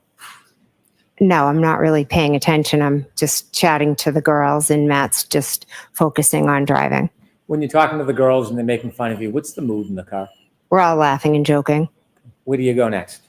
We drive Julie Nagel home. After you drop off Miss Nagle, where do you go? We drop off Sarah Levinson. Is the weather constant? Yes. After you drop off the young woman in separate spots, where do you go? We went home. Can you tell us when you get home what happens next? We go in the house. I go up to bed. Matt makes himself a snack and then joins me upstairs. Do you have a telephone? Yes. An iPhone? Yes. When you go to bed, do you stay up at all? Yes. Do you use your iPhone? Yes, I do. What were you doing? I texted a few people and then I did a couple of Google searches. And what were the searches for? One, my daughter had played in a basketball game earlier in the night and it was a very good game. So I went and I read the report on it. And then my other daughter had an offer to play on a basketball team. So we had to make a decision about whether or not we were going to accept the spot. So I was just looking up that basketball club. Other than those regular searches that one would do, was there anything remarkable about what you were searching at 2/27 that time frame? No. After you were looking at websites for your child's sports, what did you do? I put my phone down and went to sleep. And up to that point, had there been any discord or fighting or arguments in your world? No. Peaceful night? Yes. Did you go to sleep, Miss McCabe? Yes. Did you sleep through the night? I typically get up to go to the bathroom, so that I could have gotten up possibly to go to the bathroom. Did anything remarkable happen in the early morning hours of January 29, 2022 that changed that peaceful mood into something else? Yes. Okay. I want you to share with the jury the first thing that happens that changes everything. At 4:53, my phone rings and I look at my caller ID. I look at the phone and it's Kaylee, And John's who's Kaylee? niece. John's niece. And I say hello. And she said, yeah, well, basically, she relayed to me that Next question. When you pick up the phone, could you hear a voice on the other end? I heard a voice and a lot of screaming. And the voice you heard, is that Kaylee, John's niece? Yes, And the screaming, was it a man or a woman screaming? it was a woman, How loud was that person screaming? very loud. Could you make out anything that person was saying as they were screaming? My name was screamed a lot. And then the other individual ended up getting on the phone with me. Okay. And who was that person that was screaming in the background? Miss Reed, How long was she screaming for while you were speaking to your niece before you spoke to her? the entire time I was speaking to Kaylee, she was screaming. Describe her demeanor. Miss Reed's. Yes. Jen! Jen! And then she's screaming that John didn't come home. She left him at the waterfall. She was hysterical. It was very hard to follow what she was saying. How long did that first call last for? I'm not sure how long, maybe possibly a few minutes, but it was loud enough and long enough that my husband shot up in bed thinking one of my kids had come in the room screaming. Without saying what your niece said, could you describe your niece's demeanor when you first spoke to her? I mean, John's niece's demeanor. I would say Kaylee sounded concerned, uneasy. During that phone call, other than the screaming and the screaming of your name, did the defendant give you any information other than she had dropped John off at the waterfall? They'd gotten into a fight. She had left him there and he didn't come home. And when you were woken up, were you in a sleep when you were woken up? Yes, I was sound asleep. What was your mental state like when you first woke up and got that call? Well, I had been up late. I had taken my medication that I take for my MS, so I was definitely a bit groggy when I first woke up.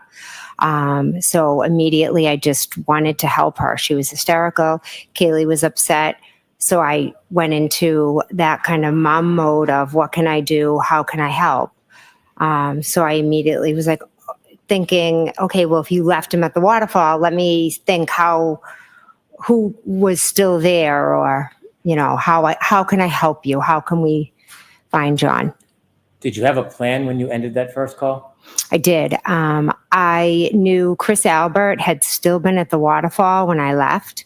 So I thought if Karen and John had gotten into a fight, maybe Chris had walked out of the bar, and Chris lived local to the bar, thought maybe they walked back to Chris's together. So what did you do? So I called Chris Albert's wife, Julie. Did you speak to her? No, she never answered. After you had a moment to make a phone call and think about things, did your head become any more clearer? It did. And I was, reminded by my husband that we had seen Karen in John's car outside of Fairview. When he reminded you, did you independently remember the text messages that you sent to John earlier that evening? Immediately, I was like, oh my God, you're right. Did you remember that you had seen what you believed to be the defendant's car in front of the house and near the flagpole? Objection, Your Honor. Watch the form. Okay. What did you remember? What came to mind after you spoke to your husband about your memory from earlier that evening? The minute he said it, I remember seeing the SUV and then all the text messages that I had and the phone conversation with John. So after the defendant spoke to you and said she had left the defendant at the waterfall and you had time to think about your memories, did you react or do anything with that? Yes, I believe I called Kaylee back. Why did you call Kaylee? I didn't have Miss Reed's phone number. When you called Kaylee back, did you speak to anybody? Yes, I believe Kaylee and then Miss Reed. When you first spoke to Kaylee, could you hear anything other than Kaylee? The screaming. Was it any different, or was it similar to the first time you spoke by phone? Similar to the first time. Regarding the demeanor or intensity, had it changed at all? Not at all. You mentioned the first time that you had that phone call, the defendant was screaming your name. Jen, Yes. Jen, Jen. Was she saying your name in the second call, or was it just general screaming? my name. And then when she got on the phone, I had told her, Karen, I saw you guys outside of my sister's house. And then she told me she didn't remember being there. And then she went on to say, she started saying, could I have hit him? Did I hit him? I don't. And then she just was just all over the place, like screaming my name, screaming so many different things. She was hard to follow or understand. When she was saying to you, did I hit him? Could have I hit him? Was that before or after you informed her that you had seen her out front of your sister's house? It was after I told her that. She also informed me that she had cracked her taillight. In that conversation, she told you that? In one of the conversations I had with her in my bedroom, yes. When you told her that you had seen her out front, and she had said that she didn't remember that night, was that before or after she was saying, did I hit him? Could have I hit him? Can you repeat the question? When Sorry. she was telling you about that she didn't remember that night, was that before or after you had told her about seeing her car? When I said I saw her at Fairview, then her response was she didn't even remember going there. Did she ever deny that she came to Mr. O'Keefe's house? I mean, to your sister's house? No. When she told you or said to you, did I hit him or could have I hit him or something like that, did you have any idea what she was talking about? No, I didn't pay attention to it. When she told you that she had cracked her taillight the night before, did that have any significance at that time to you? No. So in telling you these different things, did you ever piece them together at that time? No. What was your primary motivation at that point? I just wanted to help her because she was hysterical. Kaylee was very upset, so I wanted to help her, and I wanted to find John. So after she told you these things about whether she could or did hit her and the light and not remembering, did the conversation end or did it progress? At some point, I was then going into like, okay, well, if she brought him there and left him there, where was he? Because he never came in the house and she doesn't know where he is. So now where could he be? So I started thinking there was another gentleman that was supposed to meet us out at the bar who John was friends with. So I thought, okay, well, in my head, I'm thinking maybe they got into a fight. John got out of the car and he connected with this guy because he was at a party on the street. What was that over. person's name? His name is Tom Beatty. Did you call him? Yes. Did you get a chance to speak to him that night? That morning? Yes. No. Did you call around anywhere else? I believe I called my sister. I called John. I called Tom Beatty. I called his daughter. You called John O'Keefe's phone? Yes. Did he answer? No. Did it go right to voicemail? I don't remember. Did you text anybody?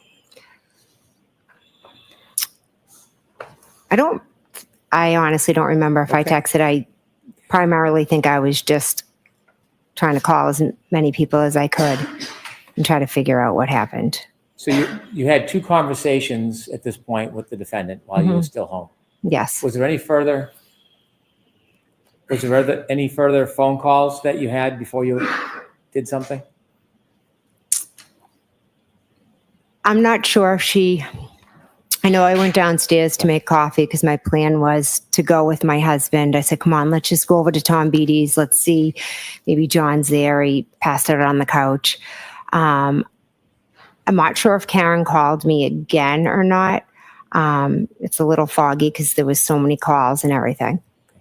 And so that morning when you're receiving calls, did something happen? Karen showed up at my house. How did you know Karen showed up at your house? I could hear her screaming out front. And about what time is this? Approximately 5:20, 5:30. I can't be Were sure. you worried for John at this point? Not particularly. No. Were you screaming? No. Now, at this point, at this moment, when you hear her outside of your house yelling early morning hours, Did you know a person by the name of Kerry Roberts? I knew of her. I'd met her once. Were you friends with her at that time? No, Had you socialized with her at that time? no, Had you ever seen her before with John? once. Tell me about that. Years earlier, as I said earlier, I used to take Kaylee on Friday nights, and Kerry was the one who would take Patrick on Friday night. So we would each have the kids. And to thank us, one day John told us how he got a discount at Reebok and to get our kids' shoe sizes, and he was going to buy us all sneakers, just as a way to say thank you for helping. So we all went to the store together, and then John took Kerry and myself to the hillside for lunch. How many years before this moment was that? Oh, gosh. Well, I think that's when my daughter was in kindergarten or first grade, and at this point she was in 8th grade. So like 7 years. Had you ever spent any other time with Kerry Roberts before this morning? No, Were you friends at that point? no. How would you consider your relationship with Miss Roberts on that morning when Miss Reed arrived to your home? I had met her once, and that was the extent of it. I wouldn't say I knew her at all beyond that one time I went out with her. I want you to take us back now to when you first hear the defendant in your driveway yelling. When you hear that, do you hear any words, or is it general yelling? So I hear yelling. So I was downstairs making coffee. I go to my front door and I open it, and she's screaming, "Jen, Jen." She's screaming that 3 times. And then she was saying, we have to go to Fairview. A lot of the, could I have hit him? Did I hit him? She was on repeat. What did you do? My husband came running down the hall and was like, tell her to shut up. She's going to wake up the neighbors. And then I said, I'm just going to go with her. I'm going to go look for John. And then he yelled down saying something like, you can't be driving around in this weather, with a broken taillight. When you saw the defendant at your front door, had the weather changed overnight? Yes. Was it different? Yes. Now the snow had intensified. It was almost like it was dark outside, but it was like whiteout conditions. How dark? Dark. It was dark. It was like 5:30 in the morning. What was the visibility like? Not good. After you meet the defendant at your door, do you let her in, or does she stay outside? I'm not sure if I just grabbed my coffee and ran out, Where did you or go? whether she came in. So we went down my walkway. She was just kind of running all around. The driver's door was open. So I told her I was going to drive because I thought she was too hysterical to drive. In the meantime, all of a sudden there was a car at the end of my street and there was a plow behind it. The car that came to the end of your street, do you know where it went? I meant the end of my driveway. I'm sorry. When you say the end of your driveway, did it pull into your driveway? No, it just kind of stopped right at the base of my driveway. Okay. How far behind your car was that car? Not far, not too far. Okay. Did you know who was in that car? No. Did you learn who was in that car? Yes, How did you learn who was in the car? because I said, who is that? And- Did you ask the defendant, or did you walk I up? asked the defendant, and she told me it was Kerry Roberts. Did you meet Kerry Roberts face to face in your driveway that morning? Yes, I wouldn't say we met. It was more of the plow was coming, so then she was having to move down the street, and then either Karen called her or she called Karen, but they were on the phone, Karen's phone over the car, so they started talking. Did you get into the defendant's car? Yes, we did. I got in the car with Miss Reed. When you got in the car, you were in the driver's seat. Was Miss Reed in the passenger front? Yes, You said there was an open call. Is this something you could hear on a speaker? yes. At that point, had you had a chance to go and look at the taillight of that car? No, Did you have any interest in the taillight at that point? no. There was an open call between who? Karen and Kerry Roberts. Can you describe what you heard in that call? Karen was saying that she wanted to go to Fairview, and Kerry Roberts was instructing her that no, we weren't going to be going to Fairview, and she kept saying we got to go to your sister's house, and Kerry Roberts said no, we're not going to be driving around in this weather in 2 cars. Let's go back to John's. Let's go to Meadows. Let's go see if he's there. That was kind of the conversation, and then Karen was doing a lot of screaming, and Kerry was kind of yelling back at her to shut up. Who was taking charge of the situation that morning? Kerry Roberts. Were you in charge of it? No. Did you weigh in or make any decisions on where you were going to go next, or were you just a listener? I just listened. Kerry said that Kerry's kind of a take charge person. She said, we're going to Meadows. So I said, okay, I drove to Meadows. Now, at this point, you didn't know Kerry Roberts other No. than that meeting, Yes, correct. and you agreed to follow her? Yes. So tell us what happens. Take us through the drive. She might have followed me. I'm not sure, but we drove back to Meadows, pulled into the driveway. So you knew where Meadows was. You had been there many times for the kids. Yes. You think Miss Roberts may have followed you? Yes. What was the weather conditions as you were driving? They were awful. It was, I was driving very slow, cautiously. It was dark. It was hard to see. It was that type where the snow is like coming at your window. How long of a ride was it from your home to John's home? Approximately 5-6 minutes. Was there any other phone calls while you were in the car with Miss Roberts, or did the phone calls end? I believe that was it. Can you describe the defendant's demeanor on the trip from your house to John's house? She was just screaming, yelling things. It was almost like everything she said 3 times. And she just went from one thing to the next. She was quite hysterical. Do you remember what she was yelling about? About going to Fairview, asking, could she have hit him? Did I hit him?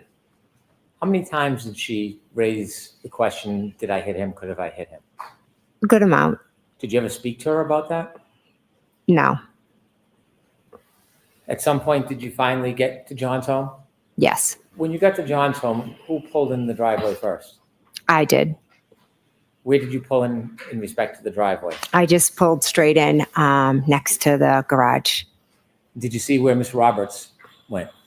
I believe she pulled in behind me. After you pulled into Meadows, John's home, and you stopped, what happened next? We go into John's house. When you went into John's house, did you all go in the same way? Yes, we went through the garage. And before going into John's home, did you do anything? Before entering into the house, Yes. I took off my shoes. You took off your shoes? Yes, Why did you do that? because you always had to take your shoes off at John's. He didn't want you to track. He would have yelled at me for tracking snow in his house. Did you see if Kerry took her shoes off or not? I believe she did. Did you see whether the defendant took her shoes off or not? She just walked right in How would you remember that? because I thought it was strange. What was your purpose when you went into the house? What was the number one thing that you were worried about? We were looking for John. Anything else on your mind when you went into his house? Also, I knew Kaylee was there. Now, at this point, did you have a close relationship with Kaylee? Yes, Do you still? yes. What did you do when you went in the house? Where did you go? I walked through the kitchen and then I kind of peeked into the TV room. I walked through the dining room, and then before I went up the stairs, I kind of peeked into a living room. I went up to the top of the stairs. I peeked into John's room, and then I went into Kaylee's room. Did you ever see John? No, Why did you go to Kaylee's room? because I wanted to go check on Kaylee. Did you have a chance to speak to her? I did, yes. What was her demeanor at that point? She was very, she was in the bed. She was holding on to her phone. She was terrified. Was she screaming? No, Did you provide her any comfort? yes. I told her that I was going to go out. I told Kaylee that I was going to go out with them and I was going to find John. And I promised her that everything would be okay.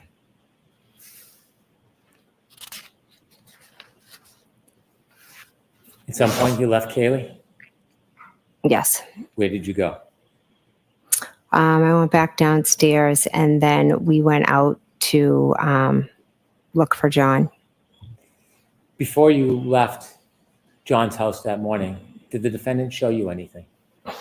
Yes. When we were out in the driveway, I had thought it was when we went in, but I think it might have been when we came out. But regardless, at one point when we were in the driveway at Meadows, Karen showed myself and Kerry Roberts the cracked taillight.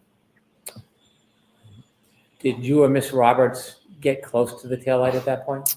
Yes, we walked over and the taillight was missing pieces.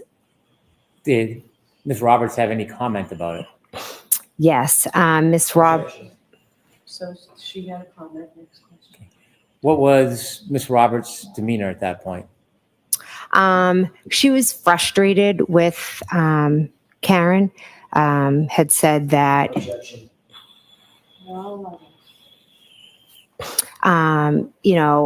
had said that Karen basically was telling her to shut up. You were so drunk, you could have hit anything last night. And then Kerry, I remember just thinking, all right, let's go. And I remember Kerry thinking, oh, Well, someone's going to get. You what Kerry. Oh, sorry. We don't want to think what somebody thought. Okay. I want to know what you heard and what you saw. Mm-hmm. Okay. Yeah. All right. At some point when you were looking at the taillight with missing pieces with the defendant and Miss Roberts, did you see Miss Roberts point anything out? Yes. Share that with us. She pointed a piece that was sticking out and was concerned that someone was going to catch their coat or something on it. And during that time when the defendant is showing you the taillight with missing pieces, was she saying anything about it? No, I don't. Not that I can recall right now. You mentioned at some point she was saying, did I or could I have hit him after you left John's house? Was that in the car or before you got in the car? I know for a fact it was definitely in the car, was one of the times, yes. Now, Miss Roberts' car is parked behind the defendant's car in John's driveway. Yes, Was there a decision made to take one or two cars? one car. What was the plan? The plan was to get into Carrie's car and to go and look for John. I wanted to go thinking, let's go to Tom Beatty's, but Miss Reed was pretty adamant that we go to Fairview first. You said that at times there was some arguing or bickering, or Miss Roberts was raising her voice to the defendant. Yes. Who made the decision to go to Fairview? Ultimately, Carrie said, all right, we'll go there, almost like to shut her up. When you got into the car, where was everybody? When you got into Kerry Roberts' car, where Yes. was everybody sitting? Carrie was driving. I was in the front and passenger. Karen was in the back, in the middle, kind of peeking her head through between us. I want you to take us through the ride from John's house at Meadows until you first get to Fairview. So as you pull out of, or Kerry Roberts pulls out of John's driveway, what is the mood inside that car? I'd say it was starting to get tense because Karen was just continuously screaming. Kerry was trying to focus on driving, and Karen's behavior in the back of the car was a bit erratic. When you say erratic, can you just give some detail what you mean by that? Yes, she would go from sitting back to leaning up in between us, and she would yell Kerry's name 3 times. Then she would yell my name's three times. And then she would yell, could I hit him? Did I hit him? Over and over again. When she was repeating these questions or phrases that she was yelling, did you respond in any way? I don't believe I did, no. How about Kerry? Kerry was telling her to shut up and to buckle up. Was she buckled? I don't believe so. You began your drive from Mr. O'Keefe's home at Meadows to Fairview. Is the weather getting better? No, it's getting worse. Is the visibility still difficult? It was terrible. As you began that drive to Fairview, was there anything that you were doing on the way? Yes, I was just kind of looking out the window intently to see if I saw anything. What were you looking for? I guess John, which I know it sounds crazy, but I didn't know where the hell he was. Did you have any difficulty seeing from the car the side of the road? Yes. Did you see what direction Miss Roberts was looking when she was driving? Well, she, it was hard because she needed to focus on driving because the conditions were that bad. Did you have a chance to see the defendant on that drive at all? Yes. Was she looking out the windows with you? No, she was popping back and forth and screaming. Was it constant screaming or did it change at all? She would scream and then kind of sit back and she'd almost be like quiet for a minute. It was like, okay, good. And then she'd start again. In those quiet times, do you know what, if anything, she was doing? I didn't know what she was doing that morning, no. How long did it take to get to Fairview? I don't know. I'm going to assume maybe 10 minutes, like with the weather, maybe 10 minutes. I'm not, give or take approximately. As you're approaching 34 Fairview Road, before you get there, is Fairview going to be on your left side, driver's side, or on the right side? As we're pulling up, it's on the driver's side. Carrie's going to take a left down Fairview off of Chapman. I want you to take us back to that morning, about 20 or 30 yards before you get to Fairview. Mm-hmm. You're in the car with Miss Roberts and the defendant? Yes. What's happening in the car? Karen's is screaming, and at that point she had asked if John could be cheating on her and if John could be with Bella's mom. And then what happens? I didn't know what the hell she was talking about. I was like, what are you talking about? Why would he be with Bella's mom? And then Carrie said, well, do you think he could have walked to, there was another woman years before that John had dated who lived on the next street over to her house. And as you approach that area before you get to the flagpole, does anything remarkable happen? No. Okay. What happens next? As we're driving down the street, I just say to Carrie, because she doesn't know where my sister lives, oh, her house is just at the bottom of the street. Visibility still difficult? Yes, awful. What happens next? We continue, driving, and we're driving slowly past, the line of, I guess, bushes and the flagpole area. And all of a sudden, Karen's screaming from the back, there he is, or something to the effect of, there he is, let me out. Did you know what she was talking about? I had no idea. When she was yelling that, did you look out the window? Yeah, we had our eyes peeled out the window. Did you see anything? Nothing but snow. How long was she yelling about whatever it is she was saying? Carrie, she screamed, stop. So Carrie stopped pretty quickly. There he is. She could have kicked the door, like, let me out of here. And when she was kicking the door, what were you doing? I was just like, what the heck? What is going on? What happens next? She gets out. Carrie looks at me and said something. I said, like, she's batshit crazy. Then what happens? Then Carrie got out.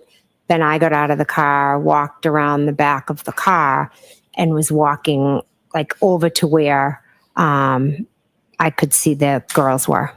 Now, at that point, you were in Kerry Roberts' car. Yes. It had his headlights on. Yes. Was it facing up the street of Fairview? Well, we had come down the hill, so yes, up the street. There was no other lighting in that area? I do not believe so. No fire engines or ambulances at that point? No. No police cars? No. Any street lights? It was dark. When you got out of the car, did you look towards the area of the flagpole? Yes. Could you see anything at that point? No. How close did you get to the area of the flagpole before you could first actually see something? Well, I saw the shadowy figures of Carrie and Karen, and it wasn't until I got very close over to them that I saw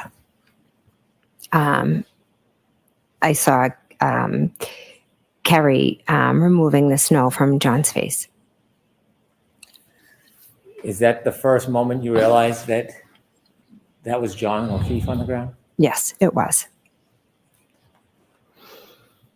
When you see Kerry removing the snow from John's face, what do you do?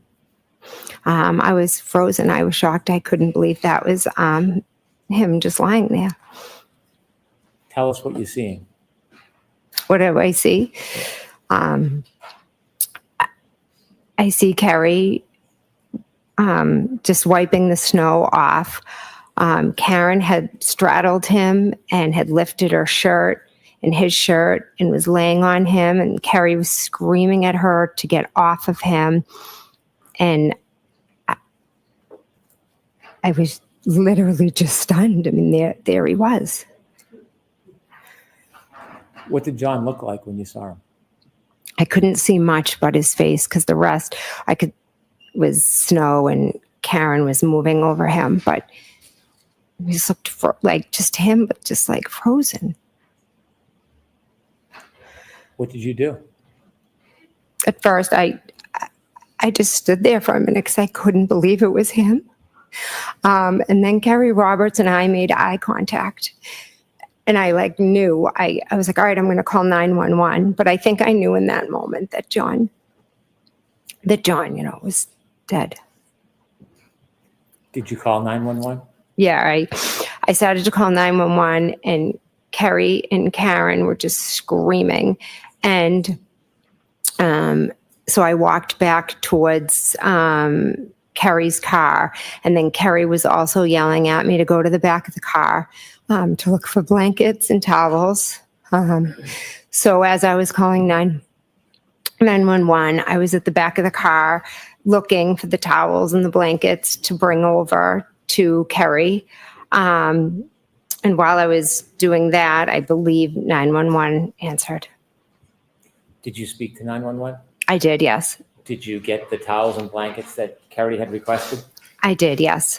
After your phone call with 911 and you had the towels and blankets, tell us what happens next. So after I called 911, I went back over to Kerry, Karen, and John. And at that point, Kerry asked if I would take over compressions. So she got up and I started doing compressions, and Karen was doing mouth to mouth. When you started doing compressions, were you touching John over his clothes or touching his skin? I don't remember. Did you at that point get a chance to touch John's body and see how it felt temperature-wise? I just remember when I was doing the compressions, I don't really know how to explain it. It just felt very funny. I'm sorry, very It just wasn't like normal. Why? I don't.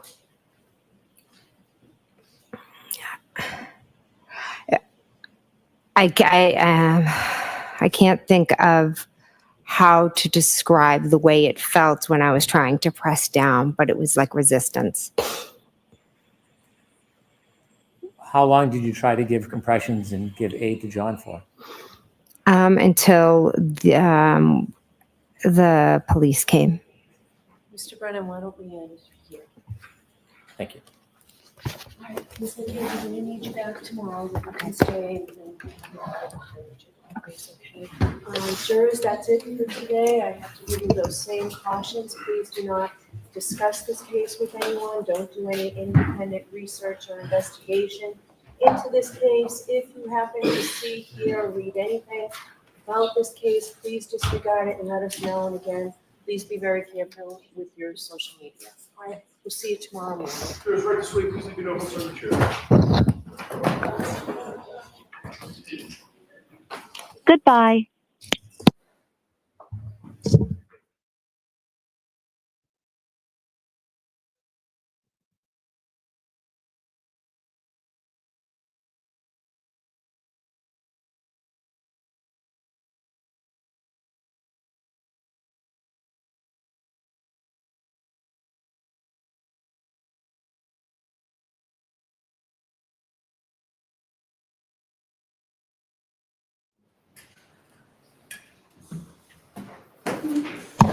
Could we close the doors, please? May be seated. So I know it's shifting gears, but I want to address, I said I'd hear you today on the argument on the Arkham motion. Mr. Brennan, do you need a minute or can you argue that? I'm sorry, Your Honor, I was looking at my notebook. What issue would you like to address? Your motion yesterday. We had the motion and I told you that I would hear you on argument and it's very brief. 10 minutes, please. Your Honor, before we begin, my client needed to use the restroom. Oh, I didn't notice she wasn't here. Yes, if Okay, you could just have 5 minutes, she'll be right back. sure. All right, you. 5 minutes. All right, please.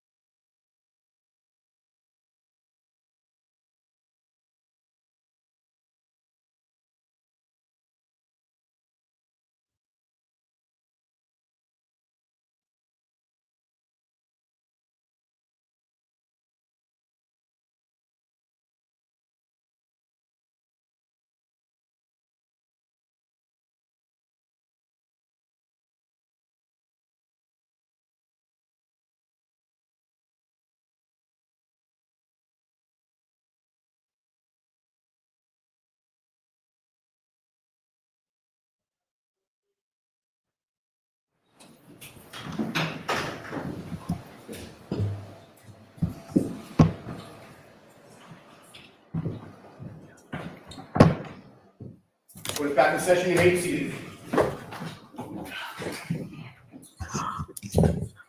All right, Mr. Brennan, I'll hear you. Your Honor, in light of yesterday's hearing with the ARCA witnesses, the Commonwealth is going to ask the court to preclude the ARCA witnesses from testifying both about any new testing and any new opinions, and secondly, from testifying about their original opinions turned over in a report prior to last year's trial. To be brief, what we learned or confirmed is that we do not have all of the discovery of communications. There was a court order for the ARCA witnesses to provide Your Honor with all of their information, phone records, text messages, communications about this case. Instead of providing their information to the court, they instead chose to send it to the defense, and then it was summarized and provided by the defense to the court and to the Commonwealth. It appears to me that is not in compliance with the court's order. What we learned during the hearing yesterday is that Dr. Wolf admittedly destroyed over 100 text messages.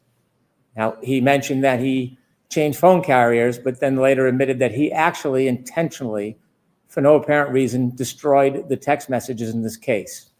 And so what is left for Your Honor to look at is a summary of phone records from the defense and ARCA's information that is passed through the defense to the court.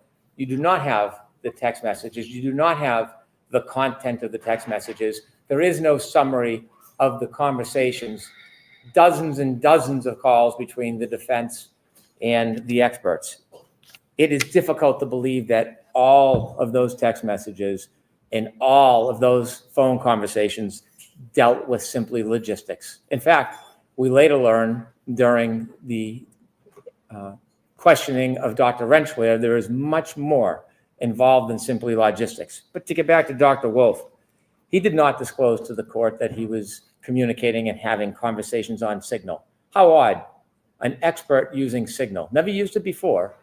Dr. Rentschler said would not use Signal, never use Signal. But Signal, as we know, is an application that does not create a record of communications. Dr. Wolf maintained on his direct that everything he did was logistics, even when we showed him the direct examinations with comments that asked for input from the defense to questions in a way that would be advantageous to the defense and to thwart the Commonwealth. Dr. Wolf actually still continued to testify that that was simply procedure in logistics, never admitting the fact that there was, in fact, conversations or information exchanged about bettering the presentation for the defense. Inevitably, I asked him about the sequestration order and how evasive he was. You simply have to compare him to Dr. Rentschler, who was quite candid. An hour or 45 minutes with Dr. Wolf, difficult getting a straight answer. Dr. Rentschler told us more in 5 minutes than Dr. Wolf told us his entire examination. And what we unfortunately learned is that during the trial, when this court had a sequestration order, information was being passed to the experts about witness testimony, in this case, unknown to the Commonwealth, unknown to the court, information, particular information, not general information, witness testimony, issues in the case. We have no idea who is deciding or identifying the issues and who the advantage is given to in describing those issues. But that is witnesses being prepped through an intermediary. So we know the Department of Justice, at least, is violating the order, helping the witnesses along, and then they testify unbeknownst to the Commonwealth that they have this information, but obviously is reflected in the testimony. In addition, I provided some clips to Your Honor for review. Yes, do you want me to mark these as an exhibit? I do. Okay, so this was an exhibit from yesterday.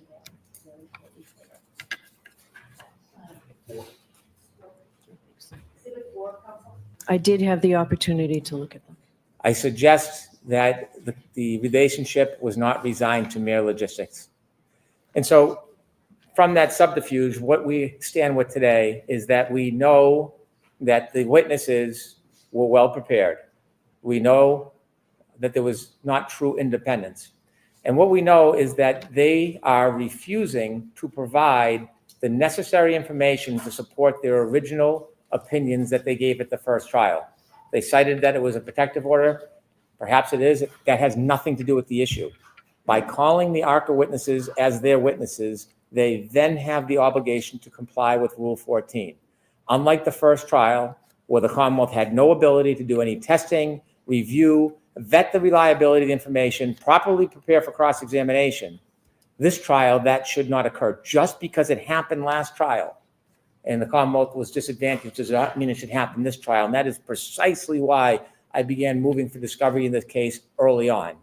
Inevitably, if these witnesses cannot provide information because it's under a protective order, it may not be the defendant's fault in its inception, but it is their problem and difficulty because they chose to hire the ARCA witnesses. They could have chosen any witnesses they want. Rule 14 is not obviated because they made a strategic decision to call the ARCA witnesses. So now going into this trial, even Dr. Retrial admitted that an expert should have time, in their opinion, a month or more, to review the raw materials. It's not enough simply to have a report, as Attorney Alisi preached during his argument. We should have the opportunity to go through the raw data, the history, the videos, determine whether there's any failed testing. We don't have that benefit. And so my position has changed, that those early opinions should not come in because we have no ability to fairly cross-examine. As for the new opinions, the report may not be done till May 7th. We are in the middle of trial. Concedingly by the defense, or at least their witnesses, it takes a month to go through the discovery. When I filed my motion on the eve of trial that we would be unable to prepare or we would want a continuance in this case, I appreciate why this case wasn't continued. But I knew, given our scheduling, our experts will not be able to look at this material. Our expert is away until after the first week of May. He is going to be testifying shortly after. He will have no ability to digest this enormous amount of materials, vet whether it's accurate or not, conduct tests to combat it if he thinks that it's inaccurate or unfair. And so the discovery violations, regardless of the state of mind, are upon the defendant. There is no exception that you used ARCA witnesses. There is no exception that you hired somebody that used to be under a federal protective order. They chose them, and I would suggest it seems strategically. When we noticed we'd have new experts in October, the defense from past experience, and probably other experience, but we know from this case, knows the process. They would have to file a TUI letter and wait for a response. And yet they waited until February to seek permission, which then extended their permission past February into March. And then they didn't even start the review until late March. And so it's fundamentally unfair. We should not be placed in the position of cross-examining experts without the fair ability, as any participant, defendant, Commonwealth, any participant would have in a case, to consider and then to rebut. And so for that reason, I ask you to exclude both the new opinions and new testing, and also to exclude the earlier opinions that we will never, at this point, receive the proper discovery with to prepare. All right, thank you. Mr. Lassie, I only have one question for you. So would you stand, please? You're arguing this, right? This was your motion. So my question is, how do I reconcile the fact that 100 text messages were deleted by counsel? And we heard yesterday counsel's preferred method of dealing with Dr. Wolf was via Signal. How do we reconcile that with the Massachusetts Rules of Professional Conduct 1.15? I don't see how you reconcile that, where all correspondence related to the matter, whether in physical or electronic form, must be saved for 10 years minimum. How do you reconcile that? How do I reconcile that? Should I go to the podium? Right there, and I expect a short answer. The short answer, Your Honor, is the rule that you're citing has absolutely no applicability to this proceeding for the, can I finish my answer, Your Honor? Right ahead. Has no applicability. That rule is intended to be between an attorney and the client. The court has no jurisdiction to enforce that rule. I agree. That's a different body, but I'm asking you how I reconcile that when I'm trying to figure this out. Mr. Lessie, you know what? You're going to win this, so why don't you just let me make my ruling, okay? So I understand there have been repeated violations of the reciprocal discovery orders and my orders, repeated and deliberate. And Mr. Brennan, I understand completely the Commonwealth's argument, completely the ambush that has been set upon here. However, a defendant's right to a fair trial is paramount to everything. So I'm going to allow the ARCA witnesses to testify. I am going to allow what I expect to be a very robust cross-examination.